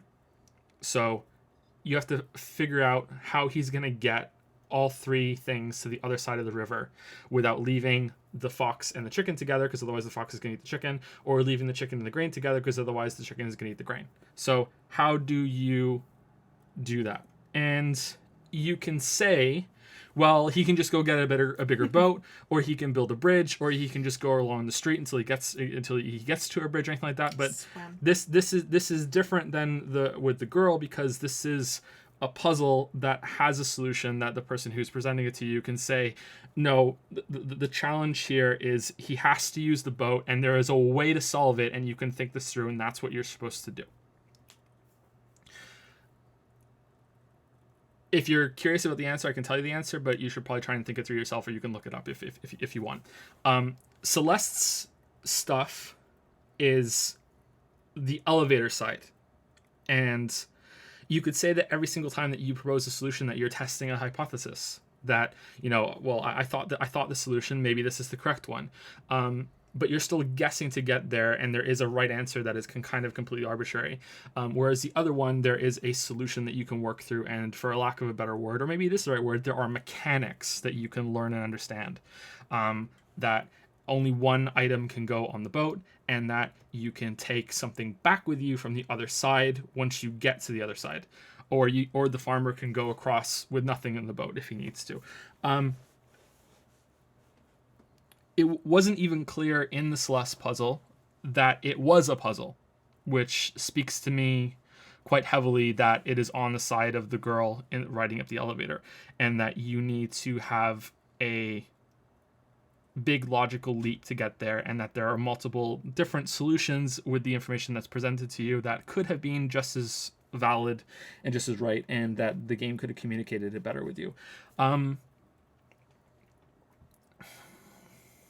I don't know. I think that the game is better having them, and I think I enjoyed them mostly. And I think that if I had ended up having to Google the answers, then I still would have been like, okay, well, I understand that some people could have still enjoyed these and gotten something out of them, and it was a little frustrating, but it didn't bring the game down that much.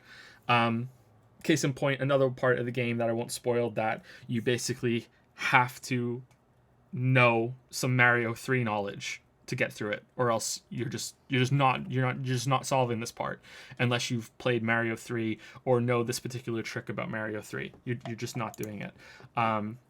Yeah, but I think the game is stronger having them, but not immensely so. But it was kind of cool that they had something so different than the traditional platforming challenges and stuff that they had otherwise in the game. Yeah, so it was, yeah. I think overall it's a positive in conclusion.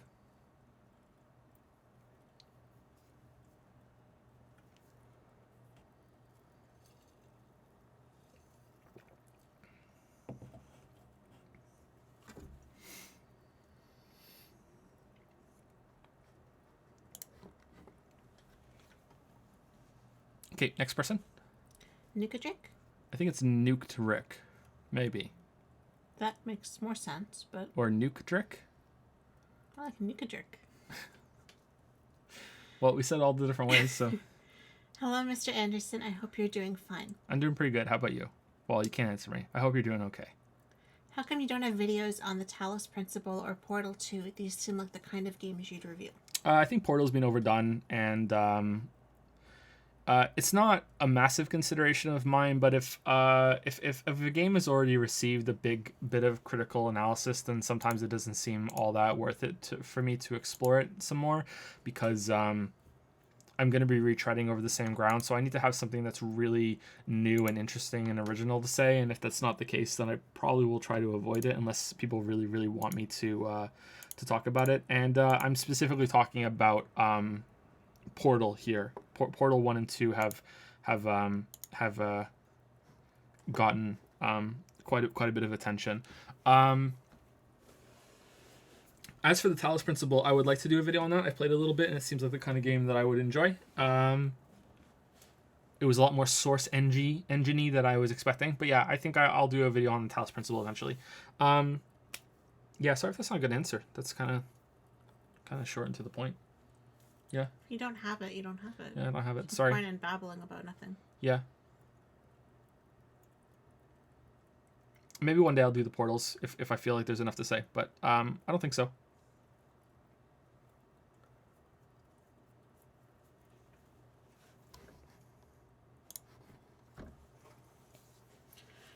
What do you think the MMORPG genre needs to regain the popularity it once had?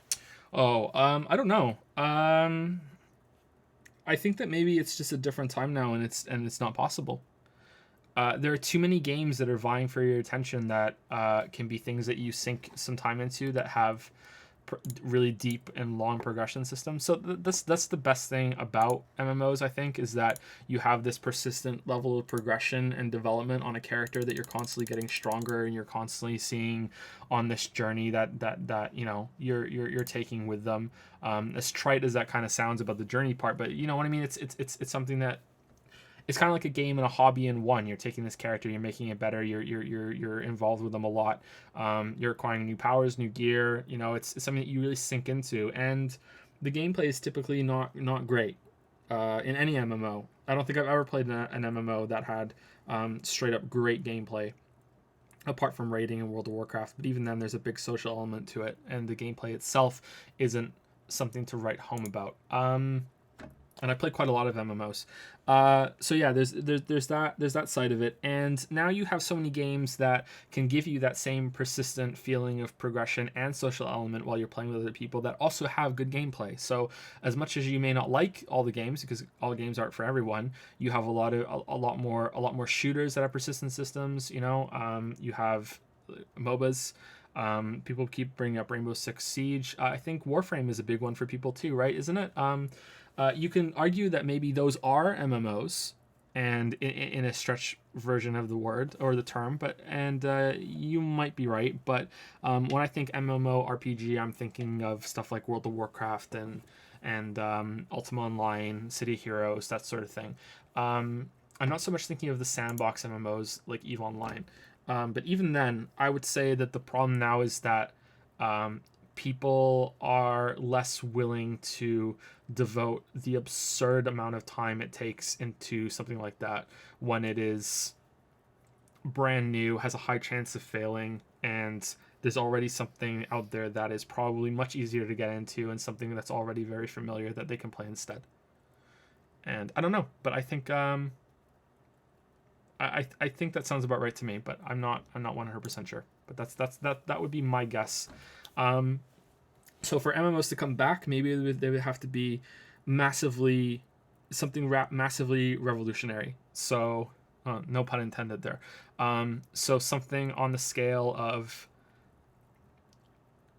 EVE Online multiplied by 20. You know, like a truly persistent, changeable world that that justifies the time in a really big way. That also has a good gameplay and is really enjoyable. You know, it would have to be this massive undertaking that I don't think anyone is willing to risk on it just yet. I don't know.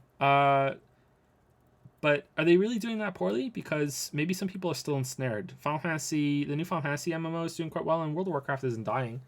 But I definitely think that there have been fewer MMOs being made and released trying to become the next golden goose. So maybe that's where the question is coming from. And I would definitely agree with you there.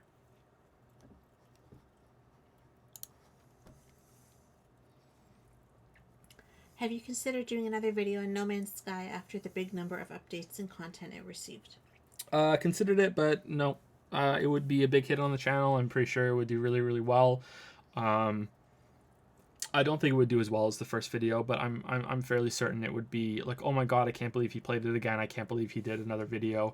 But then I'd have to play it again, and I don't know. Shammy's already done it as well, and his video was very good on it. And I think that there would be a big detriment for me playing it again because it would cheapen the ending of the first video where I said I turned the game off and I'll never play it again. And I think that's a strong ending, and I think that's all I need to say about that game. That fucking horrible game. Yeah, I don't know. I think that if I ever do a video on No Man's Sky again, then you should be worried about me because it means that things are really bad that I have to do that. But I think that there are better in case of emergency break glass options. So typically if I really needed to, you know, quote unquote cash out, and I really needed to make a video that would make bank without completely selling myself out and making advertisements, I would do Fallout 3 and Skyrim. The Bethesda games have always done great on the channel, so yeah, I would do those if I was in, dire straits and needed a big hit, just go with that. But I don't think that's going to be a problem, and I do want to do Fallout 3 and Skyrim eventually, and I think I'll be able to do them on my own terms, and it won't be out of desperation. But yeah, I have no plans, and I hope that I never have to do it because I really don't want to play that game again. No matter how much it's updated, no matter how much it's improved, that game did its damage to me, and I never want to go back.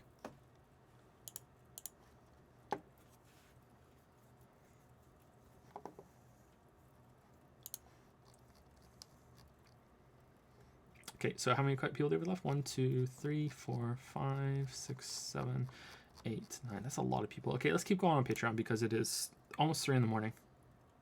If you've been here from the beginning and you're holding out hope that you can stay to the end, and you're already kind of tired, I'm gonna guess that we're gonna be here for at least another hour and a half answering these questions, right? At least. So we might have to stop taking questions from chat for a little while. Can you go back just for a minute? Because I think we had 2 people subscribe though a while ago. Oh, did we? Okay. We haven't said thank you. Blobfish 2000. Thank you, Blobfish 2000. Finally get to stay up for one of these. Ooh, thank you. Resub for once. Thank you, Blobfish. Hopefully you're enjoying it.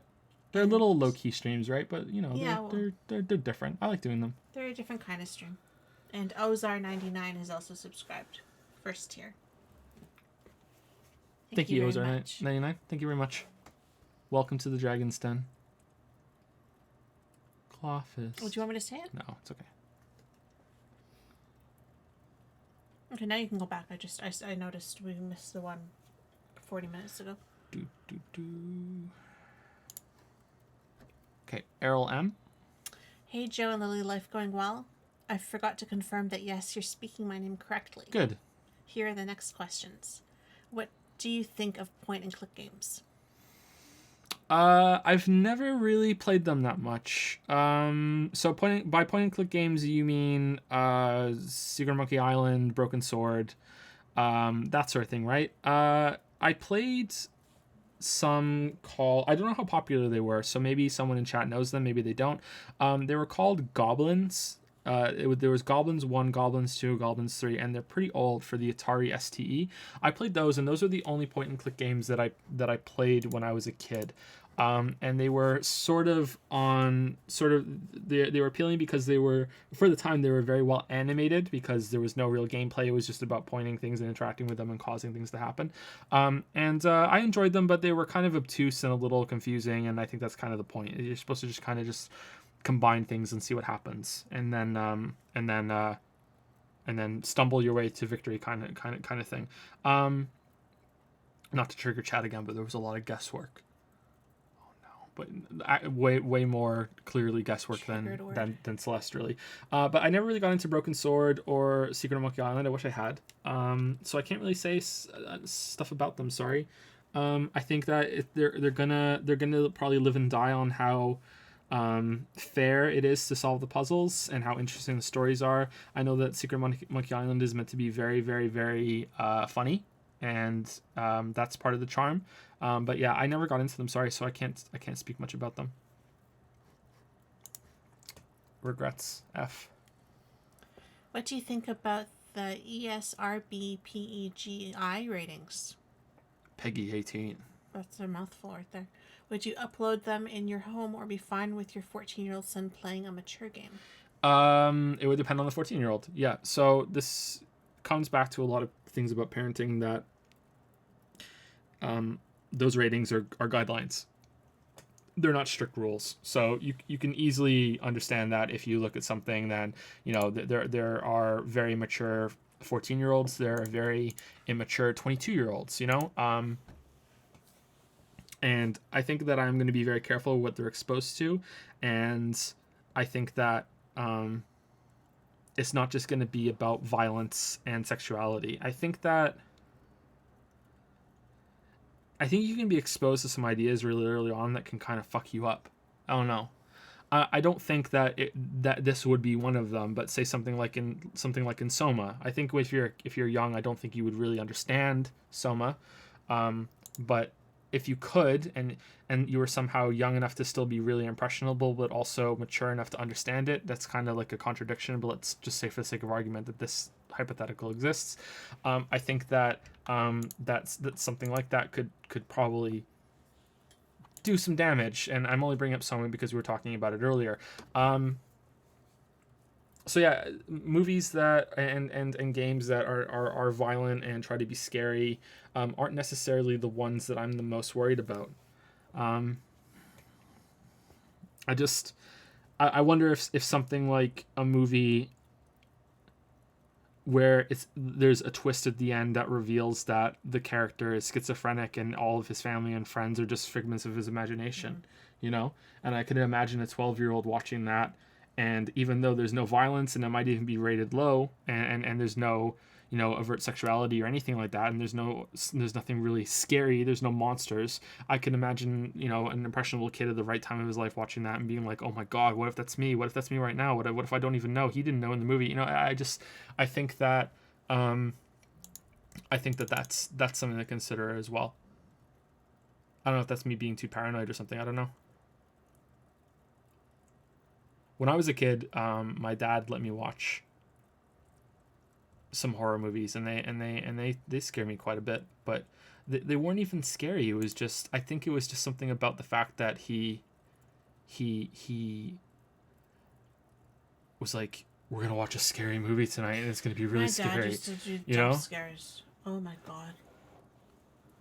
He really wanted you to be scared. He really wanted you to be. He'd reach over in the middle of the movie. He'd turn all the lights off, and then he'd reach over and go, "Are you scared?" and grab you, And I remember this one time, we were watching some really bad 80s. I don't know if it was Jason or what it was we were watching. And she goes into the shower and everything, and he's waiting outside for her. Mm-hmm. And she's in the bathroom, and she's got the water running, and she's in the bathroom in front of the mirror and everything. And there's someone there, and you hear them, and you see them, and the music's coming, and I had to pee. So I went into the bathroom, and I turned on the bathroom light, and I sit down on the toilet, and the light went out. The light burned out right at that moment, no. And I started screaming. And he never let me forget this. This was like, I didn't even need him to grab me and go, "Are you scared?" That was horrifying. That's pretty funny, though. So again, that scared the shit out of me. But there are other things that could have been more damaging. Did I tell you what my dad did when because he was just completely irresponsible. He bought a gigantic big screen TV one year that was bigger than anyone else's TV that we knew. Nowadays it wouldn't be that big, but he wanted the big TV, so he went and got the big TV. So we would have screenings of movies at our house sometimes with 20 people of the family, all crammed in like sardines into the front room. And so it was the Anderson screening of Titanic, and my dad, playing the big host, has the lights off and the speaker system on, and everyone's enjoying the movie, and it got to the part where, spoilers, the ship starts to sink, okay, and it's cold, and this motherfucker goes into the fridge and brings out ice cubes and starts putting them down the shirts of everyone in the dark in the room. Very sensitive of him. Added to the effect.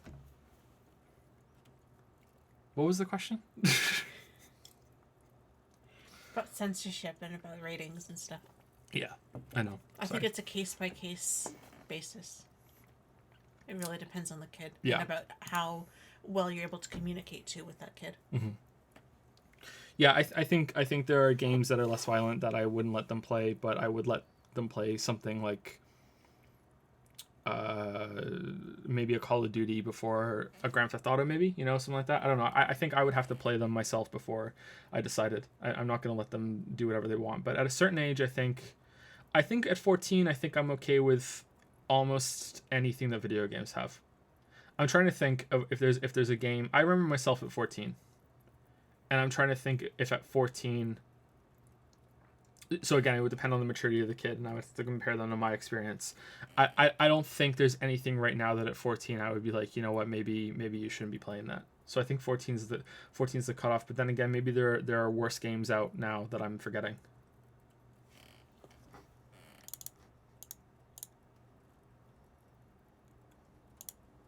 I don't know. Good question though. What's better, everyone hearing your thoughts or you hearing everyone's thoughts? Can you turn it off? If you can turn it off, then hearing everyone's thoughts is better, because if everyone can hear your thoughts, then you don't have a secret. I mean, if you can turn it on and off, then you could broadcast your will against people, but they don't have to listen to you. So that's really not gonna. You could just be really annoying, you know. Just everyone can hear your thoughts every day at 4 a.m. You sing I know a song that'll get on your nerves, and no one knows it's you. But you hearing everyone's thoughts could be, really like a really big superpower if you could turn it on and off. If you can't turn it off, then you're putting a bullet in the brain pan. Like that's you're done. Like you're not. I don't think I could live hearing everyone's thoughts. Could you? No. It would be constant. But I would be really self-conscious. It would be hearing my thoughts. It would be a big buzzing. So yeah, so it's dependent on if you can turn it on or off. Turn it on or not. So I read it wrong the first time I read it. I didn't realize that's what the question actually was. Maybe I read it wrong. I was thinking of it more like, is it better to speak a lot and communicate your thoughts, or is it better to listen? That's how I read it the first Oh, okay. time. I don't know if that's... So you're not taking it literally? Yeah, I didn't realize they're supposed to take it literally. Okay. Well, if I'd have been thinking that, then you would have heard that, and then I'm taking it literally. If we're not taking it literally, then I still think that it's better to hear everyone's, to listen more than to speak, and then you can form your opinions to be more reasonable, I think.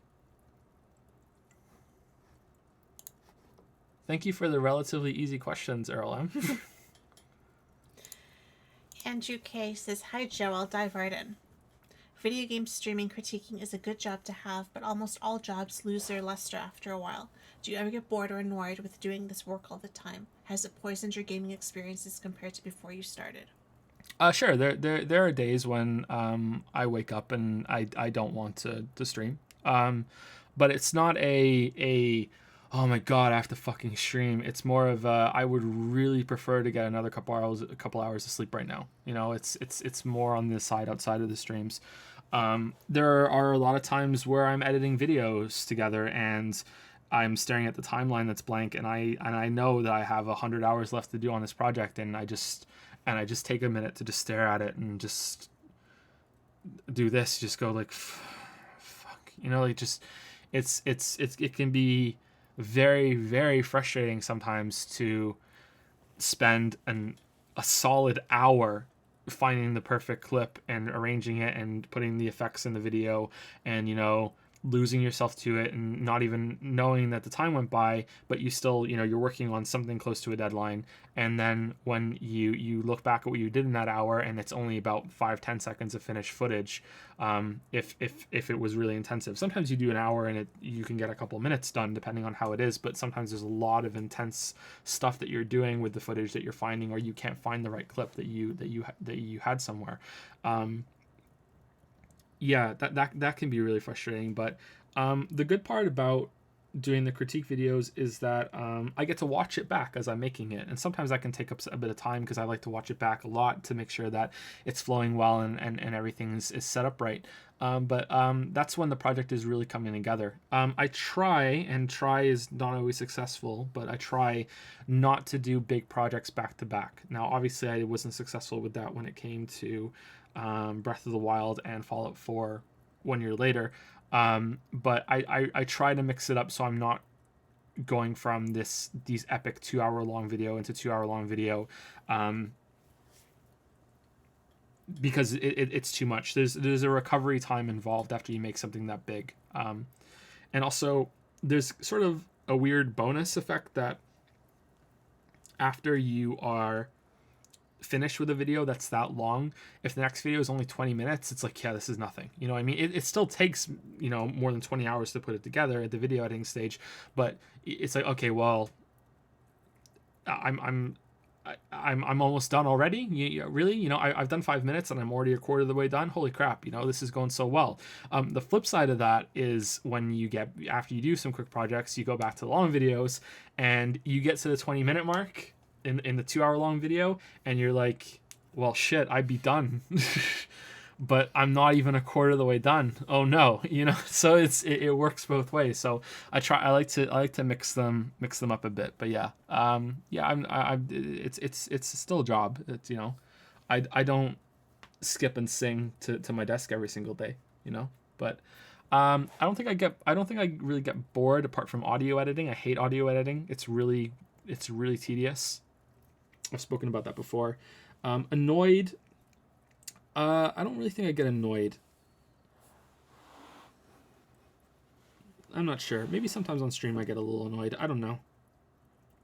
But I spoke about it earlier about sometimes I feel like I get taken out of context, or people treat what I'm saying as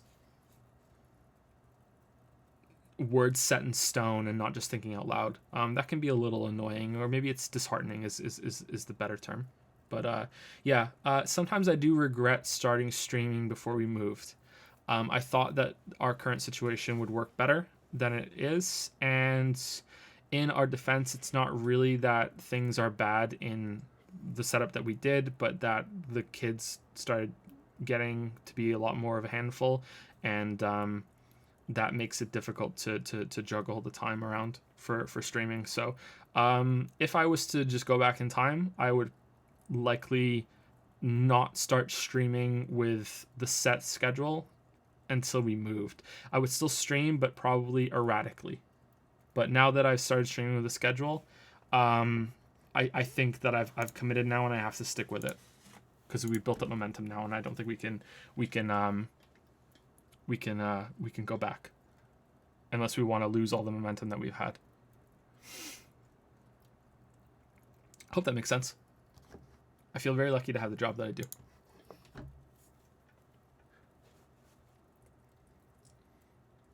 You've stated previously that there are way too many games for you to justify playing given your production schedule. So why not create first impressions videos? Obviously streaming kind of does this already, but not everyone has hours to watch your streams. You went down this route a bit with F3 versus NV. Fallout 3 versus New Vegas. Thank you. Opening comparison, and no one seemed to mind. Well, conversely, it's hard to tell if anyone cared either, because that video didn't do particularly well, and even I forgot that video existed until you just said it just now. But that video was actually pretty good, and I enjoyed putting that together. It didn't take me too long either. You're right, and there are some steps that we were thinking of taking to fill that gap. Right now, I'm in talks with somebody to produce highlights of streams that can work as first impressions and also just entertaining moments, if there are any during some streams, that can serve as, here are my thoughts on this game that I played for a while in stream. But I'm also toying around with the idea of putting some first impression videos on the second channel, and trying to make that a not equal but a viable source of videos that aren't just the streams. But maybe it'd be better if they went on the main channel. So let me ask you, chat, if I next week, right? And this is a serious proposal. I'm not sure if I'll do it or not, but it's a serious proposal. If next week I busted out a first impressions of the first 20 or so hours of Metal Gear Survive, do you think that would be a good fit for the main channel, or should it go on the second channel? And would that be something that you would like? Maybe I should ask in Discord. I don't know, but no. Let's just keep it here for now. I was thinking of doing that because I think I could do a quick video on that. I wouldn't have to play the game twice. I could have a really quick turnaround, and I could do something like that with the new stuff that came out.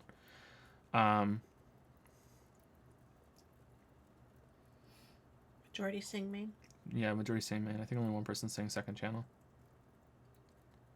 Second channel would have way less viewership, but I can build that up. Main channel, but expect some pushback. Yeah, that's the problem. You have to be very careful with what you upload on your main channel. If enough people stop caring when they get a notification from you, that's when YouTube stops notifying people. That's why whenever you hear people say, yo, I didn't get a sub notification for this even though I'm subscribed to you, well, the reason for that is because for whatever reason, enough of your videos had a low enough engagement that they just stop telling people because they'd rather push somebody else instead. People associate the second channel with stream dumps. I don't ever check it. Yeah, that's true too. Yep. I don't know. We'll see how it goes. For the stream highlights, they're definitely going on the second channel at first. And if we can make them, someone else is going to make them. It's not going to be me. I'm going to hire someone to make the stream highlights. That's not going to be my work. I don't have time.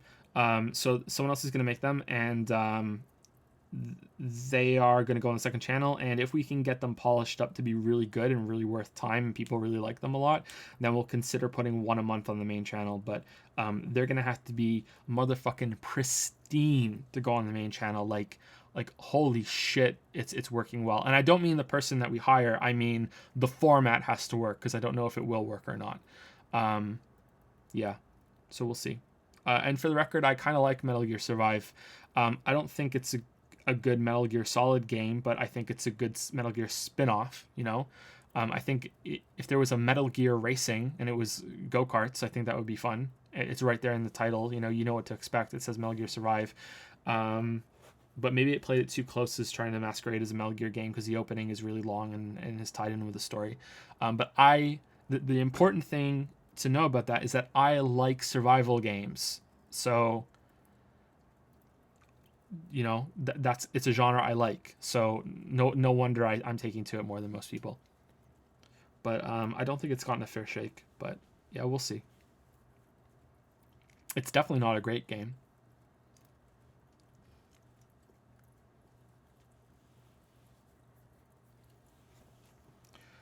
Donkey would like to speak to me. Next question from Andrew K.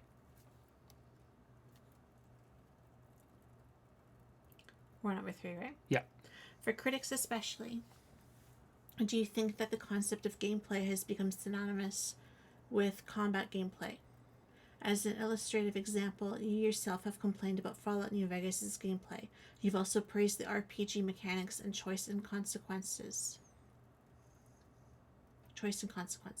Aren't things like leveling systems and divergent choice pathways an integral part of the gameplay in some genres of games? Should we conceptualize them separately when things like Fallout 4 FPS gunplay necessarily reduce the role of RPG stats? It's like another language to me. Good job. You got through it. It's an interesting way of looking at it. I think that you're right, and I think that most people have just begun to assume that gameplay does have to have some combat element to it. I think that it's not just critics. I think it's most gamers, and I think it's most game designers as well. It's just something that has become synonymous with each other, that most gameplay has some sort of combat. You can say, you know, a gameplay in Odyssey is that you are mostly running and jumping around, but most people are also going to picture, you know, you're jumping on a Goomba, or, you know, a Koopa, or there's some enemies there that are going to be, you know, in your way, that is some semblance of combat. You can't go that far in Odyssey without finding some sort of enemy and what passes the combat within the platforming and running and jumping in that game. I think the way that I say it is just to differentiate the main course of gameplay with the rest of the stuff in the game that is important but doesn't take up that much time. I think that's how I would look back at it, but maybe that's a flaw. Maybe I should just be calling it combat, and having gameplay act as an umbrella that all of that sits under. And I think maybe I did do that in some future videos after that, but I'm not sure. I definitely think that you could make a case for conversation and dialogue systems to be separate from gameplay, and that they are not the same, and that they deserve a different kind of label, even though they can be influenced by combat and other types of gameplay, like leveling systems, like you said. So maybe gameplay is just sort of a dead general broad term that things sit under now. I kind of feel like RPG is a dead term too, though, so that makes it a little more difficult. So I would probably say leveling and progression systems are their own thing now, and you just can't call them RPG mechanics, even though I still do kind of call them RPG mechanics. So I probably should change that when I speak about them in the future.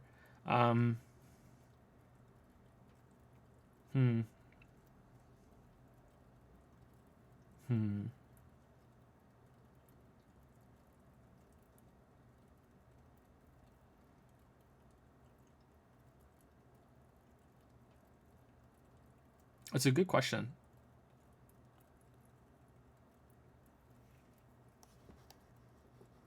Sorry, I'm thinking.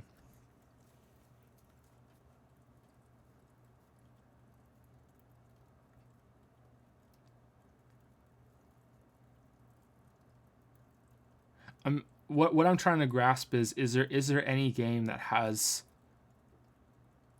gameplay wherein the vast majority of it isn't combat? Because I'm trying to think of I'm sitting here trying to think of a counter example to combat gameplay, which is what you said. So I'm trying to think if there's any game, and I can't think of one.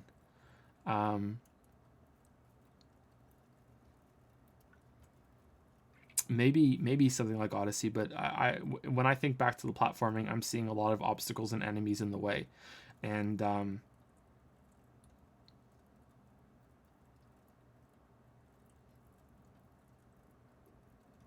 that's the same as combat to me, or it's close enough to it.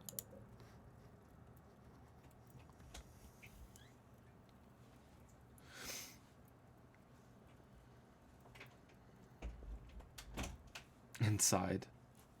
I haven't played Journey. Celeste is platforming, yeah.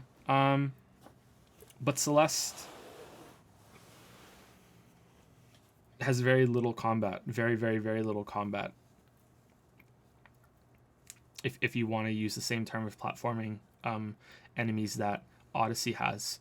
Yeah, but that would have platforming gameplay. Yeah, that's a good choice. Super Meat Boy as well. Enemies in that game are things you avoid instead of actively fighting. N++ as well. So a lot of platformers, especially 2D platformers. So gameplay there, I would say the main chunk of gameplay would be, yeah, platforming and running and jumping. Yeah, so yeah, I think... Yeah, and in something like Stardew Valley, I would say that the gameplay is the farming and the collecting, or in I played a little bit of My Time at Portia, and I think that would be the gameplay there would be the construction of things at your workshop. So it's not combat. There is combat in the game, but you would be putting things together and acquiring resources. In Metal Gear Survive, to bring that one back up, I think that it would be more about scavenging than combat.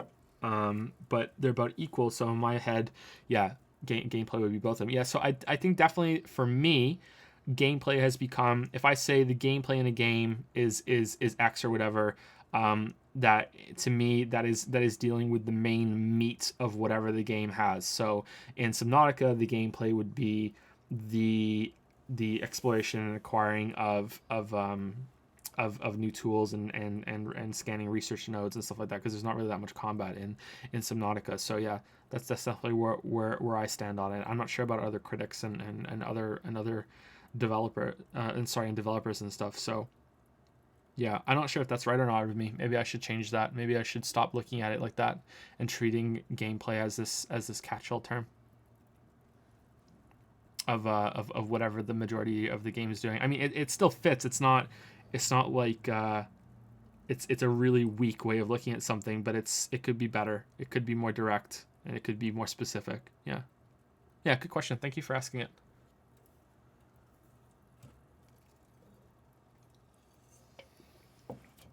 Finn is asleep at the gate.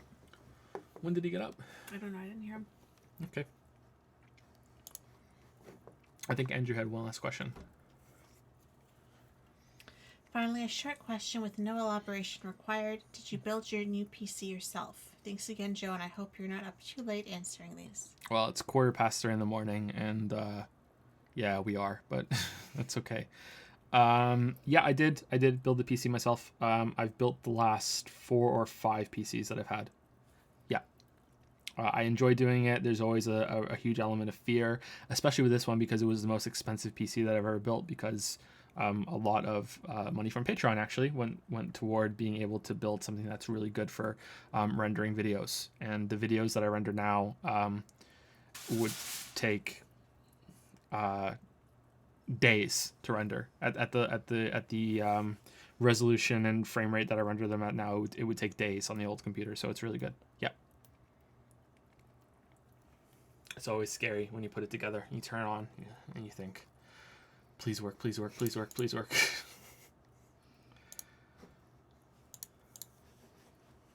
Okay, hold on. I should probably ascend right now in the game, but we're not playing the game, are we? We're just here for the questions.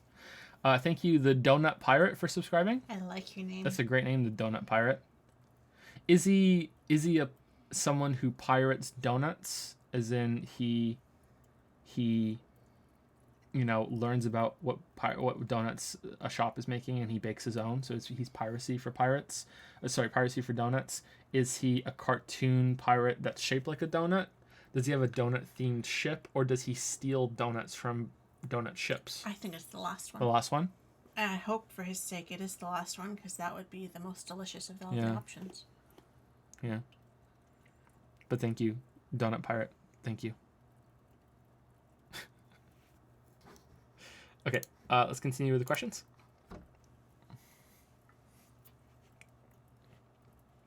Good luck with that one. Is it any red or any rude? I think it's that, yeah. Okay, yeah. Sorry for saying it wrong. Any rude or any red S. I know you may not really want to talk about earnings and money, or maybe not even allowed to, but I was curious. Do you make more from the Patreon or from Twitch? Is it better we support you on Patreon or subscribe to your Twitch? I'm a subscriber now because I was gifted a sub, but I don't think I want to be a patron and a subscriber because that's a big monthly chunk. I'll always support you on Patreon though. Thank you. Yeah, thank you very much. And thank you for asking. That's very considerate. I'm not allowed to tell you. There are some things I'm allowed to tell you. There are some things I'm not allowed to tell you. I can't tell you the split that Twitch gives me. I'm not allowed to tell you. I'm not allowed to tell you details about the contract. And I think I am allowed to tell you how much YouTube gives me, but I'm not sure, and I'd rather not risk it. Sorry. So instead of dodging the question completely, and I also can't tell you where it's better to support me, because I can't tell you what the split is. I can tell you that Patreon split is public, and that you should do whatever you get more out of. If you get more out of the emotes on Twitch, then go for it. If you get more out of the rewards on Patreon, then go for that. And if things change and you can't continue, throwing some money my way, then please don't hesitate to ever drop it. We're doing quite well, better than we ever thought we could, and I understand that things change, definitely. And it's YouTube videos. People should only really support the making of more if they are comfortable themselves and and really, really like the content, or be a very small amount of money, like a dollar sent our way every single month isn't that much. I think it's a lot if you have many creators that you want to support in that way. But a lot of people pledging, the price of a cup of coffee goes a long way for a lot of creators. So instead of dodging the question completely, I will instead give you a rough sort of answer, and you can infer whatever you want to from that. Okay. Twitch makes the least amount of money out of all three. So the three sources of income that we have from the channel are Patreon, YouTube ads, and Twitch. I don't run ads on Twitch, so I only get income from Twitch from bits and subscribers. There are ads that run on the VODs that I can't control, but I don't run ads on the channel itself when we're here. Like, I haven't run an ad tonight. I don't do that. I think it interrupts the stream. I don't want to do it, and I don't think I ever will. I don't see a foreseeable future when I would do that. So Twitch's makes the least amount, which should make sense because this is the one I've been doing it for the least amount of time. It's where I'm least established. So I will say in this way.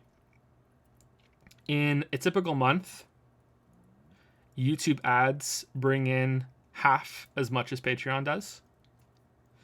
And in a typical month, Twitch brings in half as much as the YouTube ads do. And that's all I can say. Okay? And it's Annie Rude. Annie Rude? Annie for Prez. It's Annie Rude. Sorry that we said it wrong. Sorry I said it wrong, Annie.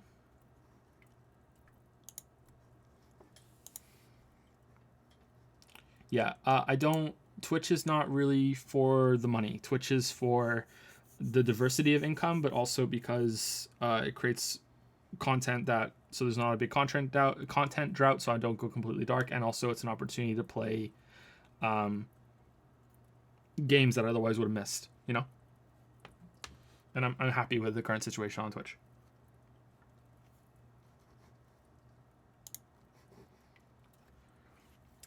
I heard you're ditching the Nier video. Is that true? No, it's not true. I'm not gonna ditch the Nier video. It was just a way of scaring the weebs for punishing me for not playing the other Nier games. That they should think twice. That they almost lost their precious Automata video because they were mean to me. No, I'll do the Nier video. Don't worry. But don't tell anyone. Don't tell anyone. Keep them in the dark. Keep them scared. Okay? Keep them scared. Yeah, the Nier video is still coming. I don't know when it's gonna be though. But yeah.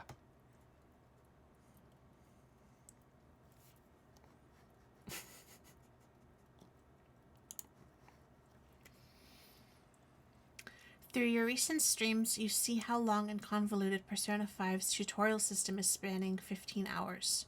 I understand why the tutorial is that long, since the game itself is nebulous with so many systems that interlinked, but even with such a long tutorial, there seem to be concepts I can't grasp, and sometimes you seem to miss some stuff too, and you find the need to go back to the tutorial section to confirm things. My question is, do you have any thoughts on how this tutorial system could be better rather than such long on-rails combat encounters ending in paragraphs of text? Yeah, good question, and it's something that's annoying me about the game as well. It's definitely a weak part of the game. It's not 15 hours, is it? I've played the game. Is your name literally Dr. Legs? I like this. You seen this? This guy. It's like he knew I would be here. This guy's name is Dr. Legs, and he's subscribed. Dr. Legs is subscribed. I think I remember saying the subscription too.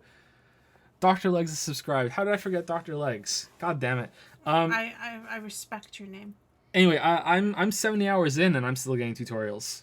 So yeah, I don't think I'm still in the tutorial phase, but I'm still getting tutorials 70 hours in, and I'm pretty sure I'm gonna keep getting them, for the next 70 hours. You know, and then after the next 70 hours are over, we'll finally be halfway done, and then in the last 70 hours, we'll probably get some more. Persona's 5 combat system and Persona 5's gameplay, on the social sim side, allow very little freedom and creativity. And I think that's the symptom that's there. So especially if you're playing on hard, and hard is really the only place it matters, because if you're on normal, I don't think you're ever in a really big threat of dying.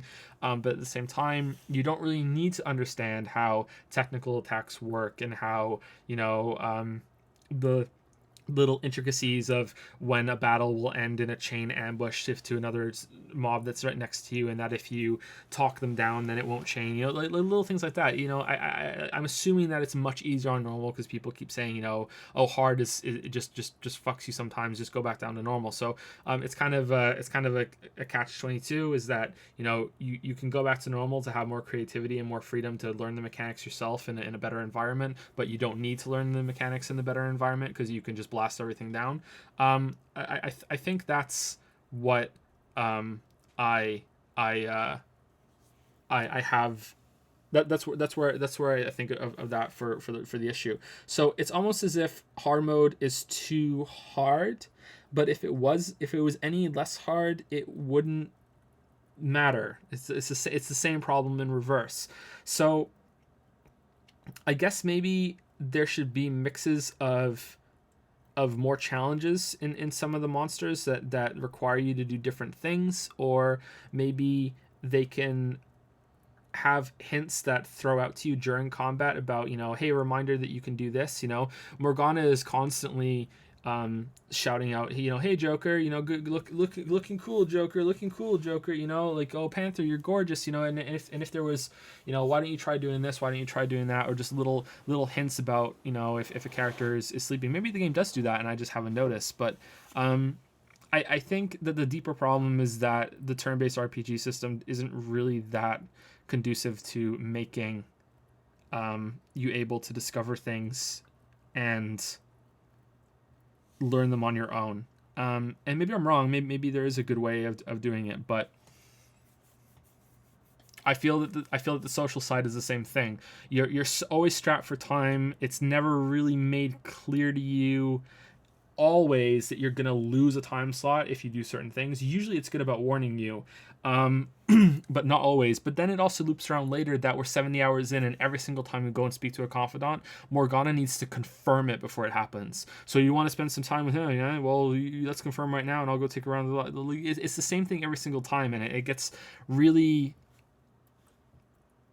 tiring, to put it lightly.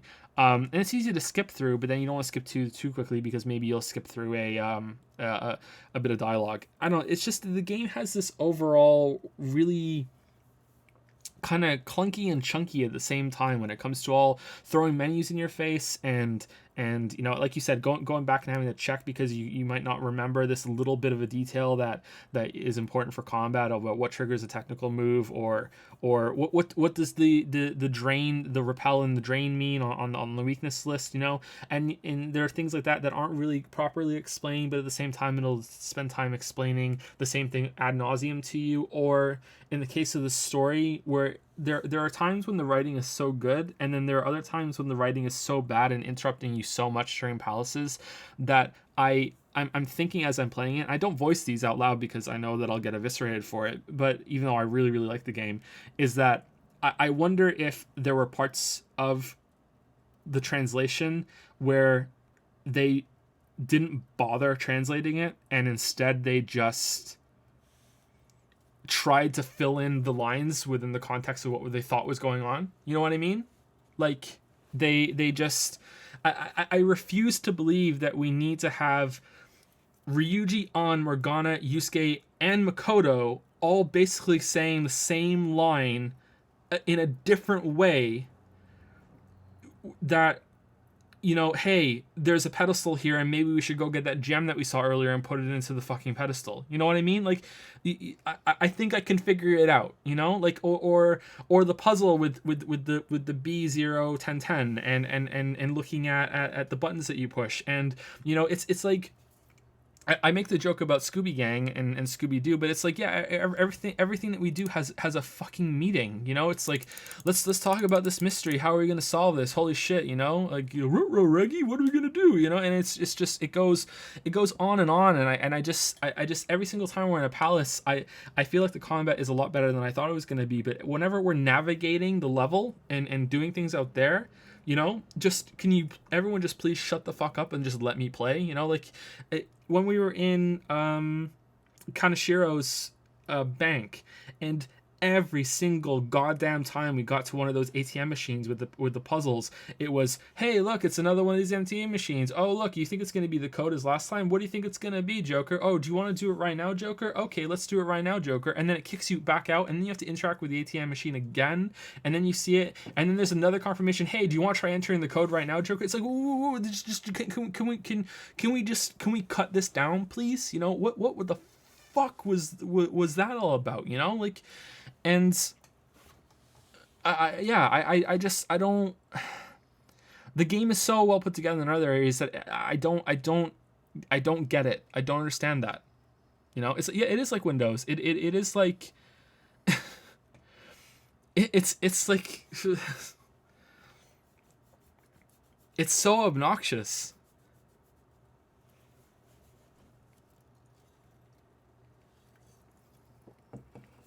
You watch more anime and read more manga, you know this is a Japanese cultural thing. They all like to repeat stuff endlessly. Do they really? That doesn't seem good.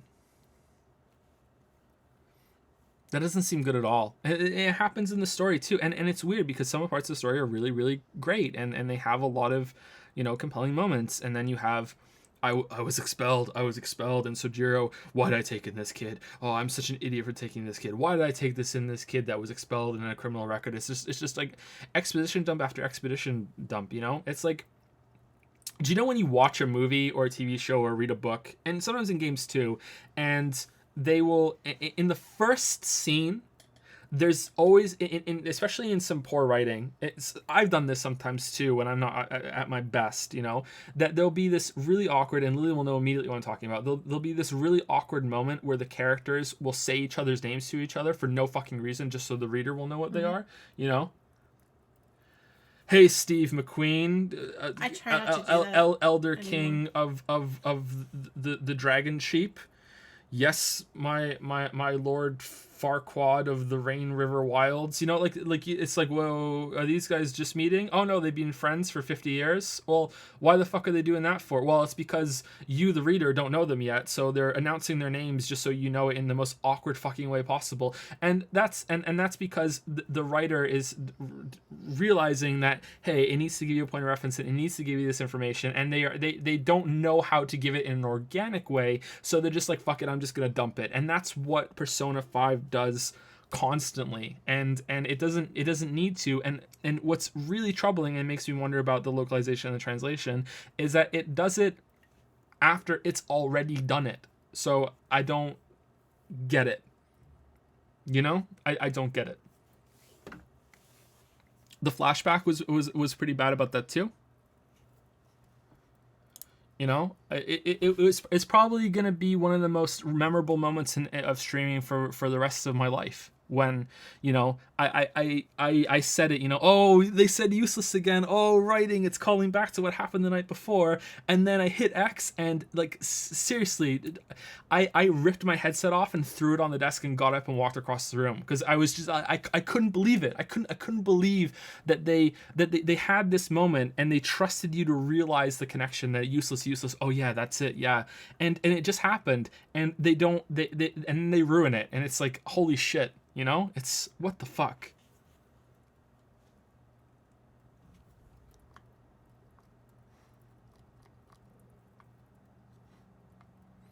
I literally don't know of any anime I've watched that repeats itself as much as Persona has. I highly doubt it's a cultural thing. Well, that's where I can't be involved in the discussion, because I haven't watched any anime. So, yeah, I guess maybe I should.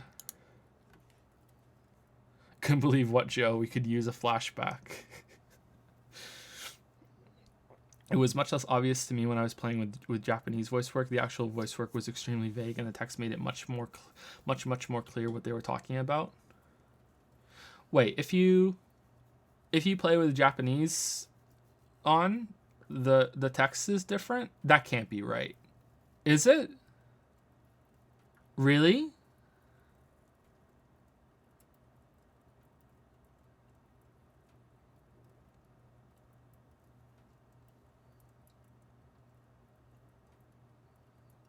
Oh, you can understand Japanese. Okay, that makes more sense. I guess I'm just gonna have to learn Japanese. For anime that you don't watch? For Persona 5 and Xenoblade Chronicles 2. Thank you for the bits, Jesus Hentai Christ. That's an interesting name. Jesus Hentai Christ. Covering all the bases. Thank you very much. Yeah, you're living the dream with those three. Thank you very much.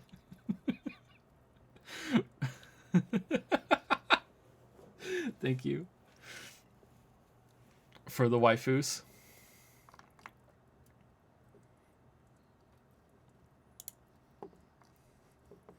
Did Annie have any more? I think there was one more. Yeah, I'm just thinking if there's anything left I want to talk about with that. Yeah. I have to think that I shouldn't condemn the tutorials for combat and everything for a turn-based system, because that's not my area and I don't like them very much, so I'm probably showing my bias there, so I shouldn't say that. But that's where my gut is telling me that's the area that it is, that there's not much flexibility and freedom in that, and that's why. But that's probably not the case. I don't know. And overall, I do like the combat system that they've made, because it's very quick and it's very snappy and responsive. But yeah, I think that's it. Yeah. So there was two more questions. Two more short questions. There we go. I said it right. Quick short one. Are you up for making more funny, stupid videos like your Cuphead one? Your sense of humor is pretty good. Oh, thank you. I don't know if I agree. I have my moments during streams. Well, the highlight videos might show some of the times that I'm funny, but I think I would like to do some more funny videos, but they would have to be an event. They would have to be very inspired. I would have to be really comfortable with what I'm saying. And it would probably be something, maybe I would release it around Christmas or for April Fool's Day, something like that. I don't know if I'm going to have time to make something for this April Fool's Day. I keep thinking that I want to get something done, but then I'm always caught up in some other project. But yeah, I have some ideas. I thought about overanalyzing something that really shouldn't be overanalyzed. So just pick some weird game on Steam and just treat it proper like I would any other game. And the joke would be that, you know, this Barbie Horse Adventures got you know the got a critique. You know what I mean? But there are other ideas as well. I thought about doing a Dark Trolls walkthrough where I go through the whole game kind of like sarcastically like Cuphead, and I give you wrong information. I tell you I'm doing it wrong, but for whatever reason, I just keep lucking my way through it and succeeding. So it's working for me, but it won't work for you if you try. You know what I mean? And I could change part of the game. So you're trolling them. Yeah, so I'm trolling. So it's Dark Trolls. Yeah, I thought about doing that, but then I actually ended up writing some parts of that script a while back, and it turned out there was going to be this big huge project going through most of the game, and I thought, nah, I'm not gonna I don't have time for that, you know, I need to do that later. But yeah, yeah, I think there might be some funny videos in the future. The Cuphead already happened, so we live in a post Cuphead world, so we might get some more later.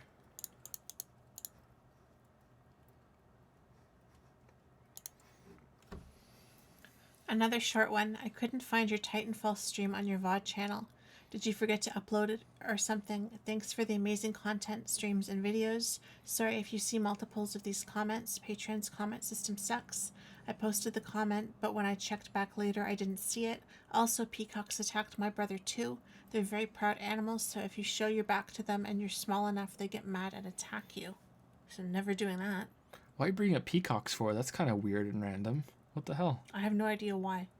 Because I'm trying to make him like.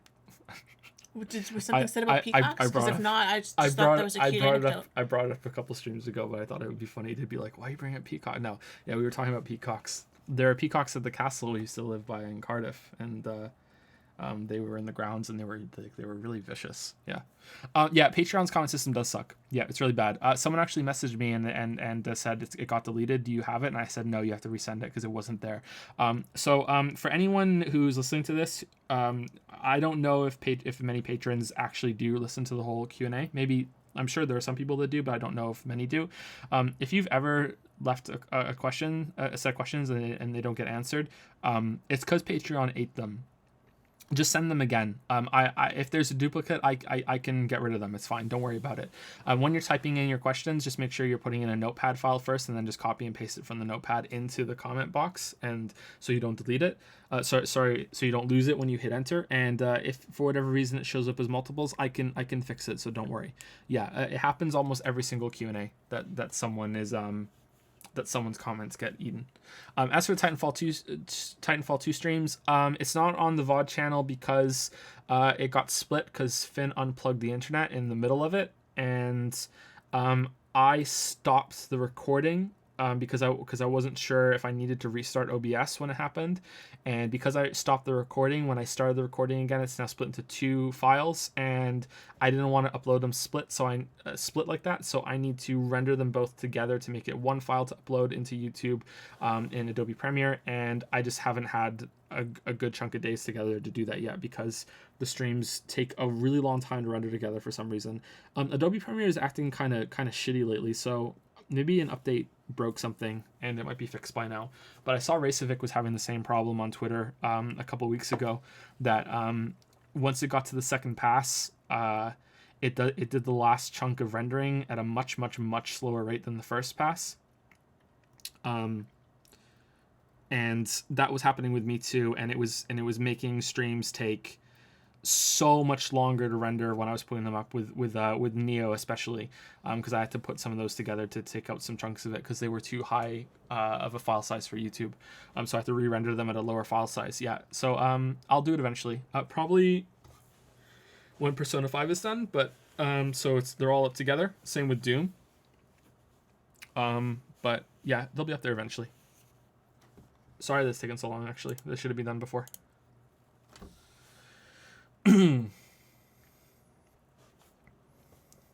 To quickly go back to the tutorial question, because I probably missed it because Twitch suddenly crapped out. What is your suggestion for improving the tutorial system? It was quite long and in depth about that. That it needs more freedom within the game. That and it was a catch-22, because if you have more freedom, more flexibility during the combat parts to figure things out for yourself, instead of having to rely on all these tutorials constantly coming up in your face, the game would be so easy that you probably wouldn't need them anymore. And when it's hard, you don't really have the flexibility to experiment, but that's when you do need to know all this stuff, so you end up wanting to use the tutorials. The game doesn't really let you figure things out for yourself. And when it does, it's kind of obscure, sort of like the attacks chaining, the monsters chaining together if you don't talk them down. That it doesn't really make clear sense, even if it is consistent. You know what I mean? It was quite in depth, and I can't remember all of what I said. But there'll be timestamps if you want to listen to it again when it goes up on YouTube. I'll timestamp your questions.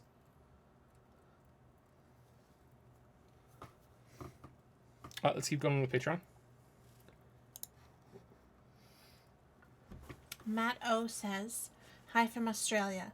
I'll hopefully be asleep when you're streaming this. Haha. I don't really have a question. I just wanted to say that I'm really enjoying the streams. I usually watch the VODs while studying, and the current Persona stream has really cheered me up while going through a hard time. There aren't many content creators that can make me physically laugh out loud. I appreciate the consistent content on Twitch, and I hope you are enjoying making it, even if it can be pretty exhausting. Anyway, hope the Q&A this month is going well and you're both having a good night. Victus." Thanks, Victus. Thanks, Matt. Hope you're doing better. Hard time. Here's to you. We're lifting up our cans. We lift our Coke cans to you. Here you go. Isn't he in stream right now? Is he? I thought I saw Victus not long ago. Maybe he's not sleeping. Not asleep? Oh, he's here. Get to sleep, Victus. Get to sleep. Thank you for the kind words. Hope you're doing better. Also, at the risk of kind of alienating other people, but it's late. Thank you for not asking a question. Yeah, it's 3:45 in the morning now. I'm sure the boys will be up at 8. So. We're almost. Much love from Toronto. We're almost done, I think. 1, 2, 3, 4, 5 people left. Okay, and the next one's kind of short.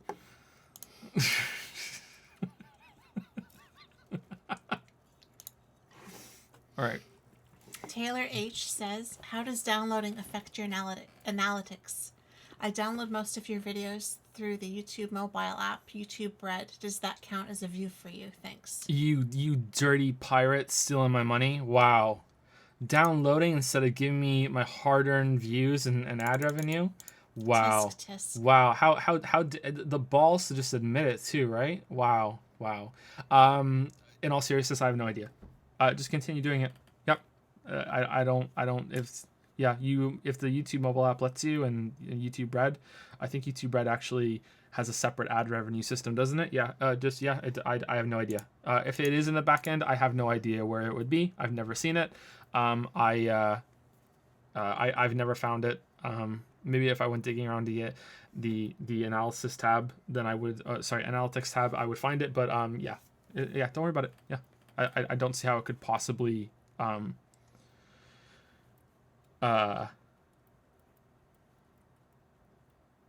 affect anything poorly. Yeah, just don't worry about it. Good morning from Greece.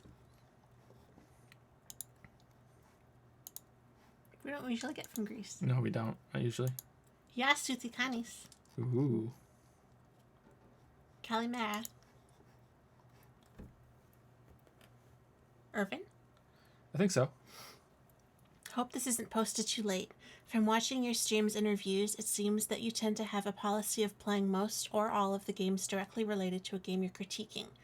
Example, feeling like you should play the other Persona games before writing a critique of Persona 5. However, games have also been becoming larger in scope and therefore take far longer to finish compared to other types of media. For some series, the time investment to play all the games has long reached the point of ridiculousness. While thinking about this, I wanted to ask, at what point would you consider it an unrealistic requirement to play all the prior games in a series before releasing a critique, perhaps in terms of hours or how far back in a series you go?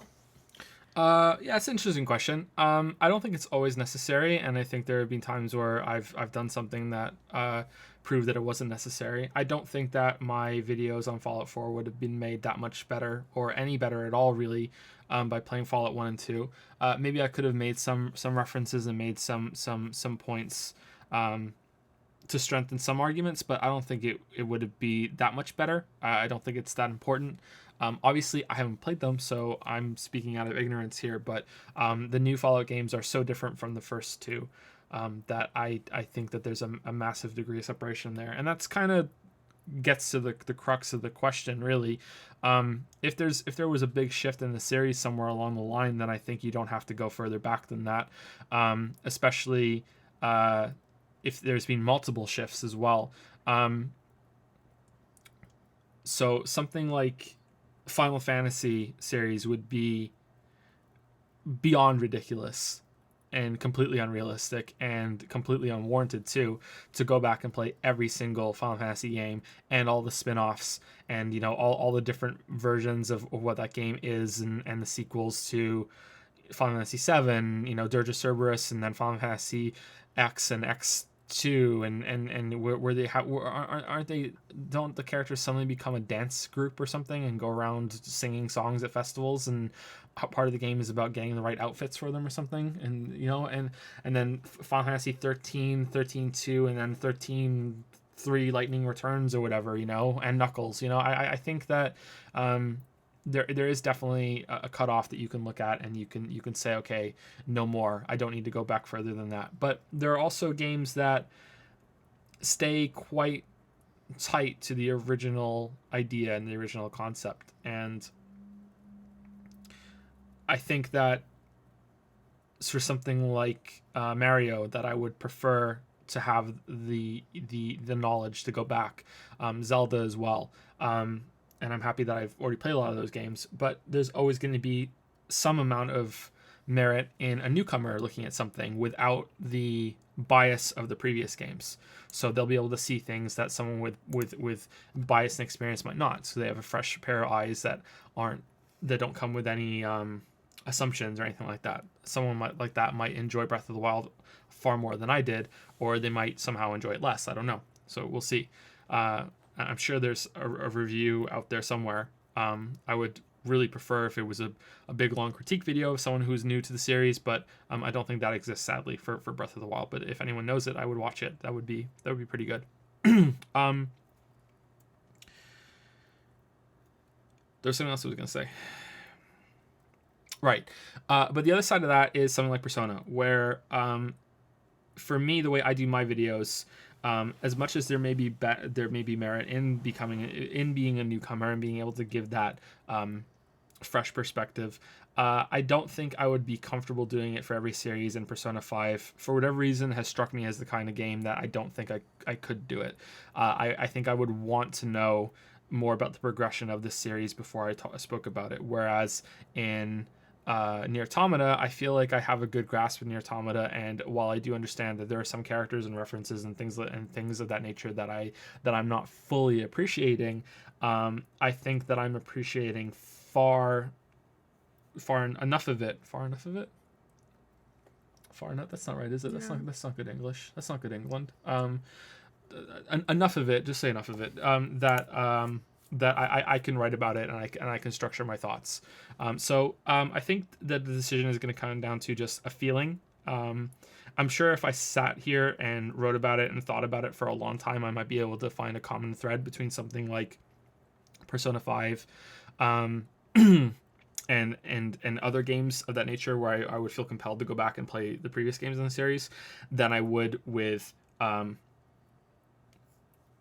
something like Fallout. Yeah. but right now I don't know how to properly determine that.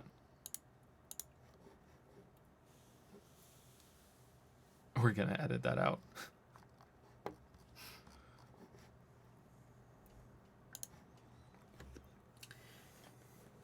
How big of a requirement is this for you to write a proper critique? Or how much of a series genre do you feel like you need to play before you feel qualified or prepared to write one? Oh, so this is a continuation of the past question. Okay, I wish I had read ahead and figured that out. I could have answered them together. Again, it's going to depend on the game in the series, and it's also going to be something that unfortunately is not going to be readily apparent until I'm in the writing process or maybe even finish the whole project. I'm sure that there is a series out there somewhere that if I played the latest one and then I thought, okay, you know what, I need to go back and play the rest of them, that I might sit down after playing all the rest of the games and look at the screen and go, well, shit, that was a waste of time because I got nothing out of that. You know, I'm pretty sure that could happen. And that's the risk of that you take when you're being thorough. But that's kind of how I've set myself. I want to be thorough and I want to have most of the full picture when it comes to most things. Like I just said, I don't know exactly why I will draw the line sometimes and not do it, but I would guess that not aside from just having a feeling and thinking after being done with the game that I feel like I can fully understand it, I would guess that aside from that, it would also be time constraints, that if I do look back and think, okay, well, if I play another game in the series to find out I might be in for a penny and for a pound, and I'm going to be playing all these games for 3 months, and then before I even start writing, you know. Whereas for something like The Witcher, and it's more personal, that I want to play Witcher 1, 2, read the books, play Witcher 3, all the DLC, because I think that Witcher 3 is going to be a game that I really, really, really, really enjoy. I think I'm going to have a lot to say critically about it, but I think I'm going to really enjoy it because I enjoyed what I played of Witcher 1, and I pretty much beat Witcher 1 already, and I enjoyed what I played of Witcher 2 a while back when it came out, and I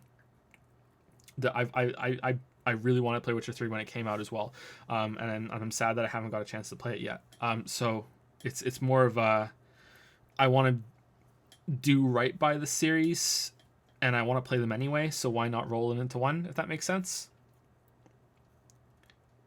But I think that save games that have a very tight continuity when it comes to story, so think of something like Metal Gear Solid, I think that you can pretty much isolate any game in a series, and you could probably do a decent job with it, especially if you are someone that focuses on gameplay. I think you can definitely make that work, and that's the strength of not being someone that just looks at story, right? Because you can have that flexibility to look at how gameplay works in a vacuum. And sure, there may be some really great comparisons that you can make to previous games, but they're not strictly necessary. It's just a good tool that you can fall back on. I think that's it. What's the most amount of time you've spent playing a series' previous games just for one critique? Example, you didn't make separate videos on those other games. Odyssey, absolutely, because I have to go back and play pretty much every single 3D Mario and some of the 2D Marios as well. Yeah, Odyssey, no question. Yeah, going back and playing all those games. That would be that's the most amount of time, just for one video. For other games, I went back and played most of the other Dark Souls games whenever I've made a Dark Souls video. Dark Souls 3, I think I went back and played Dark Souls 1 and 2 again. When I made Dark Souls 2, I played Dark Souls 1 again. That sort of thing. I go back and I just refresh myself with the previous games. I'm pretty comfortable with them. Well, I was pretty comfortable with them. I haven't played Dark Souls in a long time now, so I'm probably pretty rusty, especially in the first and second games. 3, I think I would still have down, but I went back and I played them. I think I played Bloodborne again at one point too, because I just wanted to make sure that I had it my head on right when it came to all the different intricacies and how the series was progressing. So that took up a decent chunk of time. As for others, I didn't play the Uncharted games again. In fact, I only played them once. And that's one of the few videos where I only played the games through once. I didn't felt any need to play them again. I did play Uncharted 4 twice, and I just got done playing the Uncharted games before I played Uncharted 4. Maybe I played Uncharted 3 again after I played Uncharted 4. I can't remember for the video. Maybe I played Uncharted 3 again. Sorry to think out loud like that. Zelda, I didn't go back and play any other games. I didn't feel the need to do it. And I think that was the right decision. And I already played them and I had most of them in my memory. I think that's it. It's kind of a loose connection, but for Prey, I went and played System Shock 2 and some of BioShock. They're not in the same series, but I felt that was important. When I played Rise of the Tomb Raider and did the video on that, I played the first Tomb Raider again. It was 2013, even though I just done a video on it, because I don't know why. I just felt the need to. And that's it. Yeah. That was a pretty long-winded answer. Hopefully that's okay. Why does chat look weird? Are you at the bottom or not? I'm at the bottom. Right. Was that the end of the questions for Irvin? Yeah, it was. Okay. Hold on. Where is my chat? Oh no, it's all gone. Who are you gonna hire for editing? I PM'd you, but it looks like you forgot about me. I've been in talks with somebody for about I think 2 weeks. If you're who I think you are, I was already in talks with someone before you messaged me. And I haven't forgot about you. I haven't checked my Discord messages in a while. I have a lot of them. They build up, and I'm usually really busy with other things, so I can't always check them properly. There is no real reliable way to talk to me, unfortunately. Unless you somehow had my cell phone number. Even then. It's not just about the channel. It's about being still a somewhat new father. It's just chaos.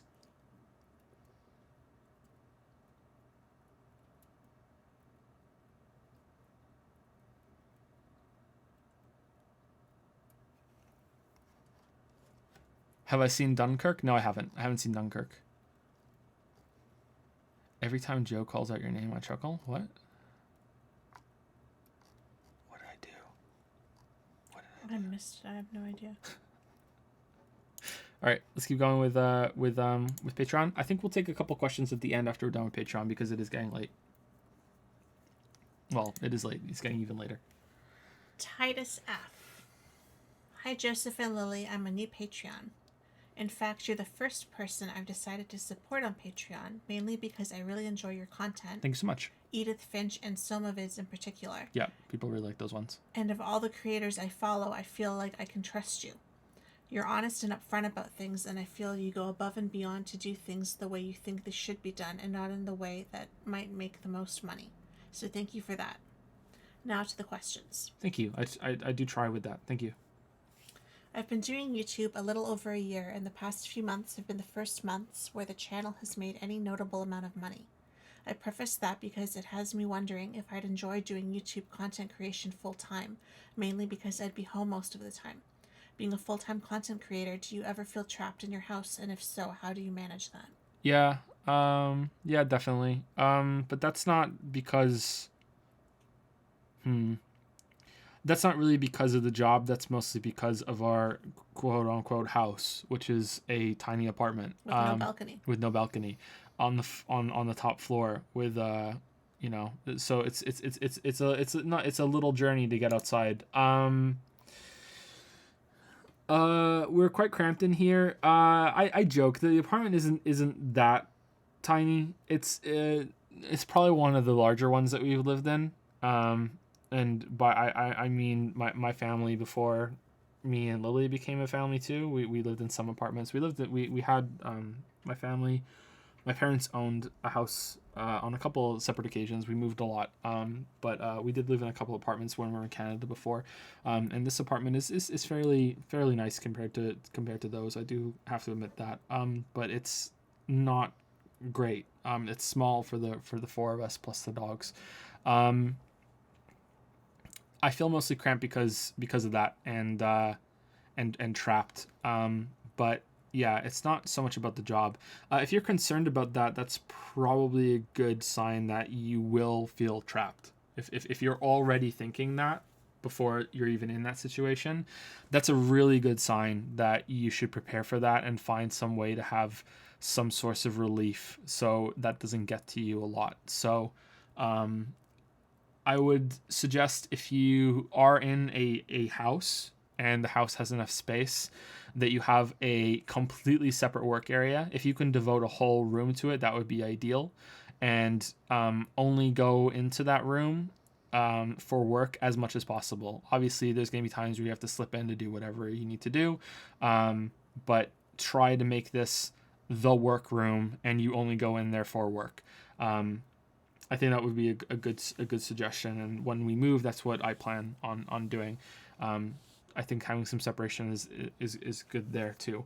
If you do become successful enough, renting out some office space or a separate work area somewhere else is not completely out of the question.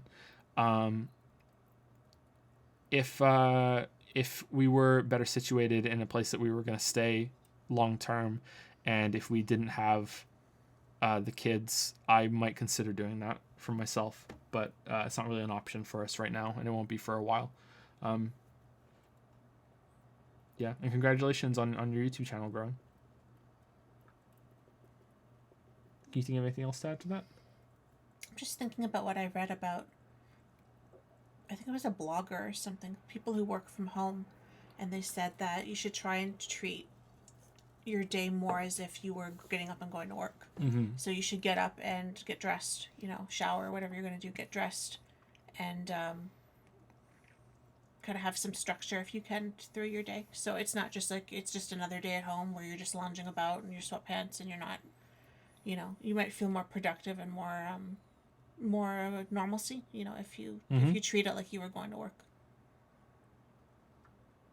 Always break up the day too. You could go for a walk or something. You could take your laptop or whatever and go to the donut shop and have a change of scenery. Or just watch out for the donut pirate.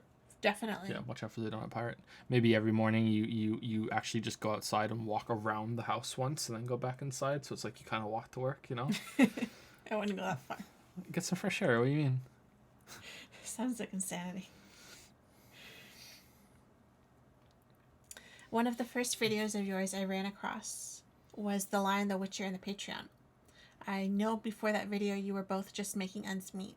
Before the growth after that video, how did you keep your household afloat, being a small YouTuber and writing books? It was pretty tough. Lily and I are used to getting along with very little money. I don't want to go too much into details, and I also don't want to sound like we're giving a sob story or whatever, but we've never had any financial support from any of our family.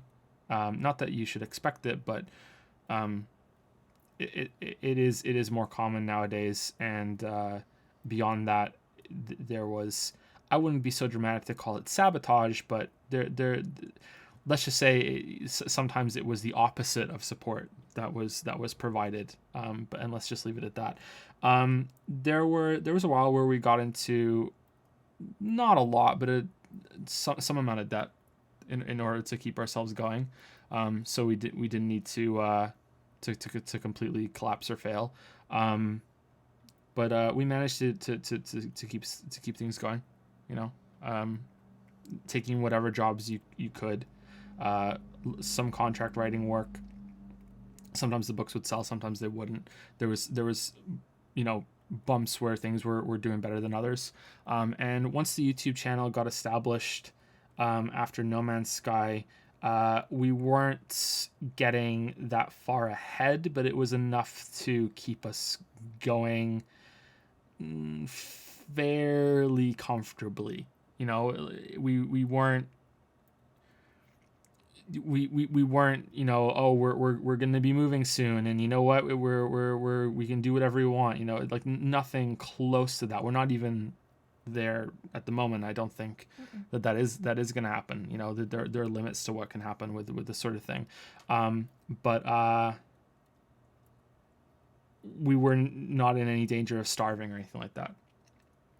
It may seem irresponsible for us to have had kids when we did.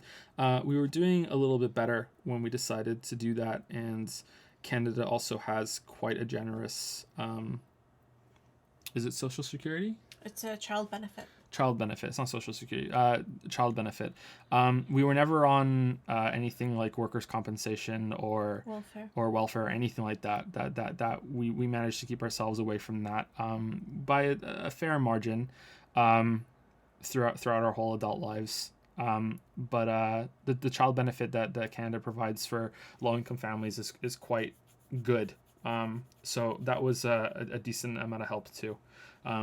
Yeah. So just taking as much work as we possibly could when we could. Being flexible about that work in terms of shifts and everything like that. Yeah.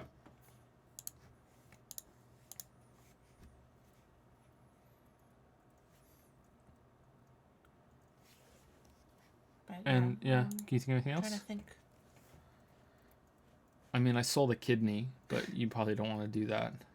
We were very frugal for a while. Especially with food and stuff like that. Yeah, we're still pretty frugal. I don't think that. Yeah. It's still it sounds stupid, and if you've been here for multiple streams, you probably are sick of hearing about it. But yeah, it doesn't seem real still, the amount of money coming in with Patreon and the success of the channel. Absolutely not. It seems completely unreal, and we're still not used to it. Biggest change for me has been going to the grocery store and not having to worry that the card's not going to go through. Yeah. That for me is, I don't have to worry about the credit card being at limit. I don't have to worry that there's not enough money in my bank account, that the debit's not going to go through.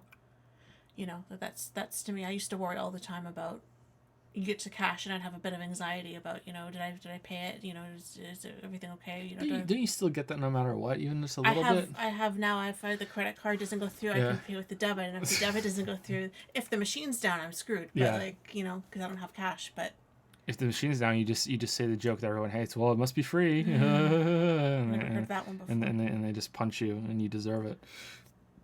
But yeah, that's for me. That's been the biggest. The biggest change is not having to worry so much about if we can afford the food.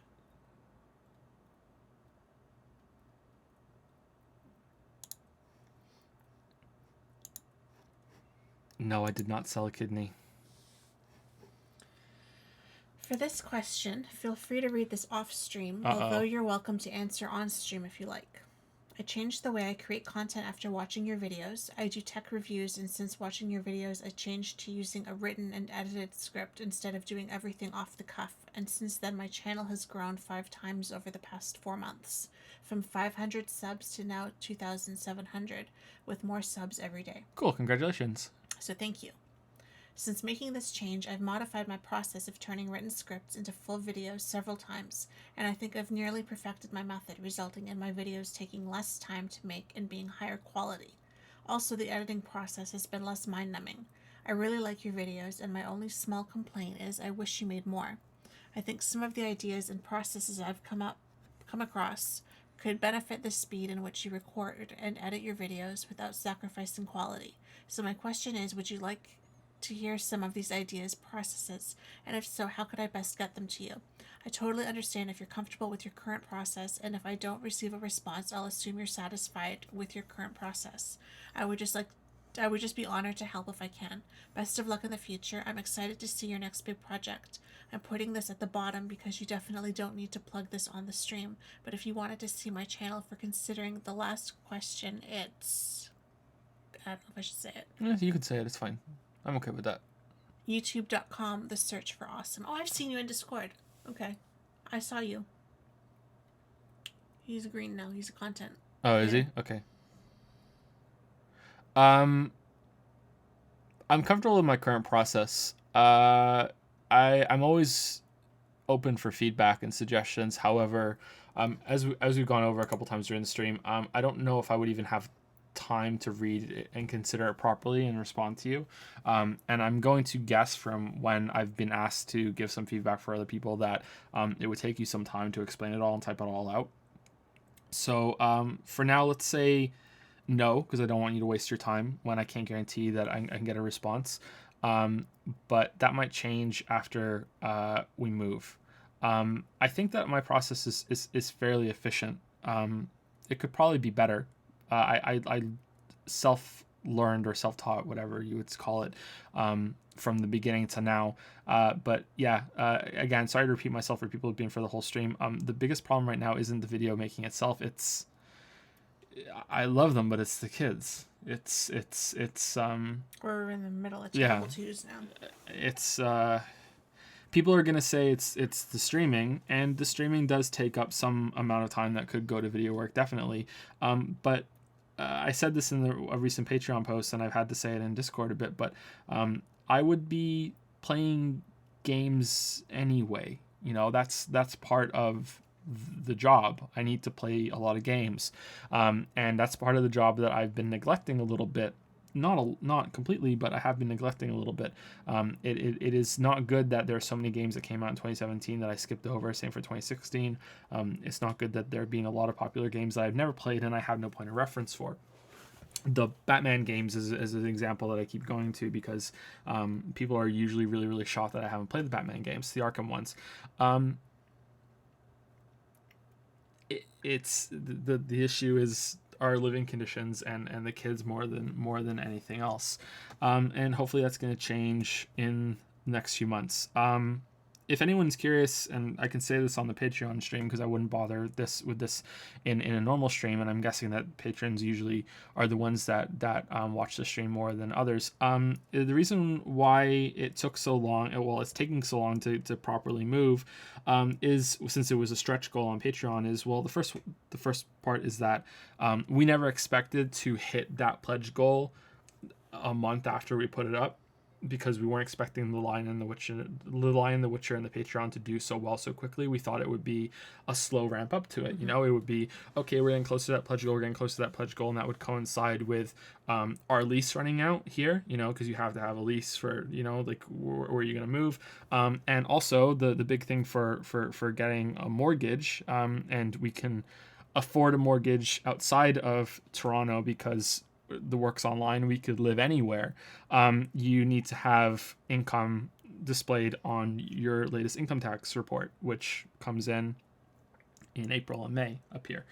So you know, there's those three things that have taken so long to coincide with each other. I know this isn't what you're asking, by the way. Sorry, I just kind of using that as a springboard to explain a couple things. I hope you're okay with that. So we're hoping that we're gonna really see some quick progress in that in the next 2 months. But I don't know how familiar people are with getting your income tax, what are they called? Sheets? What are they called from the States? I can't remember. Up here, this like T1 and stuff, right? But what is it from the States? They have the whole different form system, right? Maybe it's. I don't know if I ever knew. Maybe it's the same. Maybe it's the same system. We haven't received them yet. You know, it takes a while. There are deadlines that companies have, and they'll send them out, and then you have to do it. So it's not something you can do. You know, usually mid-April they come in. Right on the button. At least I don't think there's a way. Maybe there is, and I'm just not familiar with it. But I'm definitely far from an expert when it comes to tax and stuff like that. So yeah. But basically, we have to go back to the bank and show proof of income, and fingers crossed. Or we have to go into a bigger rental. Are you settled on hiring that person, or can you still change your mind? If you don't want answer to that, just tell to fuck off so I can stop posting this question. I've had chat minimized for the past 20 minutes while reading these questions. Sorry. Chat's been down. I haven't seen it. We're not settled on anything yet, but we're definitely going to be going with that person as a first trial. Yeah, because that's who we spoke to first. Yeah.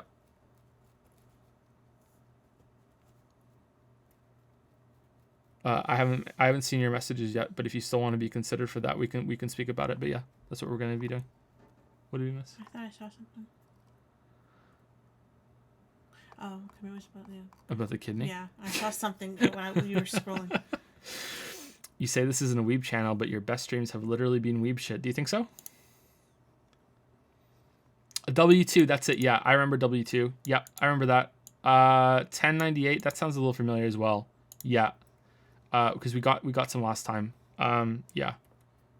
Questions for Lily. Are you a gamer yourself, and did you ever imagine marrying someone who plays games for a living? Serious question, but also Kappa. I'm not a gamer, not by any standard. I play games when I'm in the mood, and I'll play for a week or two, and then I won't touch it for months. So I'm definitely not a gamer. Even though I kind of wish I was a gamer sometimes, because I think that would be kind of cool. But I don't have enough drive. No, you're a girl. It would I be kind of cool. think there would be something kind of cool about being a gamer girl, but I don't have enough drive to actually make it happen. So it's just like alternate universe Lily. I didn't think anything would really come of this, to be honest. So no, I didn't expect to marry someone who plays games for a living. He always played them, but they were always just a hobby. And I didn't think when he said I'm going to write a script and make a video, I didn't think anything would really come of it. I thought it would just be another extension to the hobby. Surprise. Is Nutella a kind of jam? It's a spread. It's not a jam. It's a spread. It's a spread. Reciteer It's kind of Nier. like peanut butter. It's the same kind of. Xenoblade Chronicles 2, all the best shit. Was Nier a good stream? I can't remember if Nier was a good stream. That was one of the first games we did stream. Yeah. Is Undertale weeb shit? Oh no. You don't have to re-render videos in Adobe Premiere to combine them. You can remux them using FMmpeg, which is faster than re-encoding. I think I tried to do something like that and I couldn't get it to work. You are almost certainly correct. But yeah, I couldn't get it to work. And honestly, the way my computer renders things, if Adobe Premiere wasn't fucking up, it wouldn't take that long. It's the problem that Adobe Premiere is running into this issue, is what's slowing it down. But yeah, that could be a good solution. Shit, I thought it could create some discussion. He's trying to reenact the hot dog versus sandwich debate. Yeah. Don't think we don't know. Okay, there are 2 people left for Patreon, and we'll take a couple more questions from chat, and then we're done. We're out. And then Lily streams to Lily dreams. I hope so. More like Lily wakes up way too early and is really grumpy in the morning. So I think these next 2 people got their questions in because we had to postpone the stream because of doctor's appointments. So really we should say no, but it was kind of shitty that we had to postpone it. So we'll allow it. Matthias N says, "Hi Joe, I hope this isn't too late.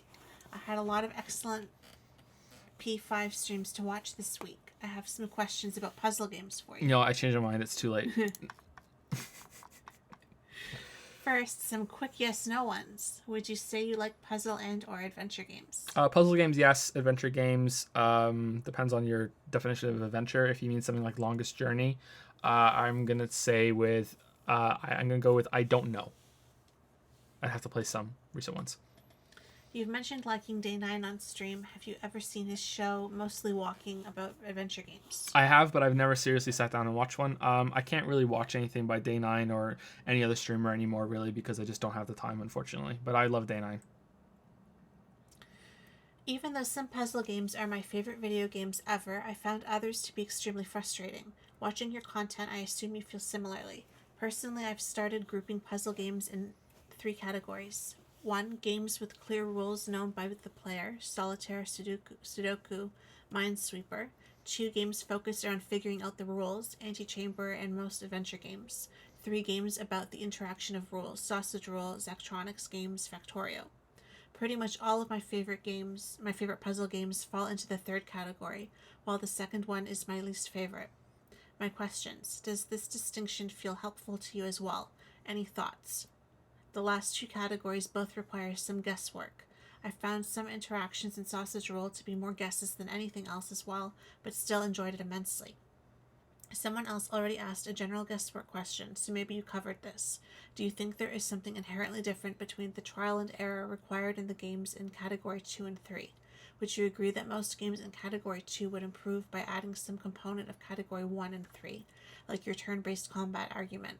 Thank you for your answers. P.S. Please play Space Camp someday. Even off stream, I think you would enjoy the contrast to Infinifactory. I'd really like to play Space Camp. Yeah, and I'd like to get back to Opus Magnum as well. Yeah, those two games really interest me a lot. All right, so this is a fairly loaded question. There's a lot to consider here and a lot to go over. So let's break it down a bit. So puzzle games are separated into 3 categories: games with clear rules known by the player, solitaire, Sudoku, and Minesweeper. Games focused around figuring out the rules, Antichamber, and most adventure games. And 3 games about the interaction of rules: sausage rolls, electronics games, and Factorio. And there's a discussion about which one's best, which one's the least favorite for Matthias, and if they could benefit from different qualities from different categories being mixed together, and how much of them require guesswork. I think there is definitely a fundamental difference between trial and error and the guesswork between something like Steven Sausage Roll and I'm going to say most adventure games. Antichamber, I'm not sure if I'm comfortable completely lumping into that. Antichamber seemed to have some moments where it was guesswork, but or looking at something and going, I don't really understand this, and I need to just experiment to find out what the rule means. But at the same time, there were times in Antichamber where you were often looking at something and going, yeah, I understand what this is, I understand what it's asking of me, and I just need to be able to just pull it off and figure out the little intricacies of it, I believe. But yeah, you're definitely right that there were parts of Antichamber that were just kind of left up to interpretation, for lack of a better word, although interpretation might be a good word for it. Yeah. I think the difference is that in something like Steven Sausage Roll and Factorio and Zachtronics games is that whenever you make a mistake, you can look at it, and as long as you're not completely spacing out, you can understand immediately why something isn't working. Whereas in a game, in some other game where it doesn't work that way, you might look at it and go, well, maybe I just didn't execute this properly, or maybe I'm not understanding it, maybe I need to do something first but before I do this, or after I do this, that sort of thing. Where if a game, whereas the other type of games, if they're teaching you properly, you should immediately know, oh yeah, I messed up, okay, I need to try something else, and you can... Sorry, there's a car outside. I think it got picked up by the microphone. And you can work through it. Unfortunately, we spoke about riddles and puzzles and the difference in them in the previous answer. Sorry, in an answer to a previous question that you actually mentioned in your question. I don't want to repeat myself from that. I do agree with you that I prefer the games in the first and third category, with the third category likely being my favorite overall. I do think there is some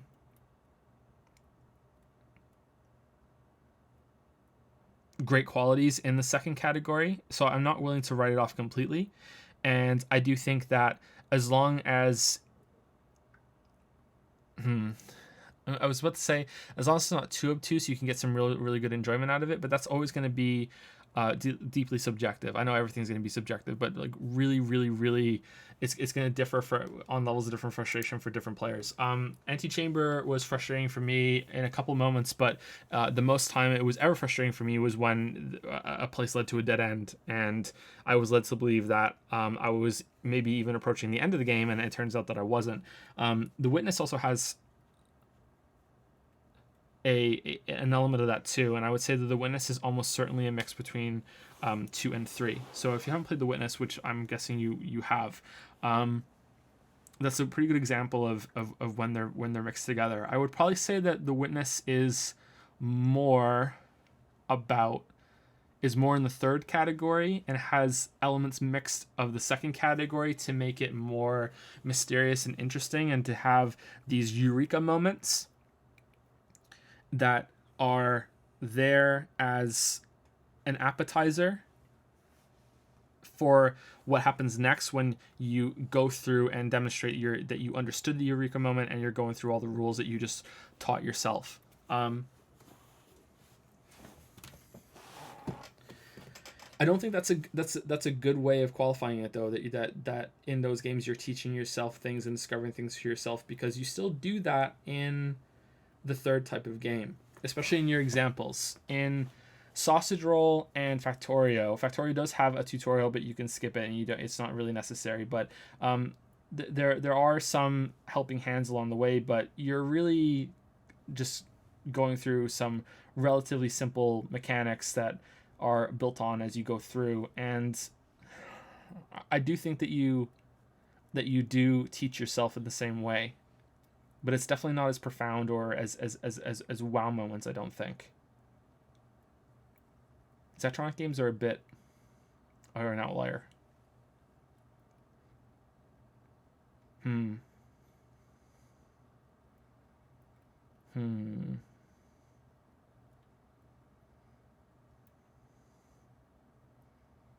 Hmm.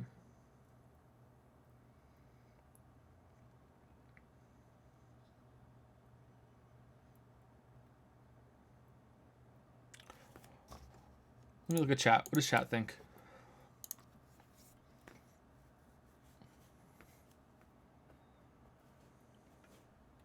The Witness is probably 2 and 3. Yeah, I think so too. Wow, I'm getting some crazy deja vu right now.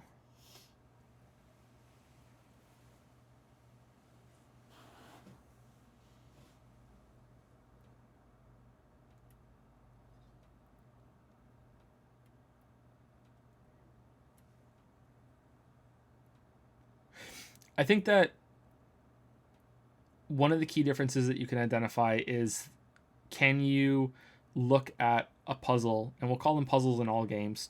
Can you look at a puzzle and without even moving the controller or looking at any or starting to just put shit down and just try it out, can you figure out a solution to get through? And if you can, even though it may be difficult, but if you can and also be close to certain that it's going to work, I think that would be a sign of how trial and error is different to a game, that you cannot do that. So if you're looking at something like a room in Antechamber that has new things that you've never seen before, and you just have to go in and muck around with it and see how it all works, or that place in Celeste that we're not allowed to talk about anymore on stream, those are definitely different in that distinct quality to most of the puzzles in Stephen Sausage Roll. There are some times in Stephen Sausage Roll where I would think you are right, and there is some trial and error, and you don't really understand how some things are going to work. Again, I don't want to spoil it, but I think you've played the game, you know what I'm talking about. But for the vast majority of them, you are able to look it through, and just like you can in Factorio and Zachtronic games, and be like, okay, I can figure this out. I know exactly how it all works. The rules are always the same. They've been introduced well, and I can put this all together, and I can arrange it. I don't think there's anything else I can say about it, unfortunately. And I'm worried that maybe it's because I'm getting tired because we're right at the end. But I don't think so.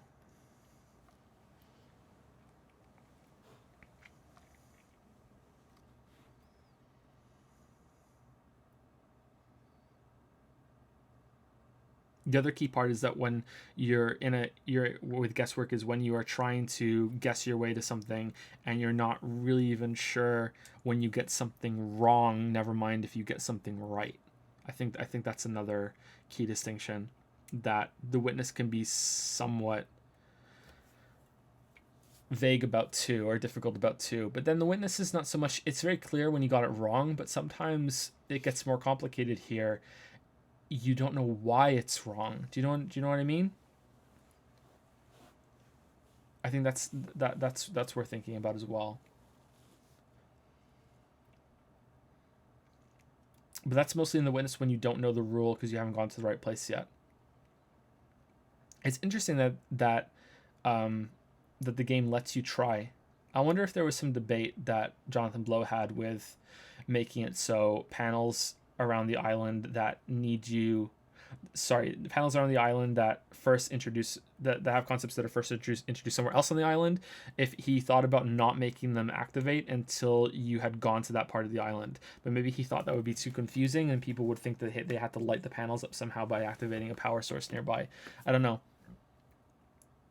because there are a few where I feel that there's no reasonable way that you could work it out just by staring at it. Especially the one with the black and white squares in the quarry. I think I'm remembering that one properly.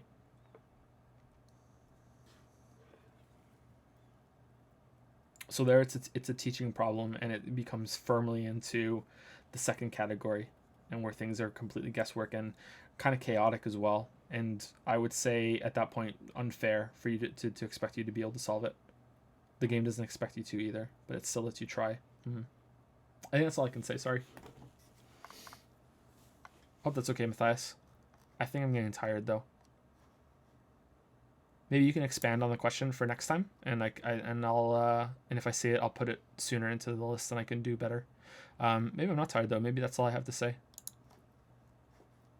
Or sorry, I know I am tired, but maybe that's not affecting me. Anyway, I think we're on the last person, Lily.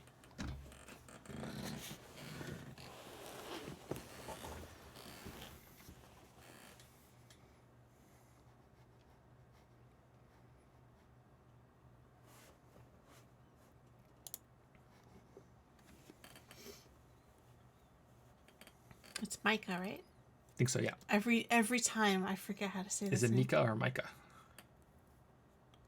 I'm sorry. I think I've been corrected already, and I can't remember now. I want to say Micah, but it might be Mika. This should be at least a $5 pledge. Only charging $1 per question is highway robbery. I'm not complaining. I just wanted to point out that you're valuing your time too modestly, and my wallet thanks you for it. On to the questions. Do other people feel that way? I guess if some people say yes, then they must really mean it. I don't know. I'll look in chat later, and the response to the comments on Patreon and on YouTube if anyone answers. But yeah, anyway, yeah, go ahead. Sorry.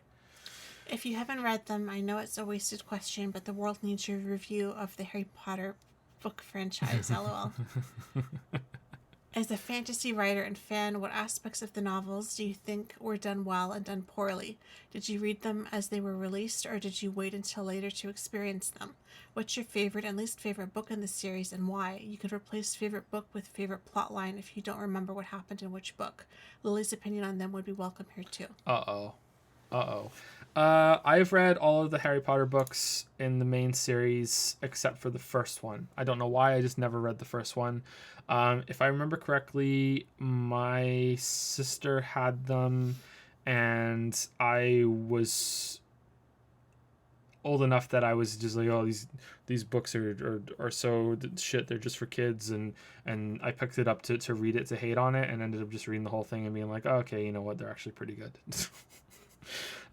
So that was with Chamber of Secrets, I believe. I think by the time I started reading them, they had just released either Goblet of Fire or Order of the Phoenix. I think that's when it came. That's when I started reading them. And I don't think I read any more until the last one was out. I just waited and read them. I enjoyed them quite a bit. I fundamentally looked at them as mystery books instead of or thrillers than anything else. The fantasy parts were interesting, but they were more just there just to service a story and move it along. And the magic is very soft in that series. Soft meaning it doesn't have soft magic versus hard magic systems. It's not hard. It doesn't have strict rules. It's just whatever works, and it's just sort of magic that's powered by will instead of this is how the magic works, and this is the result of the spell, and this is the limits of magic, and this is how we can always do. It's very the power of emotion and love and all that other stuff. That's not to say it doesn't have moments where it is hard, but yeah, that's how I remember it. Apart from things like that, it's been so long that I honestly don't really remember it all that much. I remember enjoying Goblet of Fire because of the dragons, but I just like dragons. I've always kind of thought dragons were cool. Not as much as my avatar and everything may appear. I never meant to have a whole persona about dragons. It was just that was the book cover that I had, and I thought that would make the best icon. But I am fond of dragons. I thought the ending was fairly well done. And I particularly enjoyed how the last book was a twist and so different than what came before. It broke out of the formula. You know what I mean? If you've read them, you know what I mean. I'm trying not to spoil it, even though I think most people have read them. I haven't watched the movies, and I'm a bit hazy on a bit of some of the plot lines in some of the books, so I can't speak more about them than that. Sorry. Some of it's coming back to me now. Maybe Prisoner of Azkaban is my favorite I don't remember them all. because I like the Dementors and I like the Patronus thing. Yeah, some of it's coming back to me now. Maybe Prisoner of Azkaban is my favorite. Yep. What do you think, Lily? I think I read the first one and the third one. I don't think I read the second one. My brother had them and he really loved them. I've said a few times now, there was when I was in high school, they were just obsessed with it. They wrote fan fiction. They wanted Joe to say the words and the names in a British accent. Like all lunch hour, that's all you heard about was Harry Potter and Lord of the Rings. One girl believed she was really an elf, you know, like they just kind of any interest I had in them, they just kind of took and just wrung it out, you know, and I just got so sick of hearing about it that it just really wrecked it for me. And I read them because my brother had them and they were there. I actually did quite enjoy the world more than the stories. I don't really remember the stories very well, what was really happening, but I was impressed with her world building. I really enjoyed the magic element of it and wizards and that kind of thing. You like witches? I love witches, and so that kind of thing does appeal to me. But I think if I had have had a different group of friends, I probably would have really enjoyed them, and I probably would have read all of them by now. But I have only read the 2 books, and I do want to read the rest of them because I have a feeling I'll be reading them to Finn and Leo. But yeah, I don't really have any strong opinions, and I don't remember. It's very vague now. I don't really remember anymore. We're going back like 15 years or something since I read them. It's kind of sad how the opinions of a bunch of people can ruin it and the reaction for you. And I don't mean sad like, oh, you should have gotten over it. I mean, because it happened to me too. I think it's sad. Star Wars was ruined a little bit like that for me when I was a kid, and Lord of the Rings, funnily enough. Just these trends that would just not stop fucking talking about them, you know. Which one would you marry? And I want to have his baby, and you know. If this one was with this one, what kind of baby would they have, and what would they name it, and what would it look like? And like, just shut up. Spoiling the story and just talking about it incessantly, and you know, yeah, just I shouldn't have let it affect me, but I was pretty young, and it just got. I don't know how you could like a thing could survive that amount of relentless just masturbating. Oh, shit. We were what, like 16 when this was. But Harry Potter was not ruined like that for me.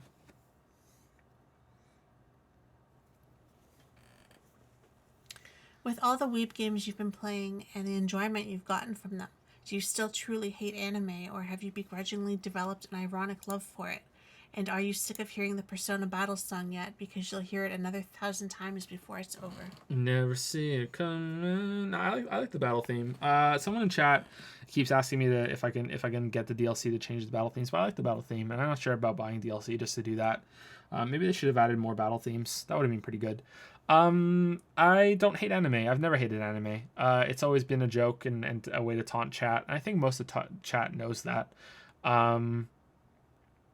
I enjoy Persona 5 very much, and I'm not ashamed that I like it because it's anime. I know some people think that I was ashamed that I started enjoying Xenoblade Chronicles 2, so I had to lie and make it seem like it was ironic love, but it's like, no, I love Xenoblade Chronicles 2 because it was funny and I thought it was a joke, you know, and but I like Persona 5 on its own terms. I haven't watched any anime, so I still can't say whether I like it or I hate it or I, you know, begrudgingly respect it or anything like that. I think I will have to eventually just to have some conversation point, and as more and more people tell me that this type of game has tropes from anime, and if you watch a lot of anime, then you just understand that this is how things are. So, you know, I don't really want to watch anime because it doesn't really interest me that much, and I don't have a lot of time. but if it's going to be relevant in some way to video games and videos I might end up making, so if I make a video on Persona 5 at some point in the far future, you know, then it might be worth watching some anime for research purposes. You know what I mean? And hopefully I find something I would enjoy. I would like to have a yeah, you know, why not? Yeah, if I'm gonna I why not wave a magic wand and make yourself be able to enjoy almost anything? It's more things to enjoy, right? Like, why not?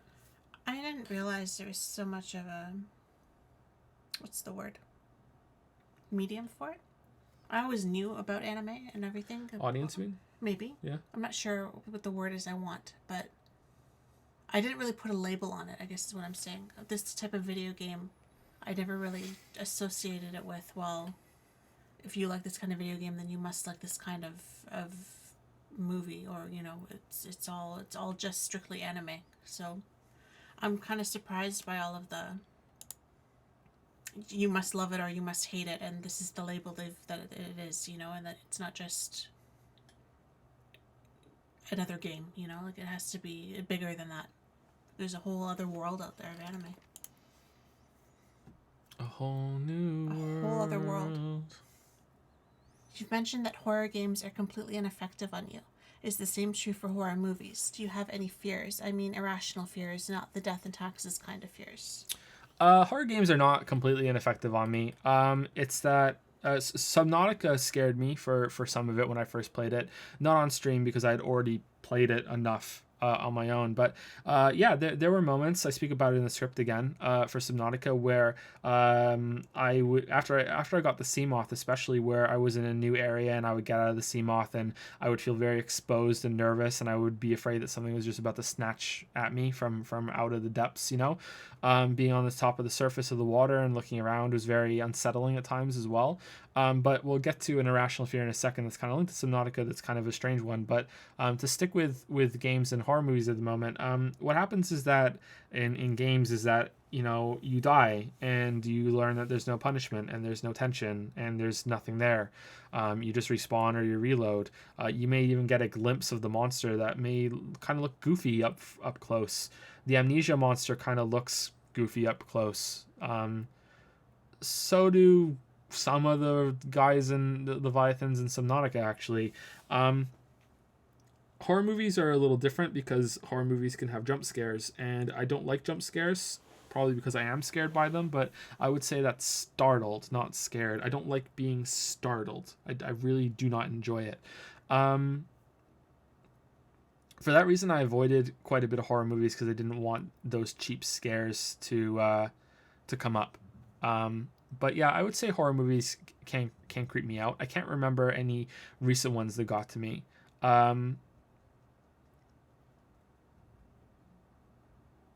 But then again, I don't really watch that many horror movies.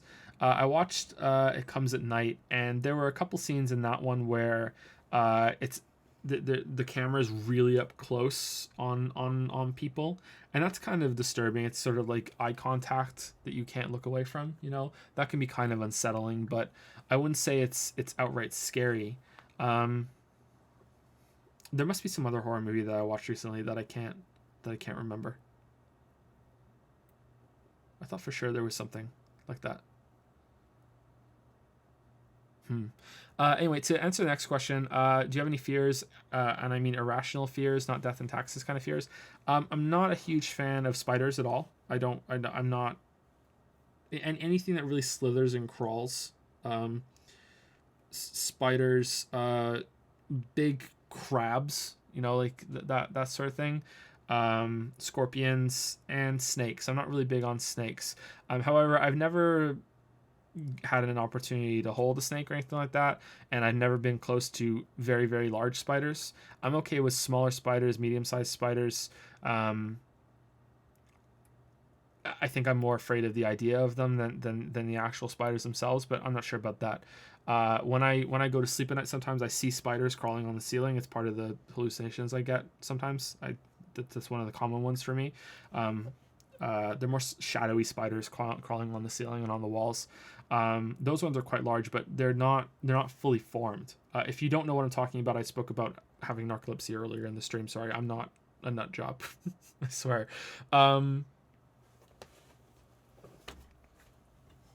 The biggest irrational fear I used to have, which is linked to Subnautica, is that I don't know why, and I said this on stream once before. I don't know why, but when I was a teenager, I was afraid that if I thought about something hard enough, that I might make it come true. And what I kept thinking about was, what if I thought about teleporting under the ocean so far that I just drowned? I don't know why. It's such a weird fear. It's so specific. I must have had a dream about it somehow, but I was really concerned, like, and I used to worry that I would be in my room or sitting somewhere, and in 1 second I would just, snap, and then suddenly I would be really, really deep underwater, and I would just suddenly suffocate and drown. I don't know why. I just had that kind of weird irrational fear. And I think that also extended to a fear of deep dark water a bit. So Subnautica was probably more enjoyable because of that, because I could get into it for quite a while before the effects wore off. I don't think I knew that. Someone had asked earlier if there's anything. Yeah, you didn't know that? Anything about you that I've learned. I don't remember you telling me about that. I think I've told you that before. I don't remember it. About the underwater thing, or the thinking it and making it happen thing. People are talking about insects and centipedes and cockroaches. I'm okay with cockroaches. I don't like any of them. I don't like centipedes. I don't like things that crawl. Yeah, I would say insects in general. I'm not really comfortable with insects. If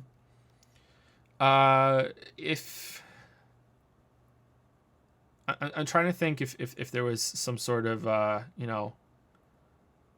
wade through like a room full of rats, or wade through a room full of spiders and centipedes and other big creepy crawlies, I think I'm going with the rats, and I don't think I would hesitate much in that decision either, even maybe if the rats are the poor decision for that. I don't know. I don't think I don't think I would do well with the big creepy crawlies.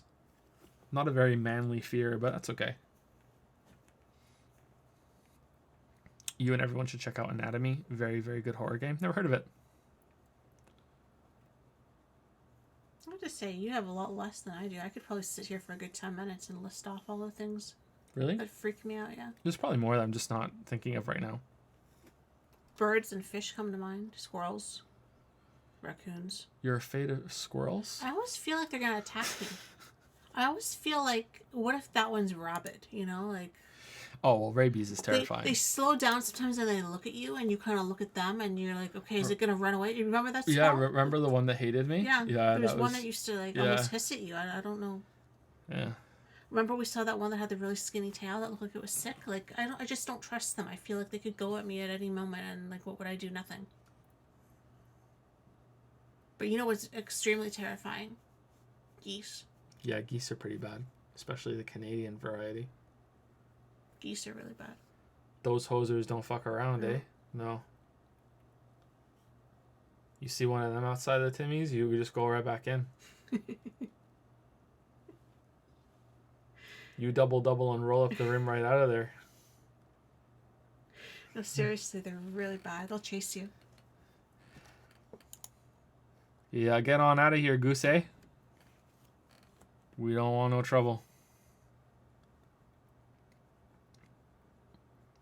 I don't like rats. Joseph has narcolepsy. Does that mean he can't drive? Yep, correct. I can't drive. But I've never been officially denied a license. I could probably try and get a license and appeal it, and probably convince my way into being able to get a license and proving myself. I think that could happen. Some narcoleptics have made it happen, because I don't get the sudden sleep attacks.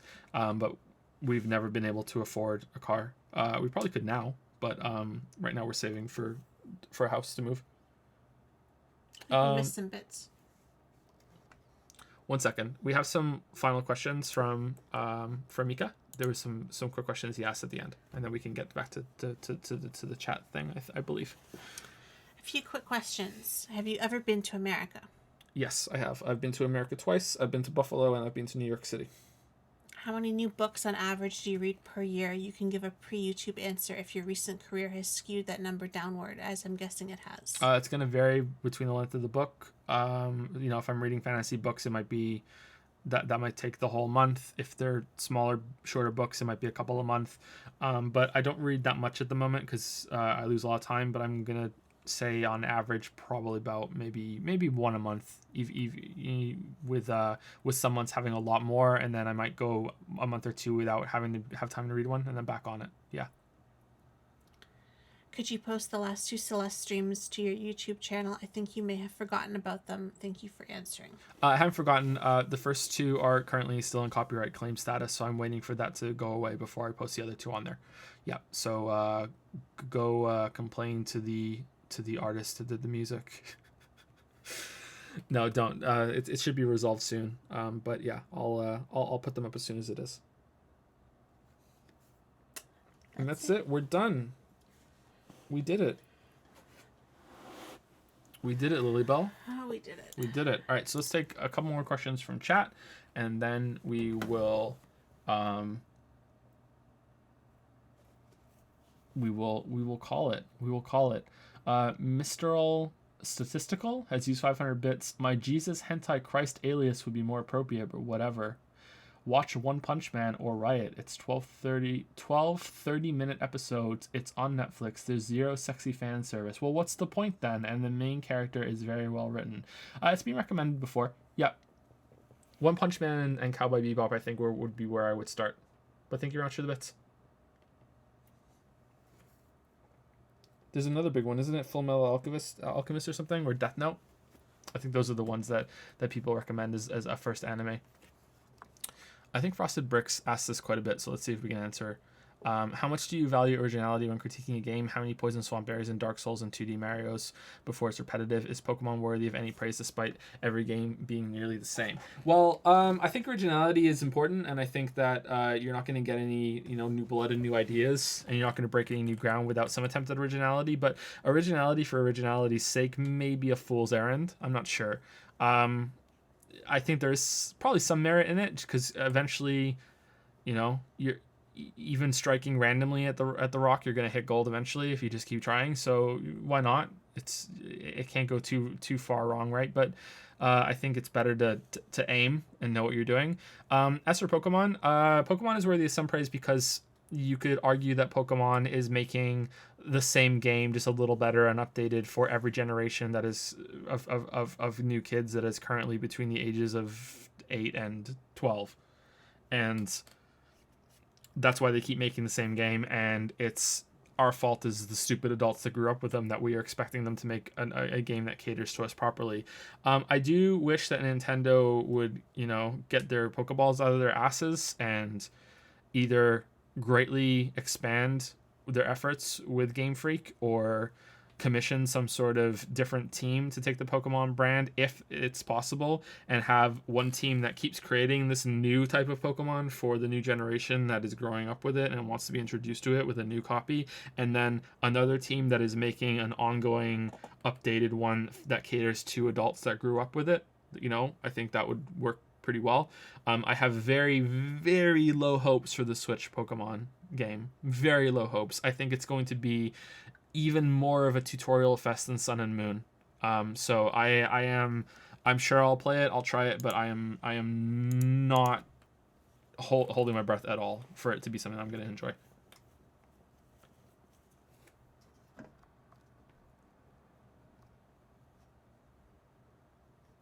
Since your car will be bought with Twitch money, I think it's fair to expect you have a 2B print on the side. Uh-oh. What if I'm the one driving it?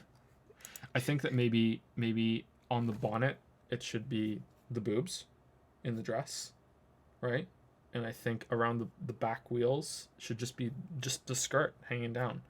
And I don't mean like a decal. I mean literally a skirt on. It's going to be messy in the winter, though. It's going to get in the slush and everything. If it gets ripped off, that's just adding more to the fantasy.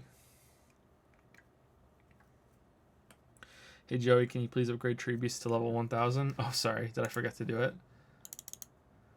I think a bus is sounding really good right now. A what? A bus. A bus? Why? Instead I'll of just get a bus pass. instead of my 2B mobile? Yeah. to Mobile to there's a pun there somewhere. Mobile to be Mobile. Tubiel. Tubiel.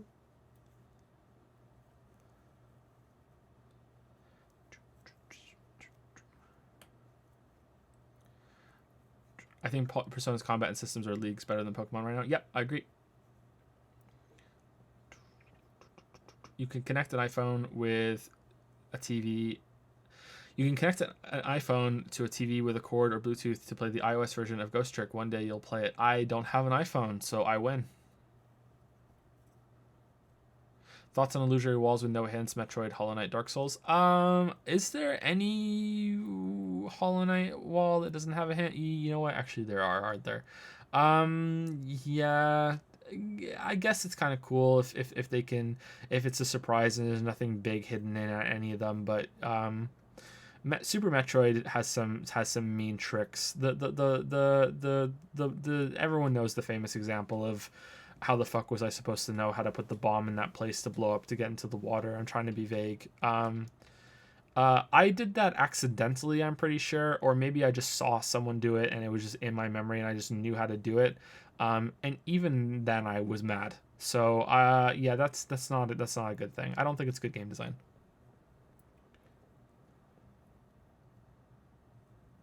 Are you going to play any Ice Pick Lodge games? Pathologic, The Void, Knock Knock. Their games can be looked as surrealism artworks that are expressed through interesting game mechanics. Pathologic interests me quite a bit. I've seen some stuff about Pathologic.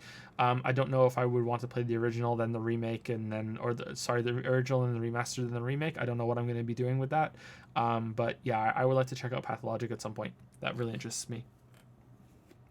Have I played any of the Hitman games? Not long enough to talk about. Sorry. Have you ever heard of Sunless Sea or any of the games made by Fail Better Games? If not, would you be willing to try Sunless Sea? It's a gothic world building driven game with some pretty good writing. Sunless Sea looked really slow to me, but it also looked kind of gorgeous in that gothic way. Sounds like I would like it. Yeah. But I don't know if I would want to try it anytime soon. I'm kind of fully booked at the moment, but yeah, I think I would like to check it out just to see. They're making a spiritual sequel to it, aren't they? And let's answer the last two questions that are here right now, and then we're going to call it, because it is almost 5 in the morning. I've noticed that you stay away from RTS real-time strategy games. Do you just not like them? Or in terms of reviewing, do you find it difficult to separate single-player campaign content and multiplayer content? This is my underhanded way of asking if you ever going to cover the Age of Empires series. Yeah, it's kind of weird that I've never covered an RTS game, right? I'd like to do the Arbalians at some point, because I really like that. I actually really like RTS games. One of the first games... Actually, the first game that I ever got into playing online was Total Annihilation. I played a lot of StarCraft 2. I played a lot of Red Alert, Command and Conquer 1. I don't think I played Tiberian Sun that much, but yeah, I like them quite a bit.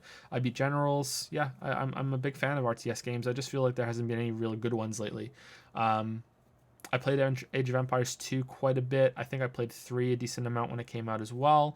I remember getting 3 and being shocked that it ran on my shitty computer at the time. Yeah, but I never cut an RTS game, have I? Yeah, that's weird. Multiplayer is kind of hard to get a good handle on because you have to play it so much. But yeah, I think that's beyond me for right now. Are you ever going to play any of the Legend of Heroes series games? No big YouTubers played it, so if you play it, you get to act all, oh, I played this great obscure game, and it's one of the best JRPGs ever. Oh, it's a JRPG? God damn it. I don't think I've ever heard of Legend of Heroes. Is it good? How much fan service is in it?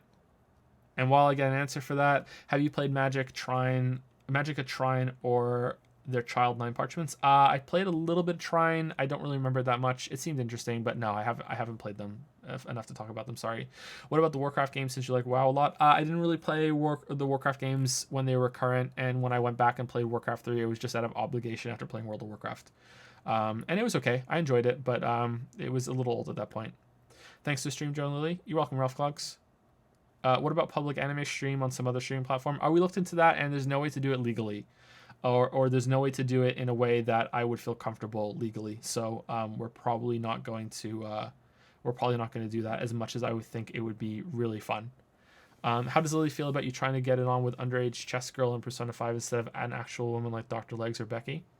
I feel like they'll have a lot of fun playing chess, because that's all that's going to happen. Because if he actually wanted to get it on, he would be with a more experienced woman who could teach him a thing or two. That's what I think. Dr. Legs, right? Dr. Legs, or even Becky's kind of a prostitute, isn't she? Kinda, yeah. So I think between the two of them, one's a doctor and one's a prostitute, I think they're going to be cute little, innocent little chess girl. She's not that innocent. She's pretty innocent unless she gets a little fired up about playing chess, Well, maybe she could have you over after school one day and you could play chess. Oh, damn. Maybe we'll play shogi while we're doing it, eh? Somehow I don't think so. No fan services stories are pretty She's good. not even allowed to date yet. Legends of Heroes is really, really good and also 200 plus hours long. Oh, great. Oh, great. Obviously, Futaba is a better choice to get it on. Yeah, okay. All right. This is going down the waifu rabbit hole. Oh, God. All right. See you guys later. If you are a regular stream viewer, I think there's quite a few of you here, which I'm surprised at. It must be like, how are you here? Holy shit. I will see you on Tuesday for more Persona Pals. Have a good night, everybody. Thank you for stopping by. If you sat here for the whole thing, here's the Coke can raised to you. We salute you.